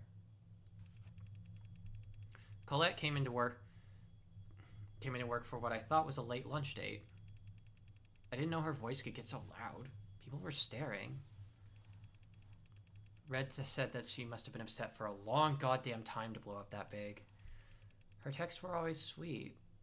I had no idea. Upset? Colette wrote man whore in lipstick across your office door. My god, holy shit. What the hell? Imagine if you had actually been cheating on her instead of just being forgetful. The thing about Red is if you want to know what she's thinking, you have to stop paying attention. Ignore her body language and her posture and the words she's saying and the smirk on her lips. Ignore everything except her eyes. If you can do that, every now and then you'll catch a glimpse of how she's really feeling. Master this one weird trick, and you can tell when Morgan's trying really hard not to laugh at the word man whore. Oh my god. Damn. It was funny. Sue me, you dead bastard. Wait, I know this date. I'm never driving anywhere again. I'm never leaving home again. He was waiting outside the parking garage with a bottle. I couldn't smell anything, couldn't hear anything. Locked myself in my car, filed another report with another cop. I soaked into the seat, ruined it. I wanted to burn the whole car. I don't want to think about what it did to my clothes. I want to burn them too. I don't want to think about how long it was on my skin. I was in the shower so long I felt red and raw when I got out. I don't want to think about these stupid people and their small, cruel lives ever again. I want to be invisible. Red didn't ask why I wanted to spend the night. She also didn't ask why I'd clearly packed a bag big enough for a week. She's kind like that. Kind by omission. I don't have a kind bone in my body, but I can at least try and pay attention. I was paying close attention to her eyes when she opened the door and saw what a mess I was. But whatever she was feeling, it wasn't something I recognized. Kind people don't read their friends' diaries, David. The next chunk of pages are all technical, nothing biographical. But the handwriting, the spacing, it's cleaner, more consistent. Here's something I can parse. Feels like pure freedom working outside the box. Tess is suffocating, but you never know. Chronic malnutrition of a coder's best instincts. Like a kid again, putting blocks together. Making things, not products. There's nothing profitable about any of this. If I'm being honest, this is just play. And he follows that up with more coder brain crap. But the handwriting's still lighter. Like he really was having fun. Humility is the mother of all invention. Or something like that. Feels like I might be paraphrasing someone else poorly, but that's part of this new approach. When it comes to coding, you never want to waste time trying to be smart. Either be smart, period, or copy from someone else who is. Don't fix what isn't broken. Copying? Noble's rivals never missed a chance to accuse them of intellectual theft. Did he plagiarize code for Animate 16? Feels like that wouldn't have gone undiscovered. So, what is he talking about? Hold on. This page is bent slightly. Like it was being looked at recently. And the last person to read this diary should be Sarah. Baby steps today. Literally. Whoa. I'll never put one foot in front of another person again. The same again. Everything's an achievement all of a sudden. Seeing her struggle, seeing her vulnerable. It's like everything's a miracle. The muscle rigging is perfect. Not intended behavior, since it's too perfect. But that's been happening more and more. The kinetics are multiplicative, not additive. Sarah maxed out every machine I bought. Now I've got a bunch of exercise equipment she's too strong for, and I don't have time for. Maybe I spoiled the results by watching her do the test. She kept looking back at me and puffing her chest out. I should be more discreet if I want to see her normative range. So the cameras in the basement were only hidden from Sarah, just so that his observation wouldn't muddle test results. He's using she and her in these passages. It doesn't actually mean anything. Out in the real world, people use all kinds of pronouns interchangeably for ads, and they never object. But it could be argued that it's odd for Dr. David Asher to have any kind of attachment to a single android when he's programmed millions of them. And there's a lot of attachments in these pages. Sarah is burning through the public domain at a prodigious pace. Especially on Popcorn Friday nights. I asked her why they are called Popcorn Friday nights when she doesn't eat popcorn. The event runs from 8 a.m. to 9 p.m. She also watches movies every other night. But she just did that pout she does, which is unfortunately very convincing. Maybe I'm a bad parent, letting TV rot her brain. If I were a good parent, I'd probably let her see me reading.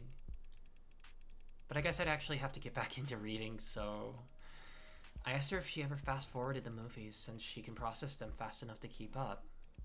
She looked at me like I was an idiot, which no one's done in a long time. Without proper pacing, you can't appreciate the cinematography. Big pause. Don't you know that, Father? I haven't laughed that hard in a long time. Sarah spent a long while this morning explaining to me how important it was that she develop her senses. This was in preparation for a real argument, which was that she should be allowed to try booze.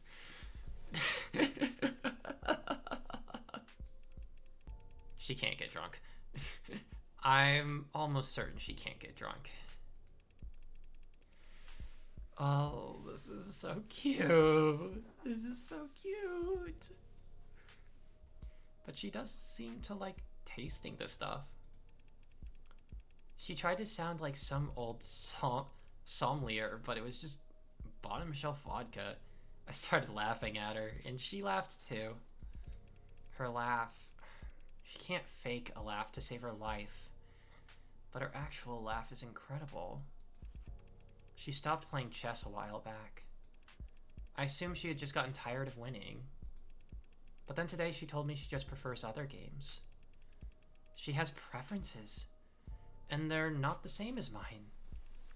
I found her in the lab, playing some kind of online racing game on the monitor I used to debug vestibular coordination. She wasn't smiling. Her brow was furrowed and she was biting her lip and leaning in tandem with her character on the screen. When I tried to talk to her, she answered, but she was curt and distracted. I think she was having her first losing tantrum. Damn it, David. There's hundreds of pages like this. Calling her his daughter, talking about her smile, treating her like a person. I can hear her closing arguments already.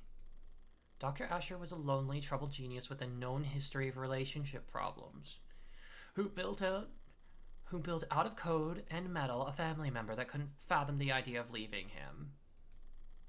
He made a doll, and he made it more and more human until it became so lifelike that it no longer had to do what he told it to. Like love him. Oof. That's ruthless. What about the very last entry? It's dated Thursday, the day before he died. Losing it, I think. Can't ask for help, so hard to say, but I think it's over. Have to talk to her ASAP. She needs to... That's it? That's the last entry? Suppose it could be worse. There's nothing in here that explicitly calls Sarah an AI. Nothing so inflammatory that it would spur her to murder, right? Except Sarah's a machine. She can understand David's code better than anyone. All those technical portions I couldn't understand. If she read the whole diary front to back... Wait. The back. Inside the back cover, there's a portion that's shimmering, like some kind of scanner. Or a fingerprint reader. My thumb worked for Sarah, so... Did it work? That's my phone. New device requesting permission to share an audio file. I'll want my earbuds for this. A secret message buried in a secret journal, hidden in a secret compartment in a secret room. As much as anything can be, this must be for my ears only. Hey, Red. Or whomever this may concern. But I'm pretty sure it's you hearing this. Anyone else would have gotten fed up with my crap a couple steps before this point. I don't know how to start. Might as well start with her, right? Sarah, my magnum opus, or however the salespeople would market it. I didn't set out to do anything, really. It's just after my little speed bump in 83, I had all the vacation time that the company suggested I take. Okay, I'm gonna snooze these ads. Boop. Because we are reading an emotional part. We'll play them later.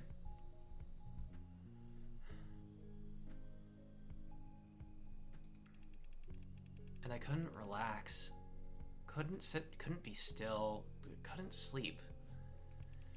I wanted to be doing something, so I'll build an android, was the thought. A vague direction. North. But of course I'm not a roboticist. Or a mechanic. Or a mechanist. Or a mechanist. Or even handy. I'm just a programmer, so I programmed. The first was a research assistant, file name Virgil. Virgil helped me pull data from stingy departments of my sister branches. Saved me a lot of time.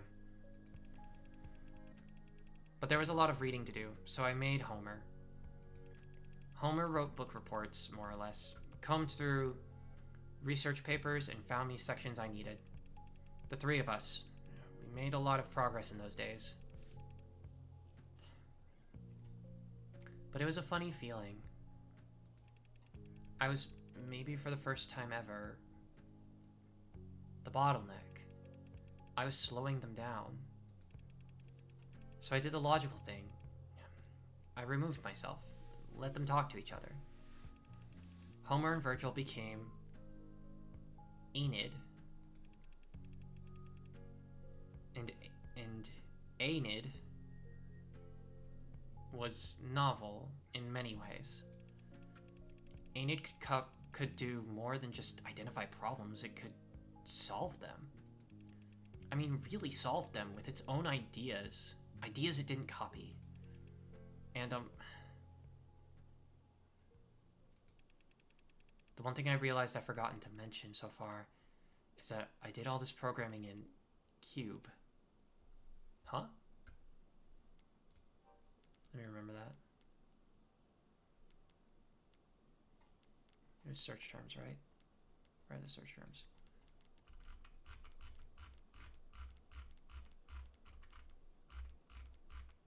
Where is it? Where is it? Cube.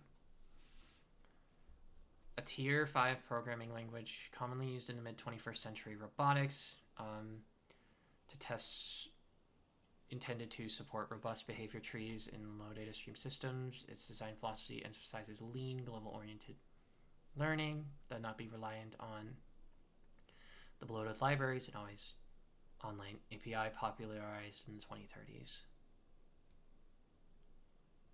Huh. Rizzo Fluff, real name unknown. First began working on Cube in 2044. And by 2048, Cube 3.1 had already found itself embedded in robotics engineering across the globe. 27, okay, infamously Contra fighter engineers utilized Cube during the 27-day siege. The siege mechanized weapons from peacekeeping forces into cyber warfare operations that is frequently cited as a key reason why the siege lasted as long as it did. Cube has not been developer supported since 2063 and is considered a defunct programming language because much of its documentation was never ported from the old net due to its incompatibility with tenants. There's little to no corporate interest in the ongoing grassroots digital archaeology efforts to archive it. Oh. Wow. Damn. Okay. We're gonna let that sink in for a little bit as we take our next ad break. I will see y'all in just a bit.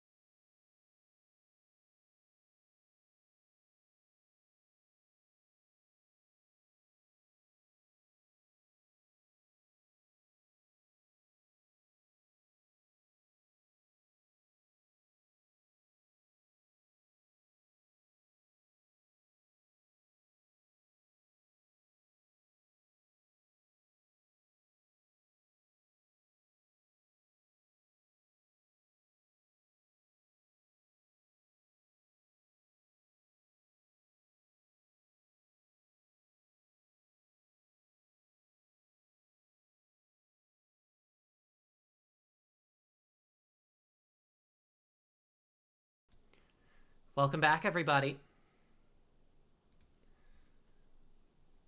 Hope you had a good break.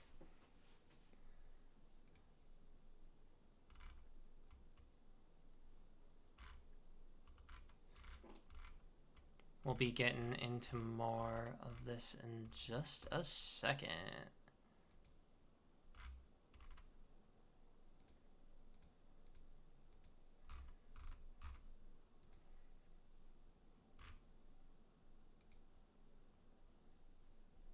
Do do do do do do do do do do.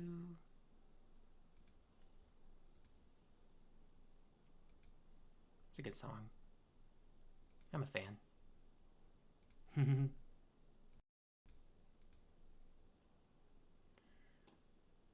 Boop.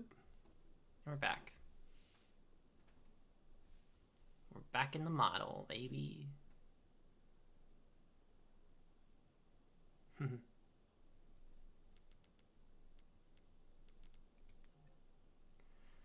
Alright. Time to continue the audio log.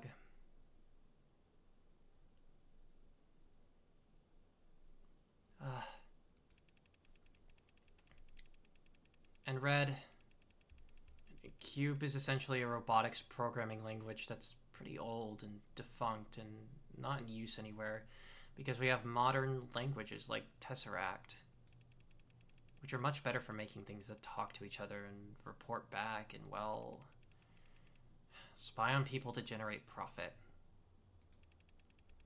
At the time, I didn't want to be connected or feel connected or do anything that made sense or was the least bit profitable. So I wrote my little helpers in Cube because it's what I used to do when I was a child, screwing around on my father's computer before he'd come home from work and get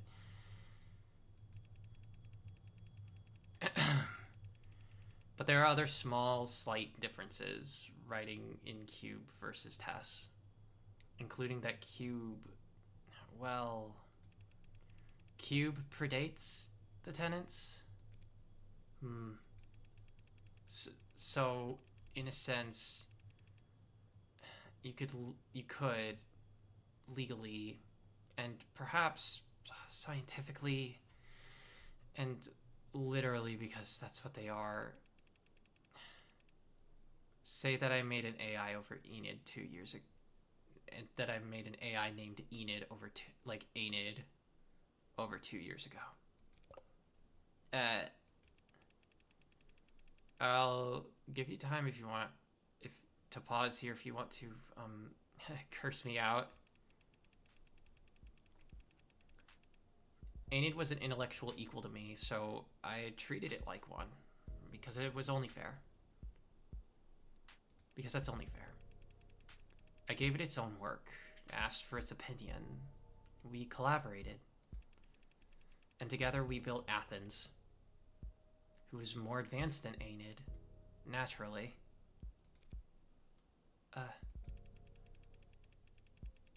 I don't know if you're pulling your hair, yelling at me right now, asking why I didn't stop, why I didn't consider the consequences. I don't know if this is being played at deposition or hearing or worse. I've built a lot of things in my life, Red. Useful things, profitable things, smart things. Everything I've built, it's all been very helpful and courteous and charming and happy to serve. I can comfortably say I've done my part, contributing to the global GDP. But this was just for me. I was just building, and I never bothered to... I never wanted to think what would become of it. There's no excuse for what I did, so I won't make any. So to whomever's asking, yes, I'm guilty. And yes, there were more. Cape Town, Paris, Yamatai, Rome. They started choosing their own names. Thank God. I'm terrible at that, kind of. And so things sped up, and there got to be, well, should I not say the exact number?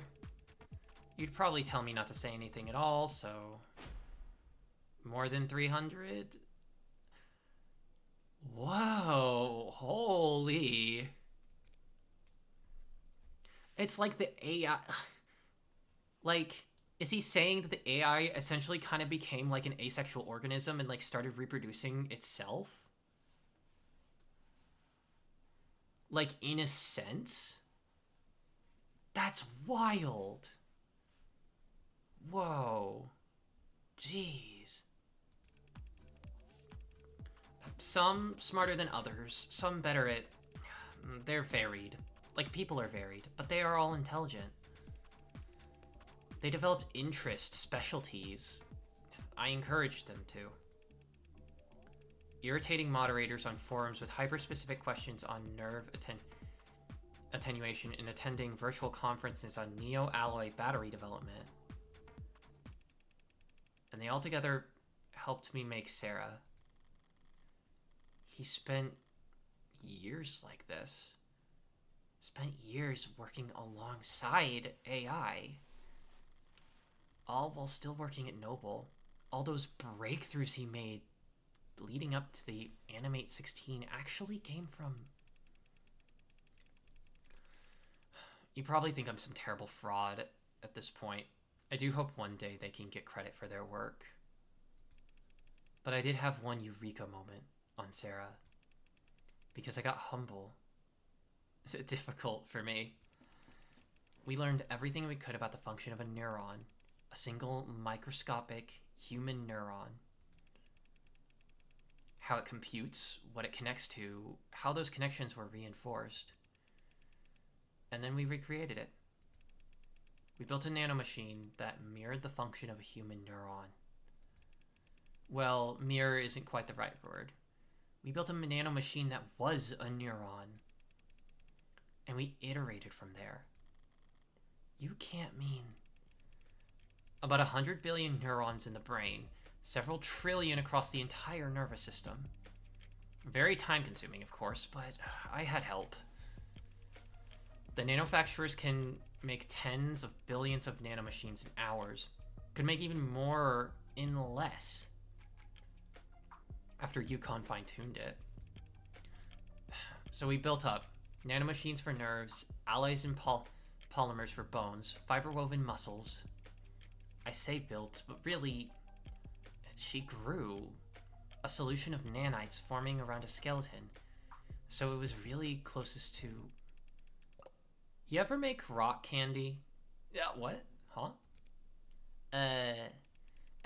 Sorry.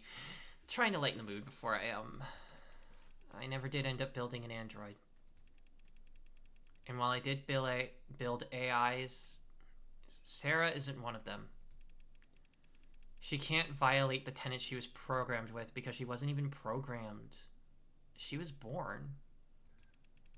And my hope is that there's the smallest chance that that nuance could offer her some small protection when I'm not...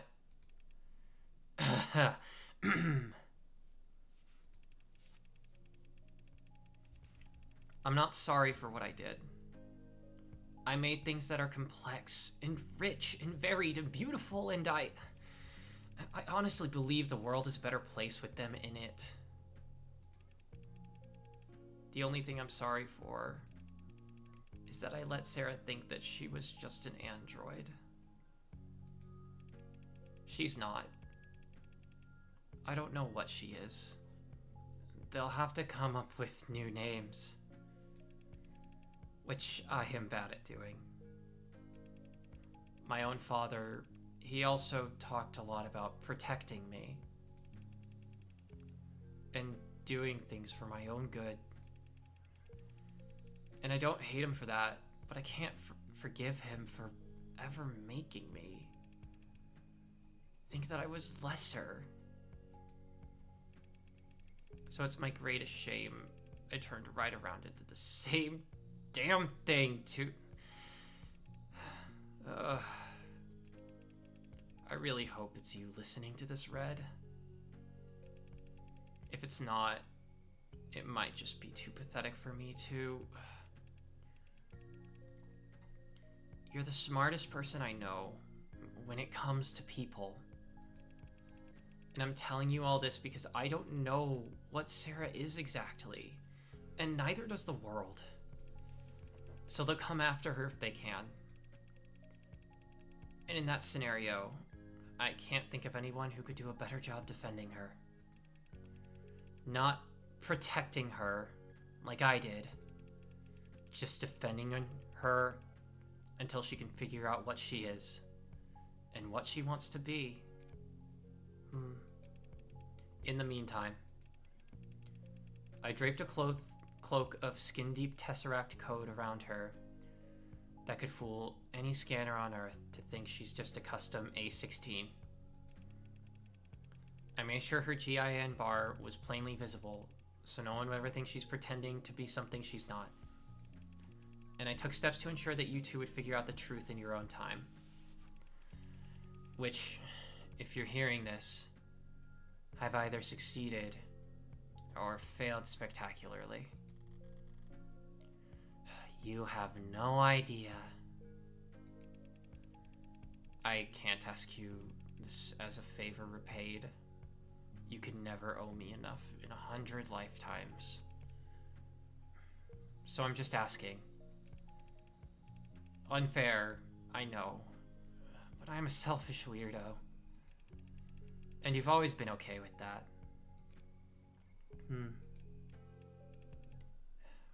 Bye for now.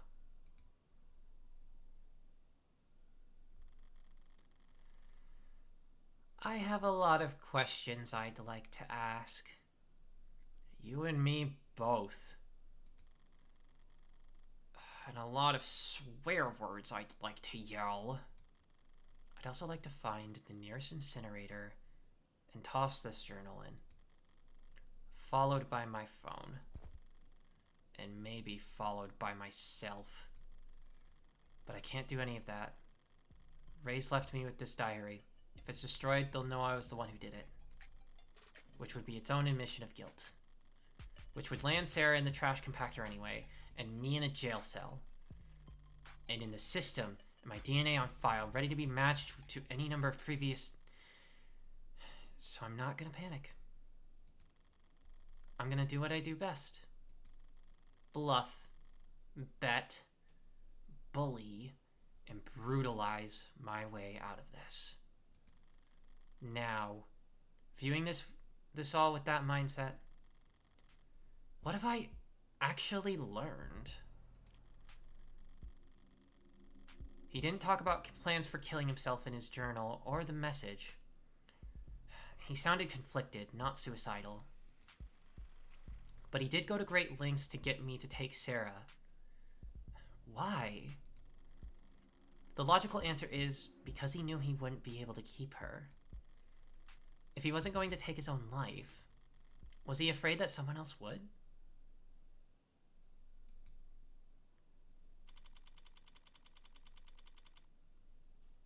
I'm gonna hit a quick save. Hang on. Bing.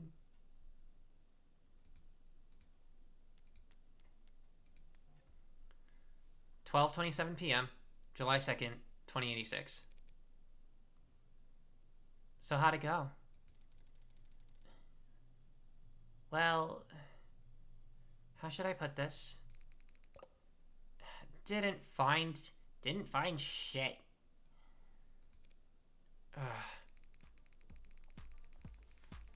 Only reason she ever got to the door is because I chased that scarecrow of a platinum plan through hell and back. Frankly, it was a godlike feat for me to nail down anything as concrete as an address for these gogs. And their offices weren't listed on the building's website or directory, so I had to ask the janitor. But you did find a psychiatrist's office? Sort of. They said they were, and the place, it looked the part? Why? Because they had couches. She didn't need to get past the receptionist. She didn't get past the receptionist. Sorry. I thought because you're with the company. No, no, I wanted to help. I just wish I could have done more. Don't beat yourself up. It's hard to be even half as useful as I am. For what it's worth, the atmosphere, the looks, the furniture, it did feel like the company in there. But ultimately, we still don't know if David actually was talking to someone or just getting his CCE training recertified. Sorry. Don't bother apologizing. She only cares about results. You did more than enough, both of you. At the very least, they divided Noble's attention for a while. I mean it. Good work, Fran. And thanks for the urgency. If you really mean that, you could always throw in a tip. 30%'s the going rate in my industry. How about I take 5% off your tab instead? Tab? I'm a minor. The state pays for my legal fees. Don't they? Oh no, signal must have cut out. Right. Surprised it took them this long. What do you mean? You were tolerated yesterday because the leadership was focused on PR. But today, you're the lawyer who put the company's hottest product right in the state's crosshairs. I'll be all right. I'm still an officer of the court. On a strict timeline, though, right? I guess they can't stop you from investigating the corporate campus. But they'll gladly lose your guest pass ID at every door along the way. There's still service passageways and stairwells. Guards that can't be fooled and peons that can be manipulated. If I use my other skill set to get around. So take mine. What? Your pass? I'll tell them we got ours mixed up in the bathroom or whatever. I can be a pretty convincing klutz when I need to be. I never would have guessed. But if David knew that I was endangering your career, I can be a pretty convincing crybaby when I'm in trouble, too. Besides, the one and only David Asher wrote me a new glowing letter of recommendation every quarter I worked for him. Since he kept forgetting that he already had. And who knows? Maybe I should try a new field. This detective work stuff is pretty fun, so maybe. Like, I don't know, secretary for homicide detective or something? You did say cops are all lazy. A girl with managerial skills could go far. Honestly, Jess, I doubt they could afford you. 12:46 p.m., July 2nd, 2086. Morgan? How did you... Get so turned around? God only knows. Lucky, I found my way here, though. It's such a relief to see a familiar face. Right. Listen, Morgan, I'm not sure I should actually be talking to you without legal present. Oh? I mean, leadership hasn't even told us how David died. How much help could I be? I see. It's not that I don't trust you or anything. It's just I think with the Sarah issue, you should do whatever you have to do to protect yourself, Dawes. Yeah. Though, for what it's worth, I doubt you'll be in any trouble. Oh, that's good to hear. No, if anything, it's the big names who are going down. Going down? State was practically licking its lips when I finally left the courthouse last night. They're hungry for blood. And looking to carve out a huge slice of Noble's flesh. What? Like, fines and jail time? In the first 2 weeks? Sure. Then, sanctions.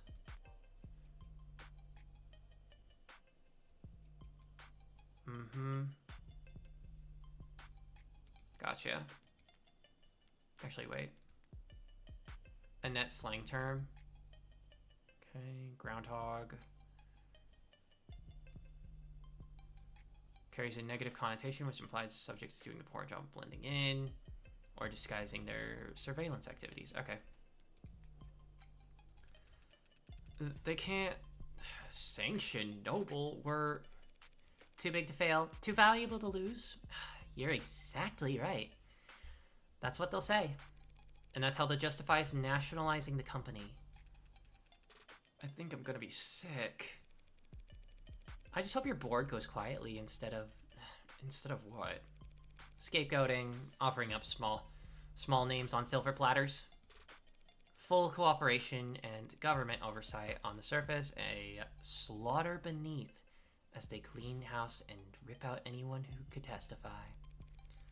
No one will believe you once you're labeled a disgruntled former employee, right? And if the public lost faith in the Animate 16, they can't do a recall. Not this scale. The state will make them do a flat refund. Flat refund? The losses would be... Yeah. Your board would probably just want Sarah to go away so they can focus on their fight with the state. A tough fight, but one they know they won't personally have to risk anything in. That's why I'm hoping I can win this trial. Huh? Well, if I won, that would mean Sarah's not an AI. David Asher was always of sound mind. And there's nothing wrong with the Animate 16. Everyone wins. Sorry, what am I saying? I only meant to stop by and thank you for your help yesterday. After all, you were the one who approved Sarah's registration. You win. Win what? Ask away. Well, if you insist.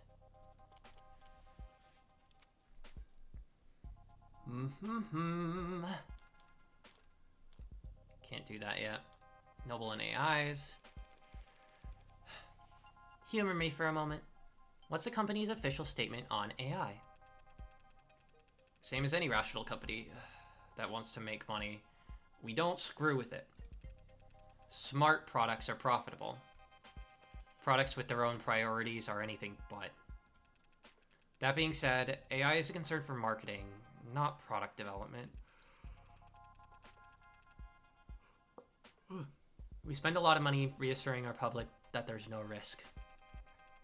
Because the public doesn't really understand how ironclad the tenets are. Because you use Tesseract?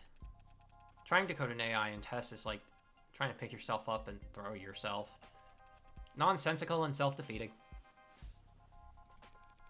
Your scanner showed Sarah was running on Tesseract yesterday. If the language is as safe as you say, isn't that proof enough?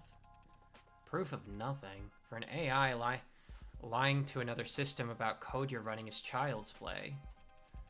And for an AI built by David Asher, something that simple would be... Better change the subject.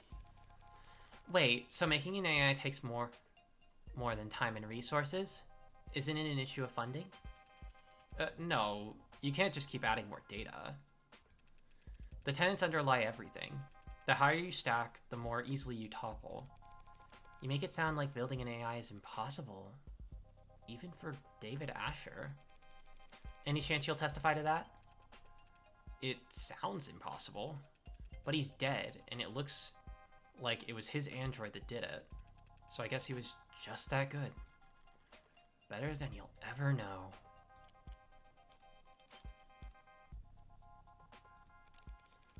Noble spent money promoting the A16 as the culmination of David Asher's work. So now that marketing line is suddenly a huge liability. Can you tell me how much he actually contributed? I mean, he was involved in pretty much every step of the process, but his design for synthetic motor neurons, that was the big one. The components that allow your warm androids to move realistically? It pushed the timetable for warm androids ahead by years. And yet, compared to what goes on in Sarah's brain 1,000 times a second, David was only giving the company the most meager of fruits that his private work bore. So if Noble ever did find out how much he and his assistants ever achieved, they would feel that he had been holding out on them. And the company, they were appreciative of his contributions. I'm sure the researchers that he overtook leaps and bounds weren't pleased. But the board was very enthusiastic. So that would spur them to be protective of David? Or would they fear that he was gaining too much influence, becoming irreplaceable? No, they'd need a strong motive to justify killing their golden goose. Mere paranoia isn't enough. With these people, it has to be the bottom line. And the easiest way to threaten their bottom line would be screwing with their androids. In light of all of that's happened, one has to wonder if the A16 is compromised. I stayed up all night sick with dread at that idea. But the data just doesn't support it. Sales have been strong. And the A16 base code was locked in over 2 quarters ago. If there was an issue, we would have caught it by now. And I would have been axed a long time ago. How many A16s are out there anyway? We just passed 9 million sold. Not flying off shelves like the 14 or 15 so far, but the profit margins make up for it. You mentioned data? Yeah, practically got the spreadsheet sheared into my retinas. What? Do you want to know? What do you want to know? I guess error reports? What do the error reports look like? Are customers reporting a lot of issues? Error counts are marketably low compared to the last gen. Mostly hardware complaints, it looks like. Batteries running out too quick, eye tracking off by a degree or two. Typical stuff. As cliched as it sounds, 99% of these things get fixed once they turn auto updates back on. So no killer robots getting filed away under bug reports. How and where are they being sold? What's the distribution pattern look like? They're distributed like you'd expect. Places where there are more people, there are more androids. Coastal cities like ours, of course, have the most of both. And since the A16 in particular is marketed as being relatively luxury, relatively consumer, they don't sell well outside of population centers. They can do the rural hard labor jobs, but cold models can do the same work with a lot less maintenance. So where has the A16 outperformed then? Customer service, healthcare, childcare, lots of hospitals and offices, you know? Adult industries. Oh. Sorry, didn't mean to be blunt, I just... no, it makes sense. They're warm and soft to the touch and obedient. Well, alright. Well, alrighty then. I'm just surprised to hear it from a company employee. There's a lot of people at the company who won't talk about it. But I work in quality assurance. I've seen too many damages to pretend it's not happening. Damages? What we call it when a customer tries to return a product that's clearly broken beyond repair. Oh. Very high turnover in the pink market. Hasn't stopped you from selling them. Well, we don't sell to them. Not directly. But there are resellers, and the company never pretended to be interested in going after them. Are there reseller? I thought I read that right to repair got shot down again. There's been a gray market for softer androids for years, or decades, depending on your definition of android. Based on the sales numbers I've seen, RTR getting canned was barely a blip on the radar. Sorry, didn't mean to make you uncomfortable with this topic. Huh? Me? No, I don't care. I just realized my left sock's on inside out. Damn. Now I'm wondering about that myself. He bought that? He bought that? This floor is basically a showroom. But you have a real factory. But you have a real factory a while south of the city limits, correct? Yeah, biggest company manufacturing complex in the hemisphere. Got any data on the shipping out there? Anything stand out? There's some prep work for the holiday bump, looks like. Might sound early to get started now, but we usually see... Huh. Something wrong? No, the numbers are all normal, but the data has been edited. Is that unusual? Well, this section's just a count of how many were sent where. There's not a lot of room for errors, so there shouldn't be much need for corrections. It's no problem, though. I can view the edit history and see what was fixed. Okay, that's weird. Was something added? Deleted? No, the overall sum's the same. It's just a bunch of swaps. Like here. 29 FFCE 010311 taken out, returned for adjustments. 27 FCDD 019634 substituted in, shipment leaves on time. That number number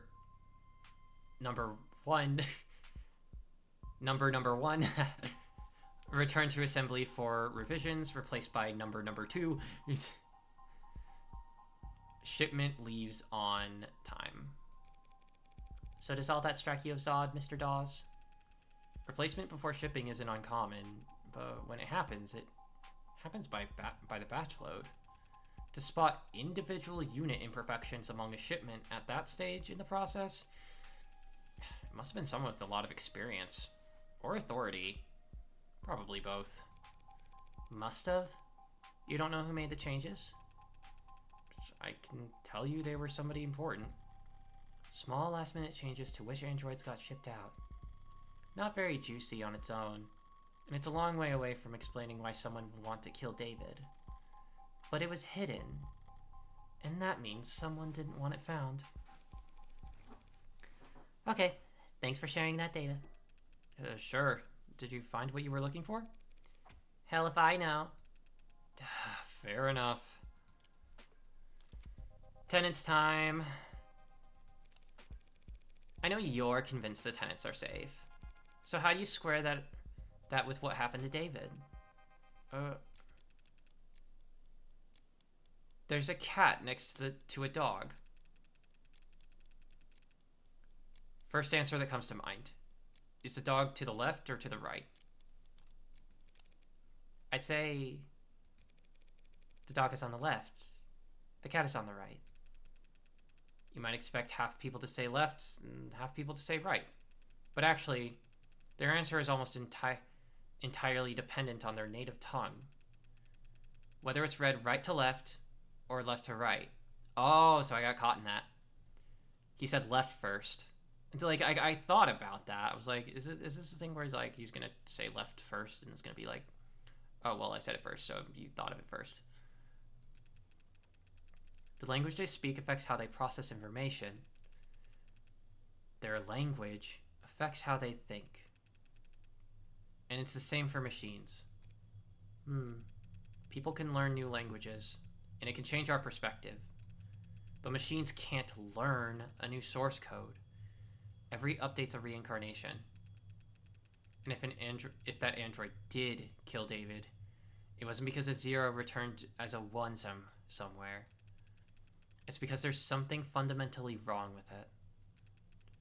And personally, I think it's cruel to bring something that flawed into the world. Yeah. Unnecessarily cruel. Any other questions before I go find a hole to hide my head in? I'd like you to take a look at this. Chemistry's a little out of my purview. What is this? A compound found in David Asher's blood. The poison? What is it? It didn't match anything in any database the medical examiner had access to. That's crazy. Here's a crazy idea to follow it up. See if it's a match for anything in Noble's internal databanks. We, don't make poison here. I'm not sure what that would accomplish. No, but this is a factory floor. You could be making baby blankets out there. You'd still have hazardous materials around. You think it was something industrial? I suppose it could be. Looks like it's carbon-based. Narrows it down a lot. It's not exactly... what is it? It doesn't make any sense, but... It's a match for patent NOD 52345S. A synthetically produced neurotransmitter analog for usage in organic android components. Synatonin. It's synatonin? He was poisoned with synatonin? Wait, what? Hold on. Okay, that was the repeal of right to repair. Search terms. Where is it?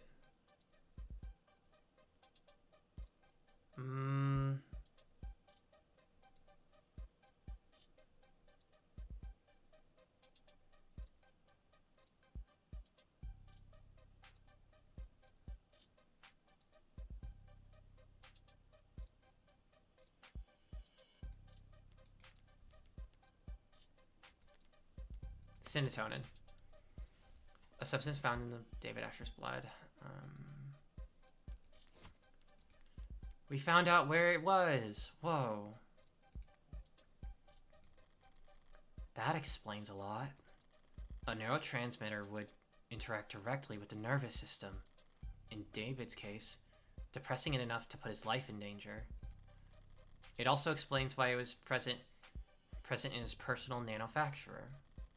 Sarah's nervous system, worth 10 times its weight in platinum, must be pumped full of it. So they think that was what killed him? Helen Jung led the development of synatonin, didn't she? Yes, she did. I should go and ask her about its composition then. Normally, someone at her level wouldn't be able to answer specific questions about a compound formulated years ago. But she does have a reputation for being very detail-oriented. That works out nicely then. You say she's the type of person to micromanage how... They say she's the type of person to micromanage how much water people drink at 15-minute stand-ups. I heard a rumor that she once said bathroom breaks are for timesheet thefts. Aren't they? I'm kidding. But you should be careful about criticizing a superior or people could be listening. Good thing we've got privacy in your office. No one but the two of us listening in. Thanks for cooperating, Dawes. When the state storms the building and starts zip tying people, I'll let them know that you were helpful. Yeah, nice joke. You are joking, right?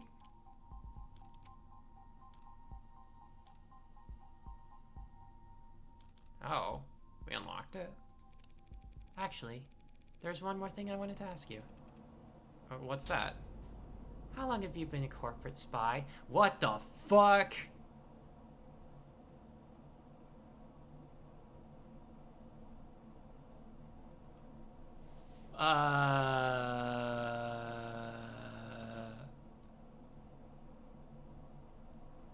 What?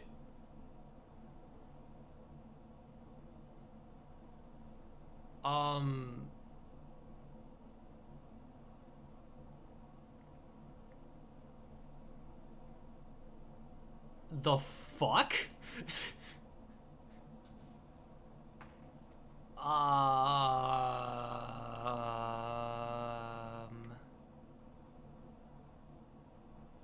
Okay.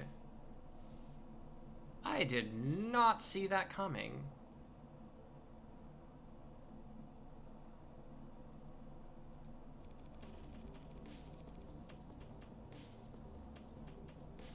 Oh shit! Wait! Oh my gosh! Yesterday you let it slip that you worked in consulting. Had your guard down because I'm not part of the industry. I was a consultant. What are you talking about? When I walked in here, you said you didn't know how David died. But just now you called Cinetonin a poison.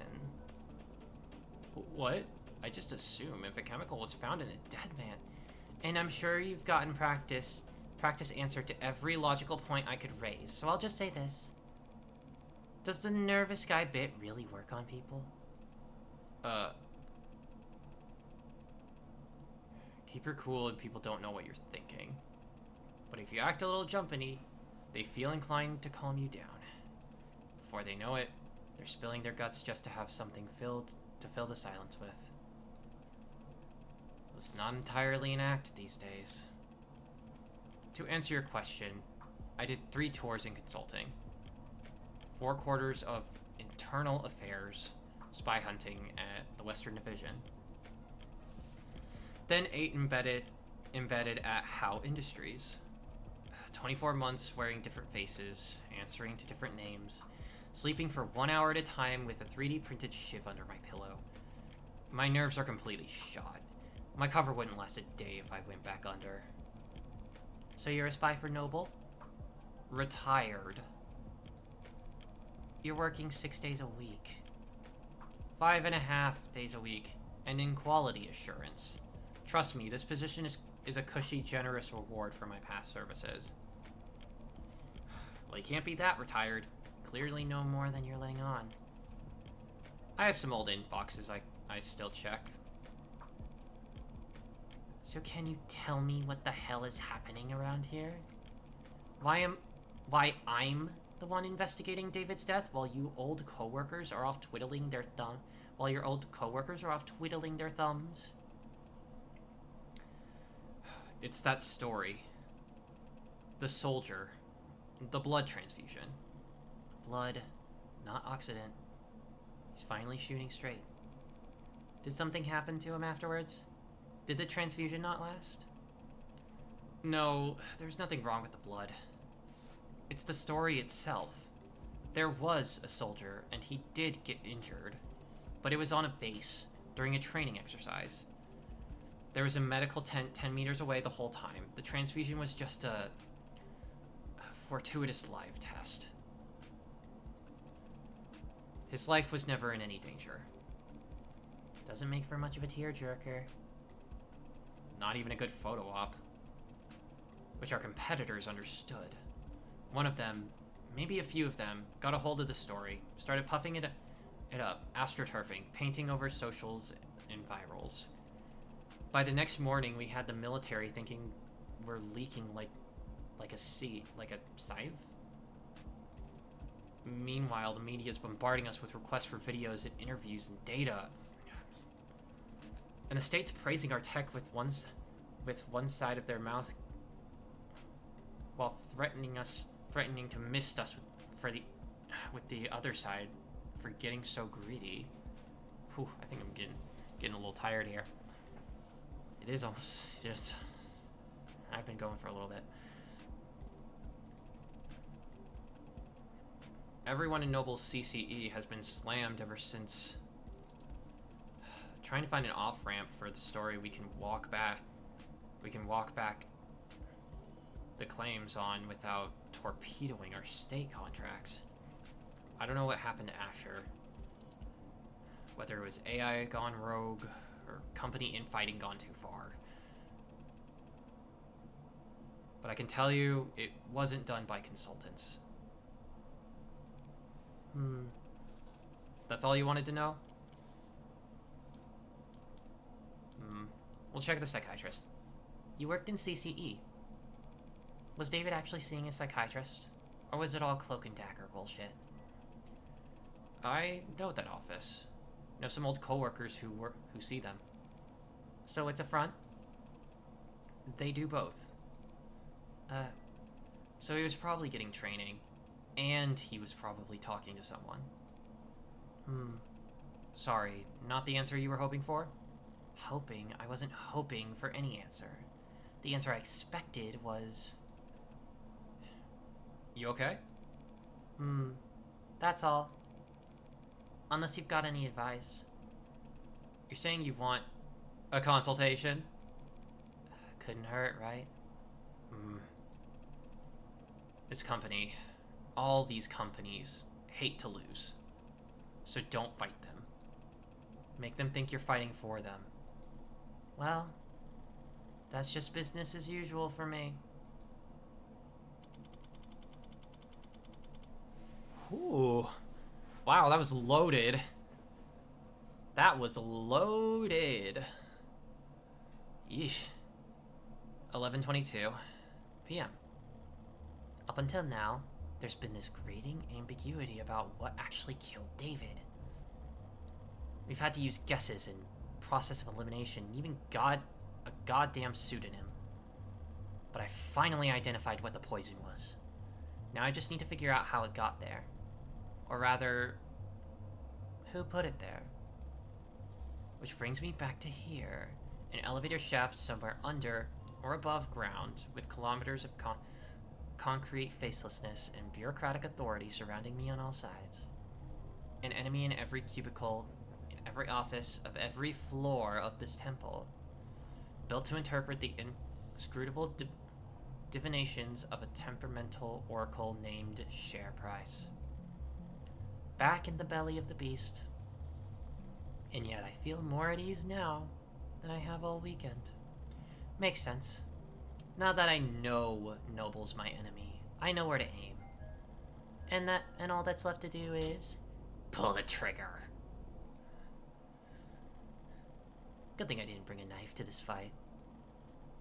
I brought my gun. And that sound just now tells me it's playing its role perfectly. I'll never have a real use for a firearm with this much bloatware. But just by carrying it around and paying attention to when the hard safety flips on, I'll always get a heads up of when the police have entered the vicinity. Hi, Detective Reyes. It's Morgan. Oh my gosh, they have she has her number?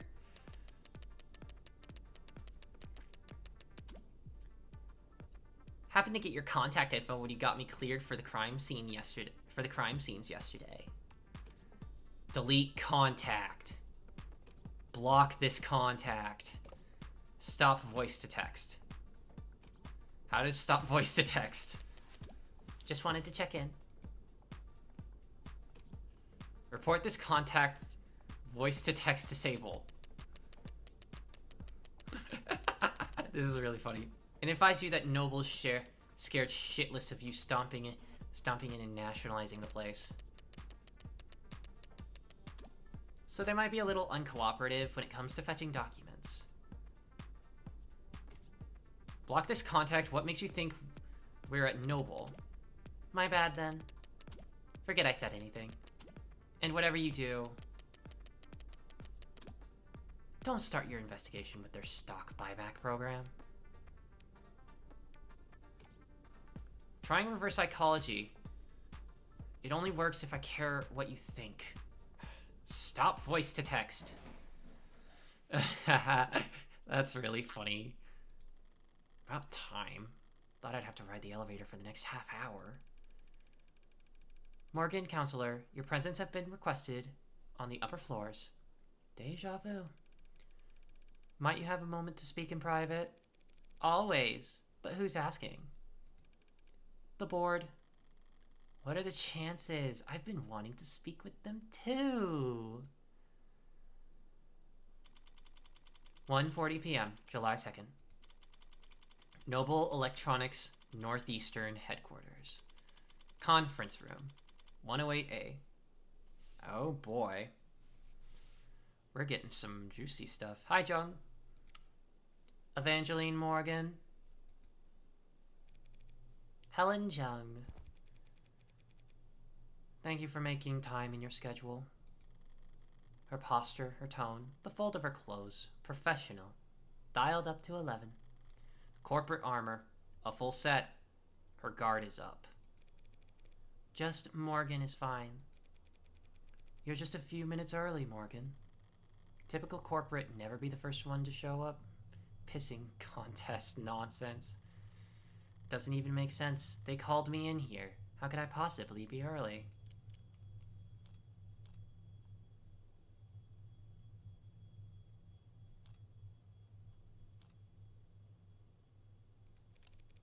Oh, that's embarrassing. I didn't mean to catch you all off guard. I'll go wait outside in that case, so you can all collect yourselves. I'm just surprised Noble Electronics could screw something as simple as a meeting start time. But I'm not well versed in the art of staring at emails. You've made your point, counselor. Don't push your luck. Not with these people. Might I dare ask who these people are? You don't have time to remember their names. And it won't do you much good either. Right. So they're not just rich, they're anonymous rich. The Mob Act guarantees a minimum level of security and peace of mind for any citizen who might be targeted due to their financial status. Spoken like a true believer. Except a Mob Act is what normal people call it. Touting the party line, but allowing yourself one instance of rebellion? Or just a slip of the tongue? I would never fault anyone for wanting their privacy, especially not job creators. But it must get pretty inconvenient not having a name to call them. Not really. Conversations with them are always one-sided. Sounds like a great environment to do business in. Look at the building you're standing in. We managed to eke out a meager profit somehow.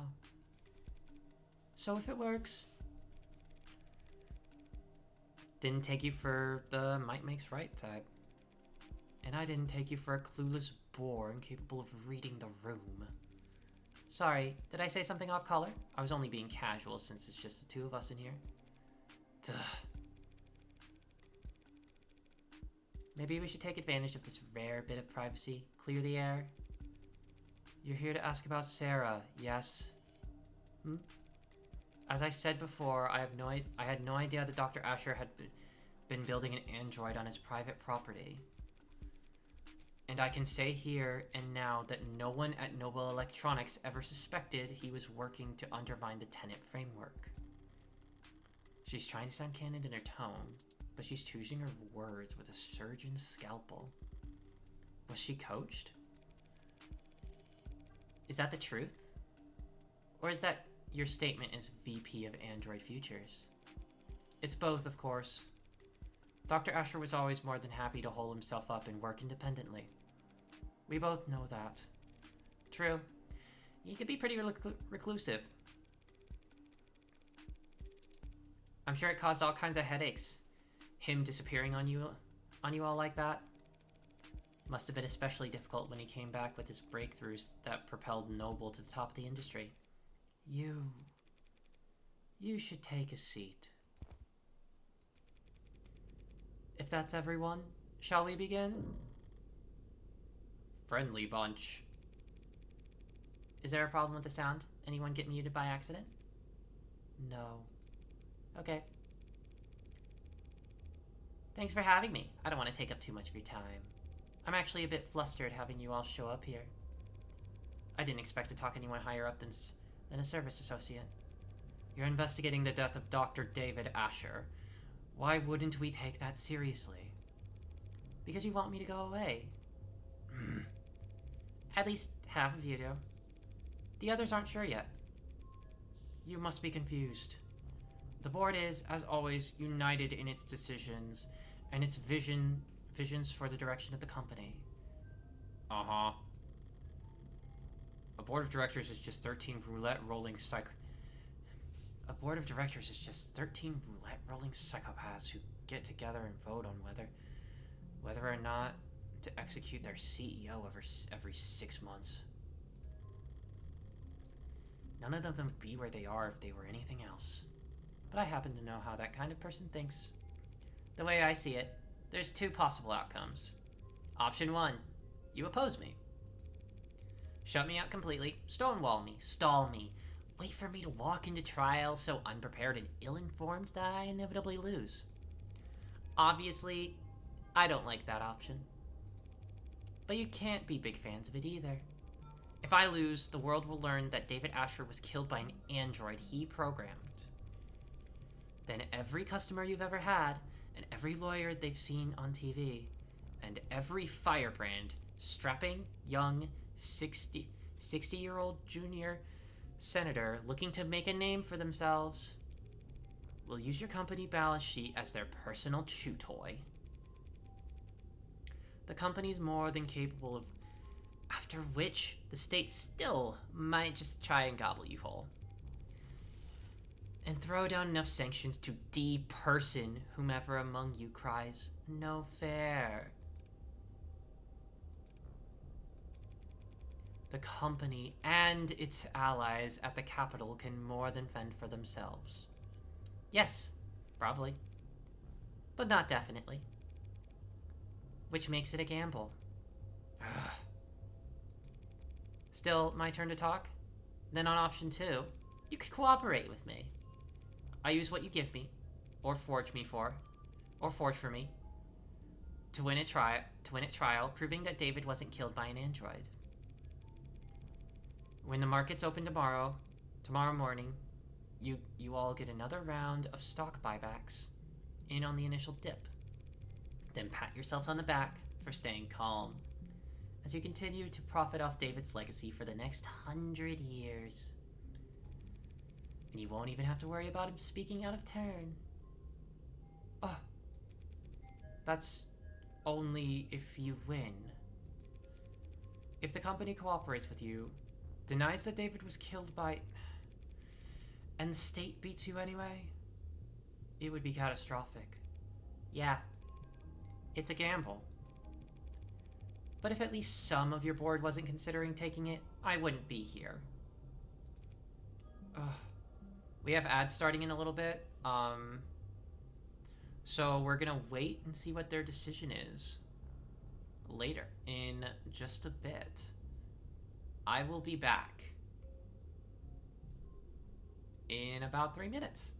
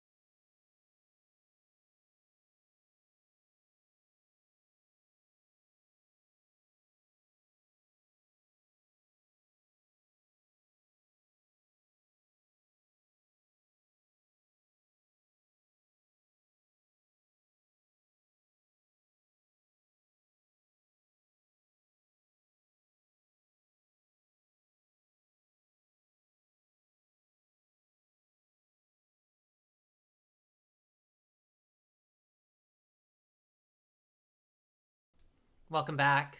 Welcome back, everybody. Hope you had a good break.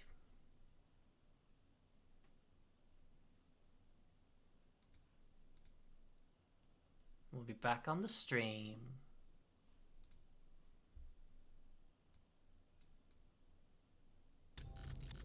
Boop.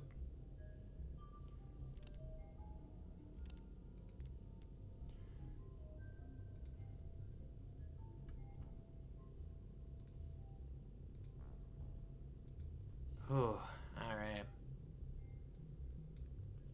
So what I'm gonna try to do, it's really late for me, but I want to keep going, so I'm gonna keep going until we get back to the courthouse. Cause I'm really digging this. Yeah, I want to keep going. At least until we get back to the courthouse, because I think doing the next trial would definitely be like way too much. But I think closing out with the trial is a good idea. So yeah. That's what I plan to do. I don't even know when that's gonna be. I don't know how long this investigation section's gonna be.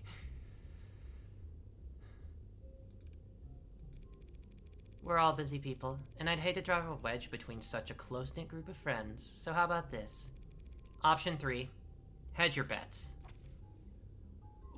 What? Put a little on black, put a little on red. Spread the love and lower your risk profile. Don't make any statements about the trial. Tell the media the state's got your windpipes in a vice. Wait until just before the markets open Monday morning to send out your PR package for rubber stamping, after you already know who's won. One way or another, this trial will be over before the end of the day, and you'll never hear from me again. So just don't shut me out completely for another few hours.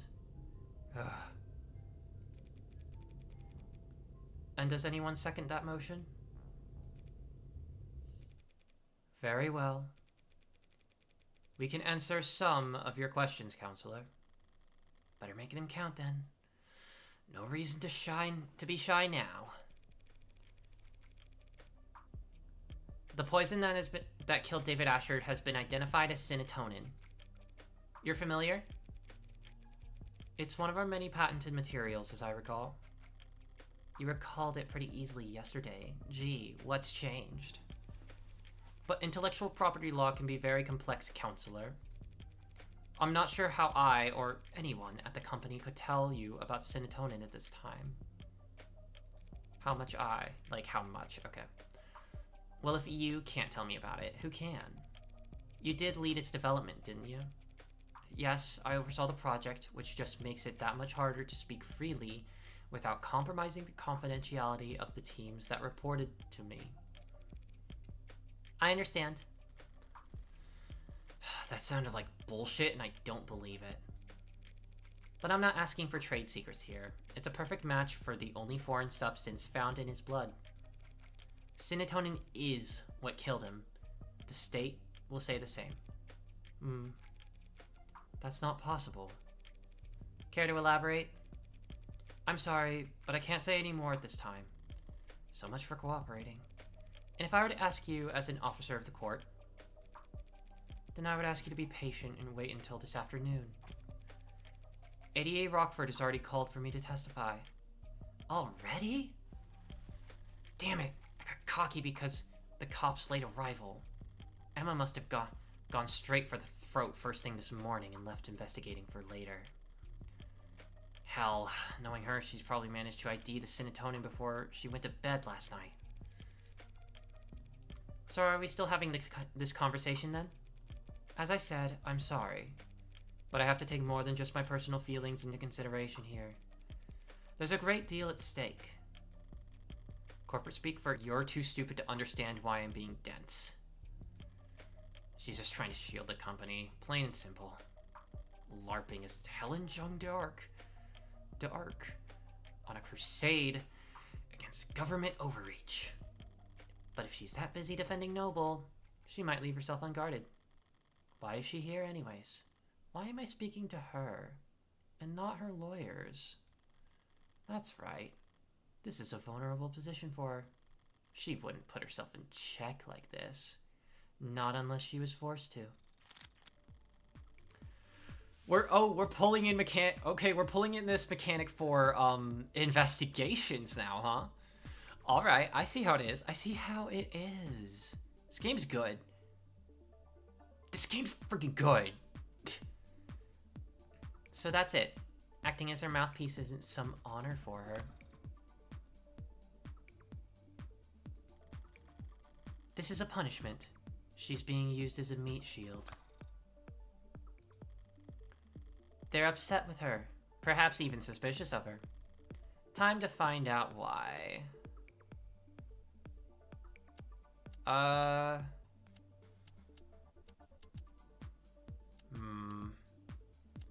So do I need to be careful here?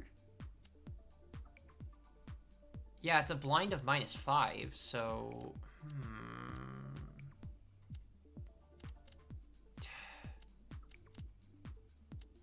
I don't know if there's any evidence that would bring me to that, right? What, maybe like basement footage, David's journal, Starling text, manufacturers, David's contract.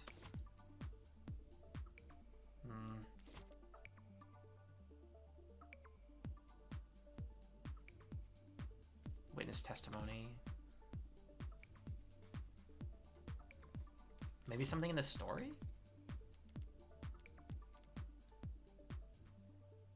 Junk story.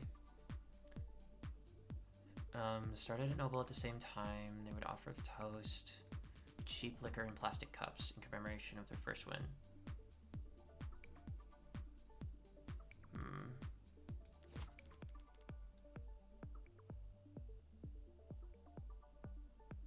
I don't know. Return.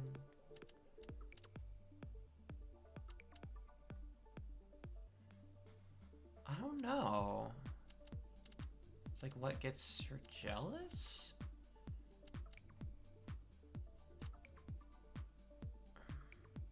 Do we go for Sarah? I think we go for Sarah. Whatever else the court ends up labeling her, Sarah is a remarkably lifelike android. Had things worked out differently, you might have wanted her as the A16 poster girl. Or A17. Or 18. Could have driven a lot of sales. Her cute little pout projected across the sides of skyscrapers. A hypothetical of a hypothetical. As has been made tragically obvious to all of us, that android is nothing like the A16. That may yet be associated with our products going forward. That it may yet be associated with our products going forward is nothing more than a massive liability. Yet you wouldn't have the A16 without her. And if they could take her apart and learn from her, they could have the world. So was the motive to try and pry Sarah away from him? Trying to monopolize Sarah. Like, that makes sense. That makes sense. I'm gonna go for it. Sarah's worth a lot of money, in part because her creator isn't around to replicate her. Were you all hoping to take her by force and reverse engineer her once David was out of the way? Don't be absurd. That machine is nothing but lawsuits and congressional hearings and PR nightmares waiting to happen. Okay. That makes sense. The company doesn't need her, no matter how advanced she is. We only need steady growth and increased market share. Trying to steal away Sarah with brute bloody force doesn't seem absurd when she puts it that way. David's will. Has David's will been located? It had never gone anywhere. It's still in a safety deposit box. We'll retrieve it and have it read once all the unknowns surrounding his death have been made into knowns. So David's will hasn't even become part of the equation yet? It might not be for weeks at this rate. Is that calculated, though?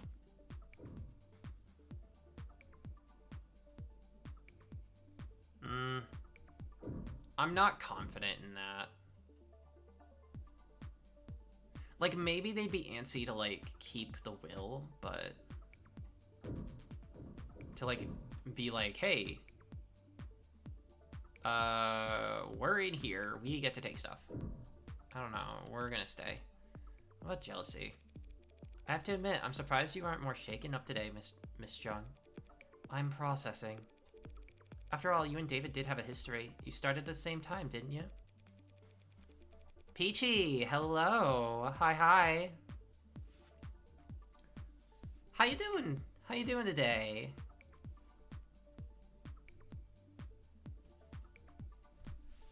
Yes, we were colleagues and cordial with one another.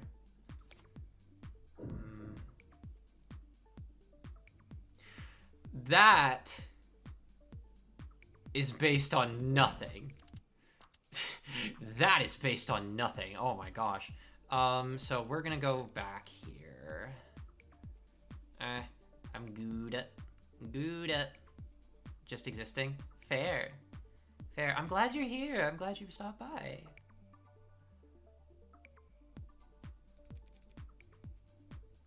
I'm just playing more of the devil. This game is really good, and I like playing it a lot. How am I doing? I'm doing great. Yeah.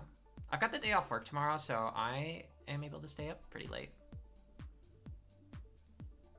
And thus I am, and I'm playing of the devil. And it's amazing.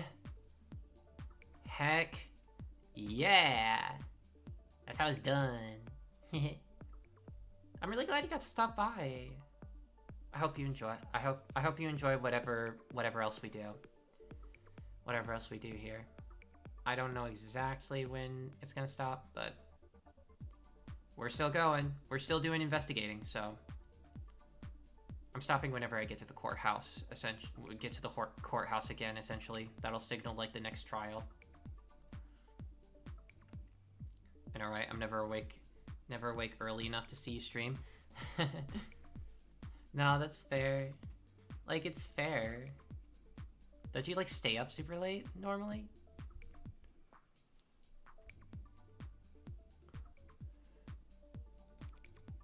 Been mated to knowns. Okay. We're gonna press this. Aren't you dragging your feet? Afraid that there's something in there that... in that will you'd rather not have see the light of day? We are not jealous in-laws who've been bribing the county sheriff, counselor. Ah, frickin' heck. Shoot, I'm trying to be too logical about this. Anything we try to claim would inevitably be overturned as soon as the will is read. Yeah, normally I'm a night owl. That's so fair. Like, it's weird. I kind of flip-flop back and forth. I tend to feel a lot better when I wake up early. But I do also kind of have a habit every now and then of staying up late. And it's not... Gosh, it's like... I mean, it's essentially burning the candle at two ends, and that's not great.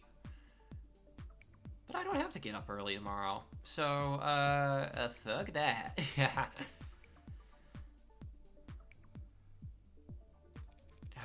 Great.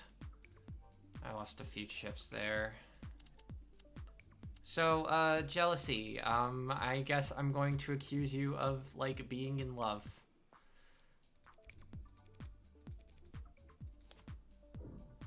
Just colleagues? Don't be so modest. You helped him create the one-point doctrine that saved the company. That is a gross exaggeration. Noble is far too large an organization to be affected by the contributions of any single individual. Suppose you're right. No one person could change Noble's fortune overnight. Except for David Asher, of course. Yeah. But he was a once-in-a-generation talent. The guy Noble chose for the advertisements and the one they commissioned editorials about. Sorry, you're right. I shouldn't have equated the two of you. I just hoped his one-point doctrine doesn't fall out of favor now that he's gone. Oh, she's so pissed. She's mad. Yes, well, we certainly wouldn't want that. Well, she didn't exactly explode with rage, but she definitely reacted. There's real jealousy there. Whether it ever boiled over, though? Oh, that's a new one. David and Noble. David and Noble. This game gives me Danganronpa vibes. You are pretty spot on, although I do think it's kind of a lot more similar to Ace Attorney. Granted. Yo, is that Morgan up the Devil? Hi, Emmy. Hi. Welcome on in. But yeah, this game definitely does give very Danganronpa vibes. Like the style, like this, I'd say the art style of it feels very reminiscent, I guess, with just like how sharp the colors are. Hello. Glad you could make it by. How you doing? How you doing today, Emmy? I didn't mean to pry about your relationship with David, or lack thereof. I suppose I'm just curious about his standing inside Noble as a whole. David Asher was, and always will be, an outstanding contributor to the company's forward progress. Nothing will ever change that. Not even if he was killed by one of his own creations. I woke up like 30 minutes ago, so I'm a bit woozy. That's so fair. That is really fair. But I'm glad you decided to stop by. I appreciate it. Emmy Socks is such a cute name. It is. Yeah. Bunch of cuties in chat. What do you mean?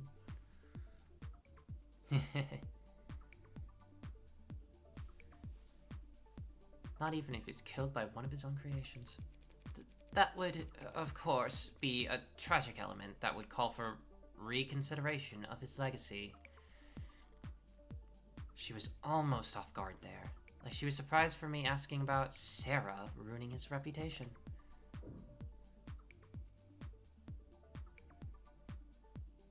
A black cat with white paws, hence socks. That makes sense. Yeah. That makes sense. Besides Sarah, David's reputation was crystal clean. He never went against the company once. Did he? That's... Unless I'm mistaken, and he and Noble were on bad terms. In that case, I might get the impression that some parts of leadership were actually glad to see him taken off the chessboard. That is not...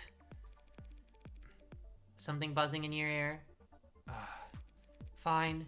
I suppose it makes no difference if you hear it now, or at the trial, or on your feed tomorrow. Dr. David Ashford was being sued by the company for breach of contract. Satisfied? There we go. Indeed. Now we're talking indeed, Morgan. Wow. But yeah. Heck yeah, blackjack. Let's go. But yeah, to talk a little bit more about it, Peachy. Yeah, Danganronpa and Phoenix Wright are kind of the comparisons that I've tended to make. I think it's like a really, really refined, like detective lawyer deduction game, where you know you play a defense attorney. It's the future, so it's like the year 2086. And everyone lives in a surveillance state where corporations are the government in theory, but not are the government in practice, but not on paper. And androids are a common thing, and everything gets surveillance. It's a lot, but the Danganronpa inspiration comes through a lot in the stylization and having a whole theme around debates. Yeah, exactly. Yeah.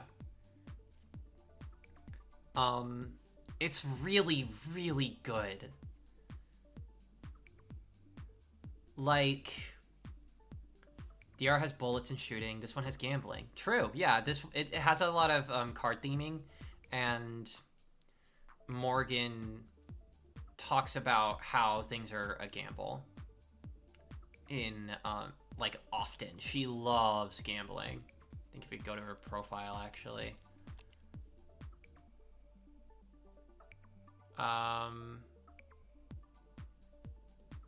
Oh, I guess not. Criminal defense attorney.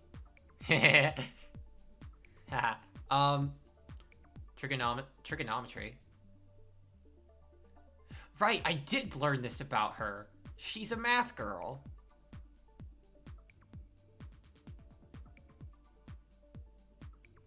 Yeah. And I totally don't have feelings about that. I don't know what you're talking about. What?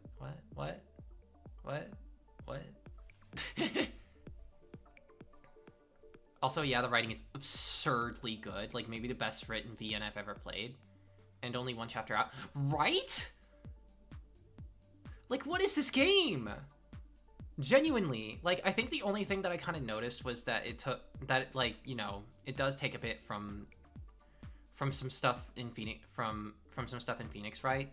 Like, I could very readily identify some Phoenix Wright tropes, but they are all very, very well done. This game is insanely good. Literally most of the time on these streams, I'm like reading dialogue, and I am having the time of my goddamn life. I do need to get into more VN. I've only played a couple in my life. Yeah, I really haven't played much either. You know, I've like done I've done like Ace Attorney 1, but not the others. And I don't know what else.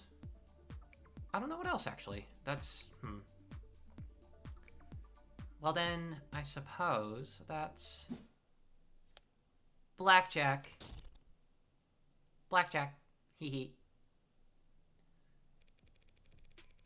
So you couldn't have mentioned this breach of contract earlier? Not without complicating the company's position unnecessarily, no. But there's no hiding it at this point. It'll all come out soon enough. Higurashi was called I enjoyed? Ooh. Could you send me that link? I'd love to see it.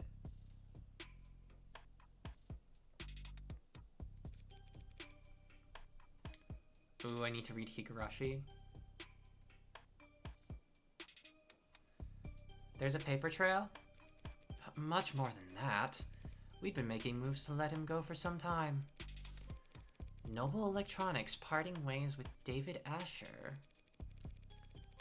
Must have been one hell of a breach of contract. What did he do? He betrayed the confidence of the board. Was he contesting the suit?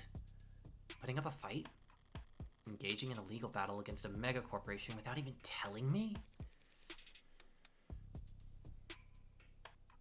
I absolutely loved Umineko. I have heard of Umineko. I heard Umineko was super good. I have heard of that.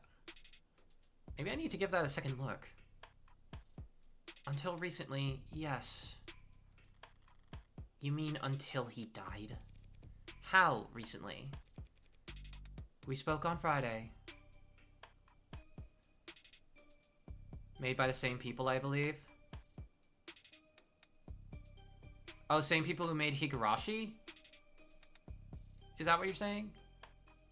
Yeah, they're part of the same series. Ah, I see. Gotcha. How nice.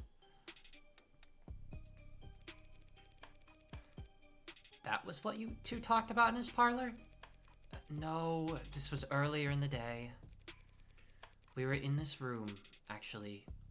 Me, him, me, and several members of our legal department. It was in arbitration. And did you come to an agreement? A compromise. He would resign from his position in 2 quarters, foregoing royalties on any products we would develop after the next 24 months. In exchange, he wouldn't be publicly fired, and he would still be credited on all past, present, and future filings. How very reasonable. On paper, maybe. No matter what the deal is, letting go of David Asher is insanity. Reasonable, yes. We ended on a good note, I'd like to think. We shook hands. Even took a photo. That photo is like... Okay, does David Asher look like supremely uncomfortable in this photo or what?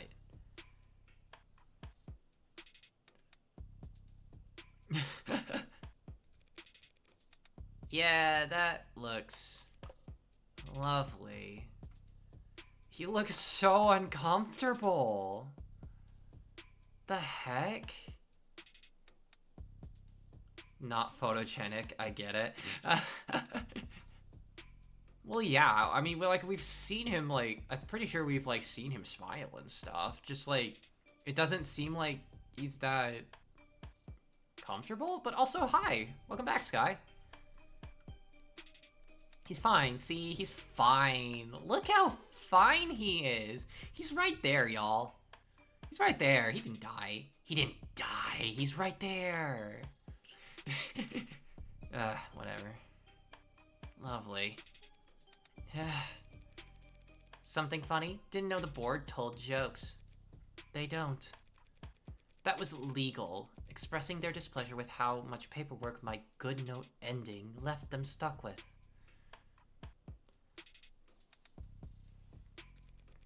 Children. It was just one night of overtime. So while they were spending their Friday night blowing the ink dry, you paid a visit to David's penthouse. Something left unfinished? Professionally, it was a good meeting. There was no yelling, no finger pointing. Much cleaner than expected. But Dr. Asher did not want to retire. He didn't want to be forced out of the company when he was the one who... when he had contributed so much. I didn't enjoy doing that to him. So I came over that night to apologize to him. We talked, reminisced. When he brought out the drinks, I thought we'd be toasting to a new day. A few minutes later, he was dead. Because of that AI. That AI. Any idea how it came to be? Yeah, for context for people coming in, there's a big distinction between, like, the, like, androids and then AI, like, actual artificial intelligence. They make it pretty clear that artificial intelligence in this game is, like, you don't have to rely on outside data sets. It's a program that can just, like, learn, you know?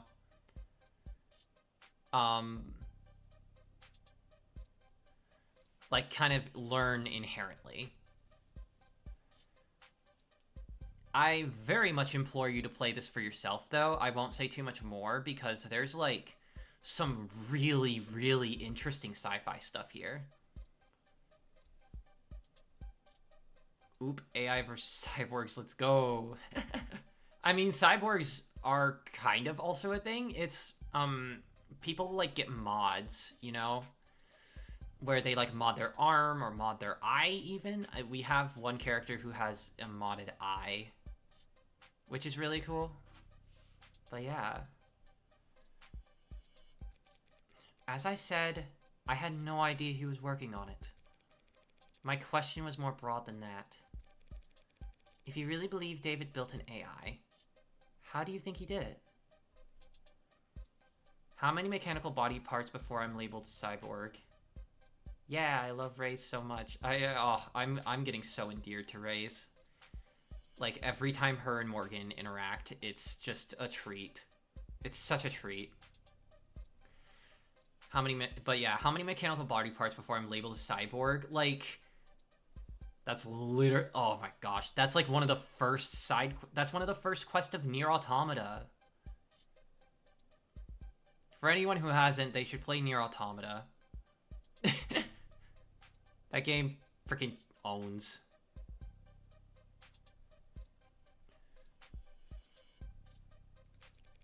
How does Noble Electronics think he managed to work around the tenants? It's quite beyond my area of expertise. And no one at the company could call themselves an expert in illegal technology. But some in the R&D department have theorized that he created what they call a wax-wane decaying priority loop, which, as I understand, is an unstable, resource-intensive theoretical method for pseudo-randomizing the weight amongst preset tenants. Have you texted with Ray's in the game yet? It's hilarious. We did, in the elevator. I haven't, but I'm in the middle of Xenoblade. I can't start another long-form RPG. I mean, well, the Nier Automata actually isn't that long. It's, like, not short, but it's not that long. It took me, like, about, what? Like 30 to 40 hours to beat. So it's not like JRPG. Yes, I love how Ray's is labeled Chuckles. Yeah, no, I saw that, but I didn't point it out. I was like, oh my gosh. Like, I was enraptured by the dialogue, mostly.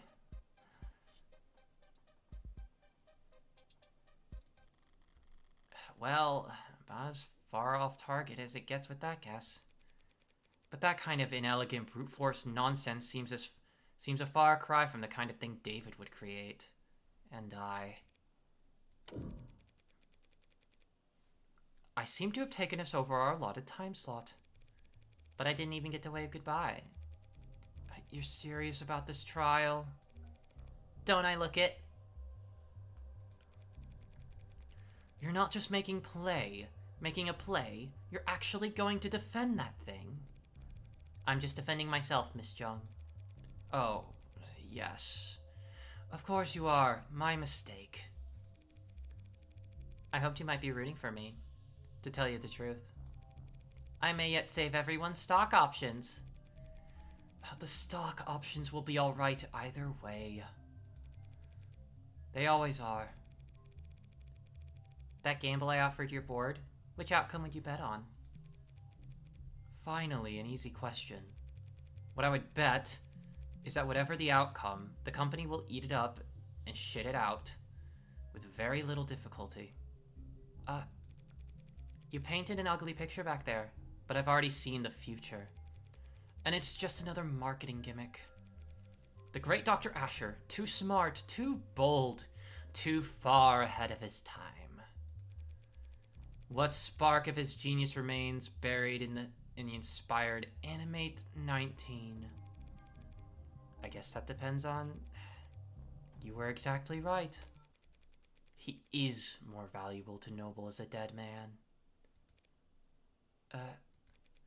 Dead men can't step out of line, or put their foot in their mouth, or hold politically inconvenient opinions. To a good salesperson, a dead man is just another selling point. Pardon my outburst. I'm just tired. It's been a very long week for me. I'll let you prepare for your afternoon then, Dr. Jung. No one calls me doctor. I asked them not to. You didn't want the title? At times, I have thought very little of it. The PhD I earned from a Noble-owned school. Biochemistry. It couldn't have been a large department at Noble before they started work on warm androids in earnest. They probably didn't have many expectations for the program back then when she was a part of it. But I was proud of it when I first got it. Something change? It never seemed to catch on. People didn't use it, so eventually I told people not to use it. A very high IQ social play. Social power play, you understand. David never insisted that people use it either. That's very different, and I think you know it. David Asher didn't have to. Alright, 2:50 p.m. Okay, this... Okay, this is the courtroom. I believe this is the courtroom. They didn't actually say it's the courtroom. But yeah, this is it. Heck yeah, you're in high roller mode. Yeah, yeah, I decided to go with hard. Go with hard mode on the first go. Alrighty. Wow. Jeez, my streams are getting longer and longer by the week, I swear. We're almost at 6 hours. But yeah, to talk a little bit more about Of the Devil, because I don't know, I just love this game. I love it. It pains me. It pains me that there's only one episode out right now, but also this is a lot. And I think sitting on it would be good. Heck, I mean, sitting on it for a week at a time has been, like, monumental for, like, my appreciation of it. I just get to, like, think about it for the rest of the week. And trust me, I do think about it. This game is crazy in, like, the best way. I think the one bad thing about Of the Devil is that any other VN after this will feel childish by comparison. I don't know, like, I haven't really explored the genre that much, so I can't really say, but this is a really high, this is an insanely high bar to set. For its first episode? Oh gosh, like, okay, so in my initial episode 0 review that I did on Backlogged, I mentioned why I gave it like 4.5 stars, and like the only reason being for that is like it's not finished, like just in the sense that there's only episode 0 and 1 out. But gosh, every fiber of my being is being like, no, this is like, this is the moment, you know? I don't know. Like, cause I don't even know if I felt this way about Deltarune, the game I compared it to. Which is saying a lot. Like, back in 2021, I theorized that Deltarune would likely surpass my adoration of Undertale. Once everything was said and done. Like, once the whole game was out, I thought... It is saying a lot, but I think the comparison is fair. Yeah.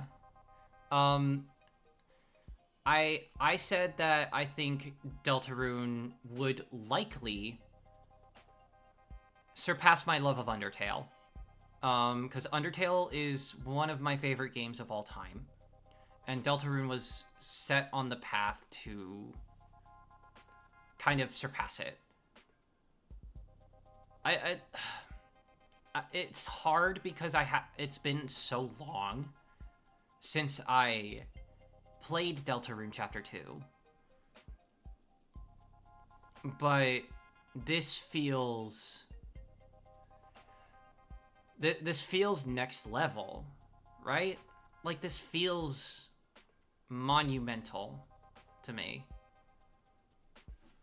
Every once in a while, I remember that we're going to get more Deltarune, and it makes my day. Yeah! Oh my gosh, I cannot wait for chapters 3 and 4. Holy crap, I'm so excited. Oh man. It's... yeah. But that just means that also I'm now eagerly anticipating Of the Devil Chapter 2. This is like a meaty chapter too. They packed a lot in here. I didn't really know how long it would take, because I know episode 0 took like 2 4-hour streams. But then chapter 5, or chapter, or like chapter, like episode 0 took 2 4-hour streams, and then episode 1 has been going on for like, what, 3 weeks? I think, is this my 4th week doing this? I think this, no, this is my 3rd. This is my 3rd stream on it. And, oh, ooh-wee. But yes, I fully get what you mean about Of the Devil. It's one of those games that makes you go, well, I'm a different person now that I've played this. I definitely understand people who would feel that. I don't know if that's what I don't think that's what I'm exactly describing. Like, not to like just immediately backpedal and be like, whoa, like not that much, but like also, but like I don't think that's the feeling I'm describing here.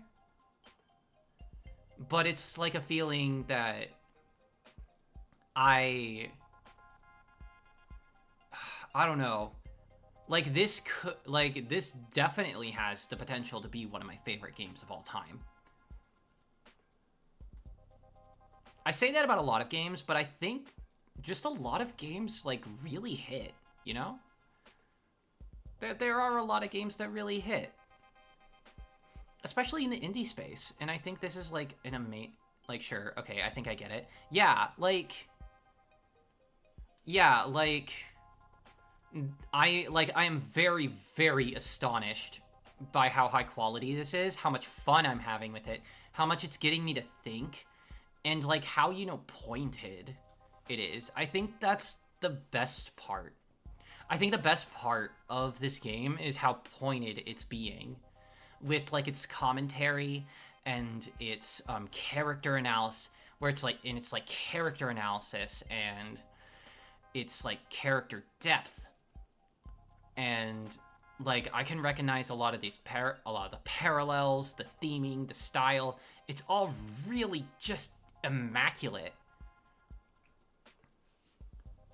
And I apologize. I don't want to like diminish it by being like, I don't think like be like that's not what I'm feeling, because ultimately it's feelings.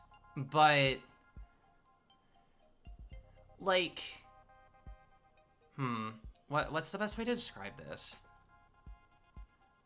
Like, the reason that I'm hesitant to say that is kind of mostly because I have 1,000 Times Resist. I played that game and I don't know. That game changes you. Like that game changed me.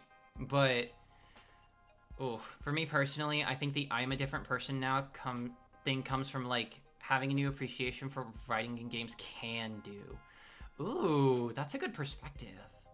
That's actually an interesting perspective. Yeah. Yeah, if you want to get philosophical about it, which I am more than happy to, you could just say that after every after every piece of art, you are a different person. But to the extent of how different you are can vary by like the amount of impact this has on you, whether that's like, dang, this is really freaking good, and I think like it's one of the best games I've ever made, like that I've ever seen, to like, I don't know, something like I don't really think about it that much. This game is definitely I'm gonna be thinking about this game for a long time game. But yeah. Yeah, no, I like completely get it. Yeah. This game, whew. Yeah. They really did an excellent job, and if/when I write a story in the future, I will probably be thinking about this game, you know?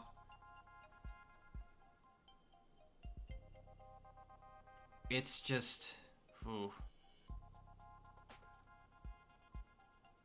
I'm glad you're having as good a time with it as I did. Yeah. Oh my gosh. I love this game. I love it. I love it. Ah. Yeah. And to, step off my pedestal, and to step off, the pedestal for a second, I think it does help that Morgan and Emma are really freaking hot. I mean, what? I mean, what? Huh? Yeah? No, what? Ha ha ha ha ha. Yeah. I don't know.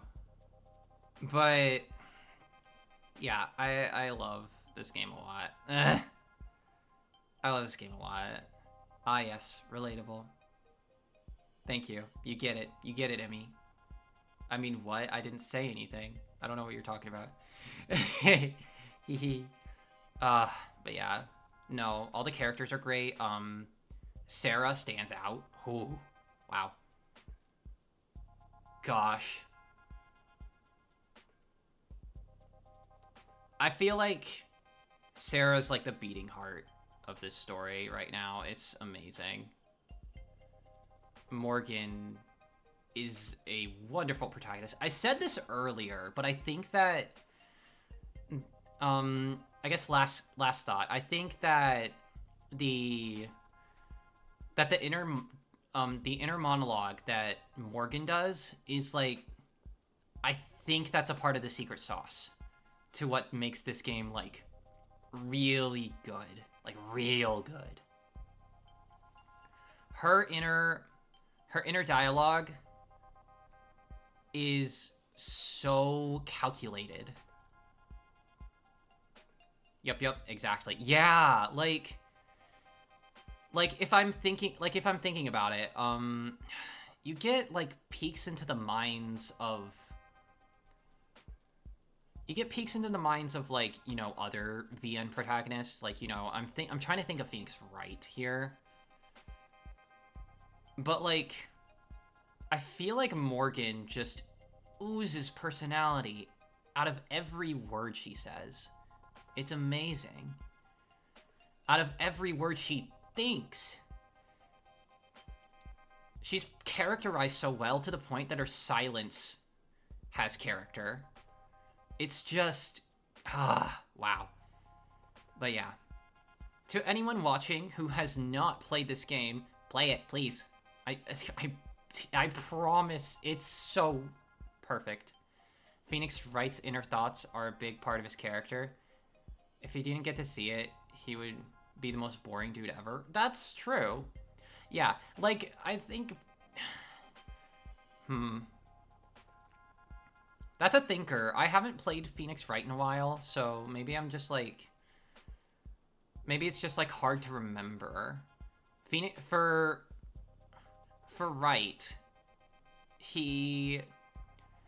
I think he kind of comes off as very...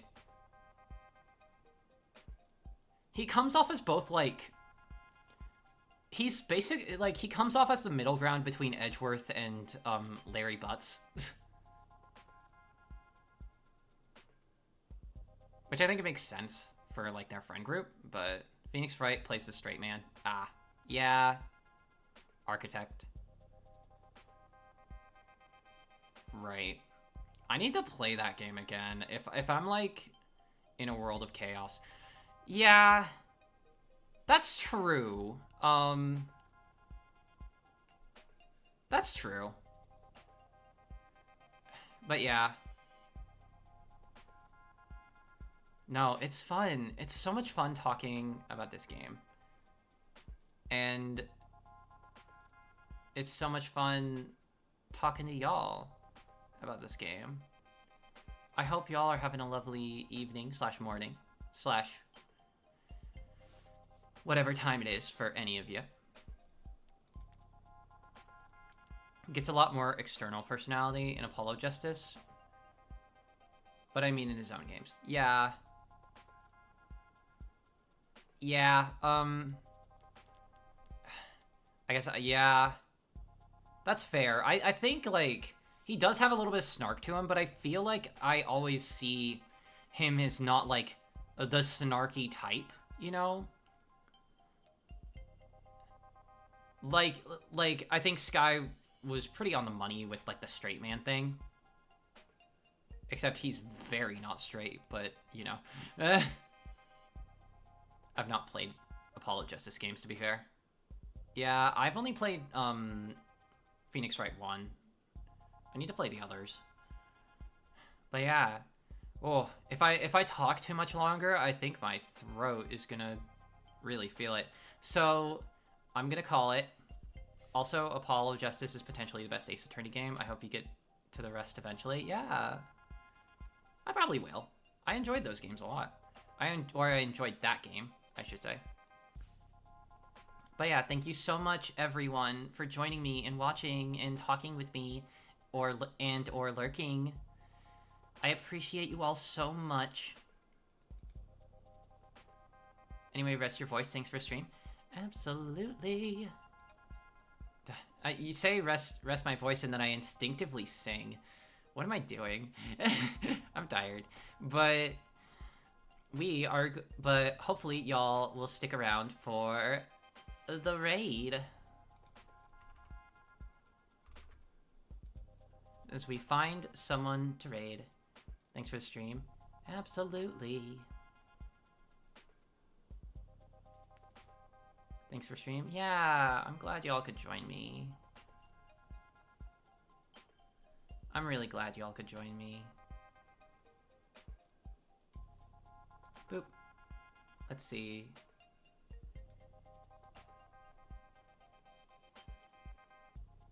I don't believe there's anyone I know. If anyone has suggestions, please let me know. I'd love to hear them. I'd love to meet new friends. Is anyone in the up devil category? Actually, let's not. It's another one of my favorite games. Is there anyone in the super?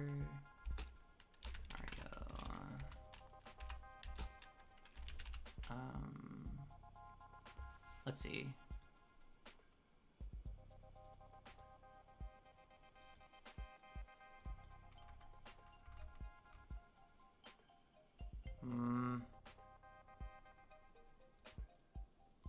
But yeah, would anyone have any suggestions?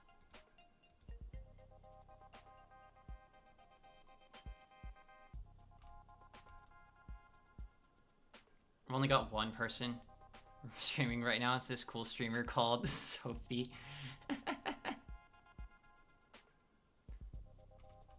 Yeah, I guess it is an interesting time to be streaming.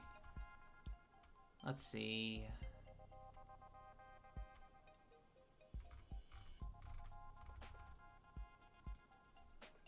Look at the retro category.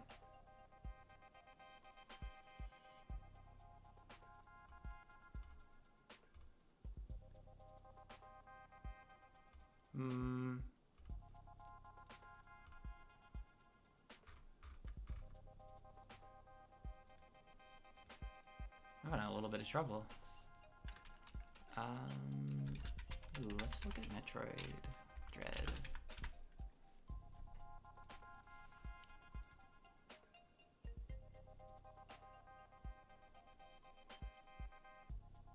I'm following Lily Blue 53. She's playing Super Mario Pokemon mod.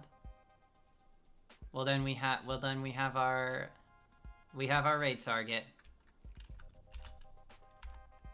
Ladies, gents, and folks of all genders.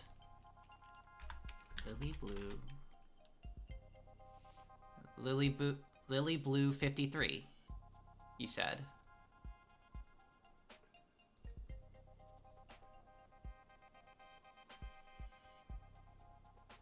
Okay. Ooh, alright.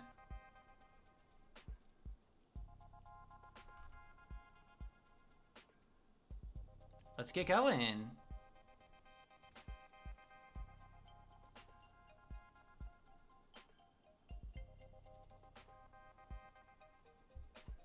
Alrighty, for everyone who is coming to the raid, you can use.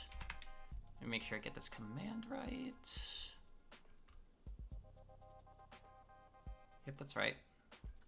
You can use this message.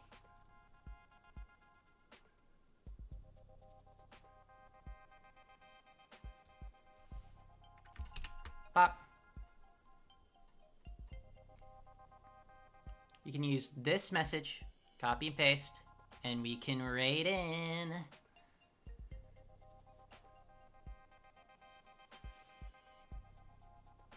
Give everyone a few seconds to get it.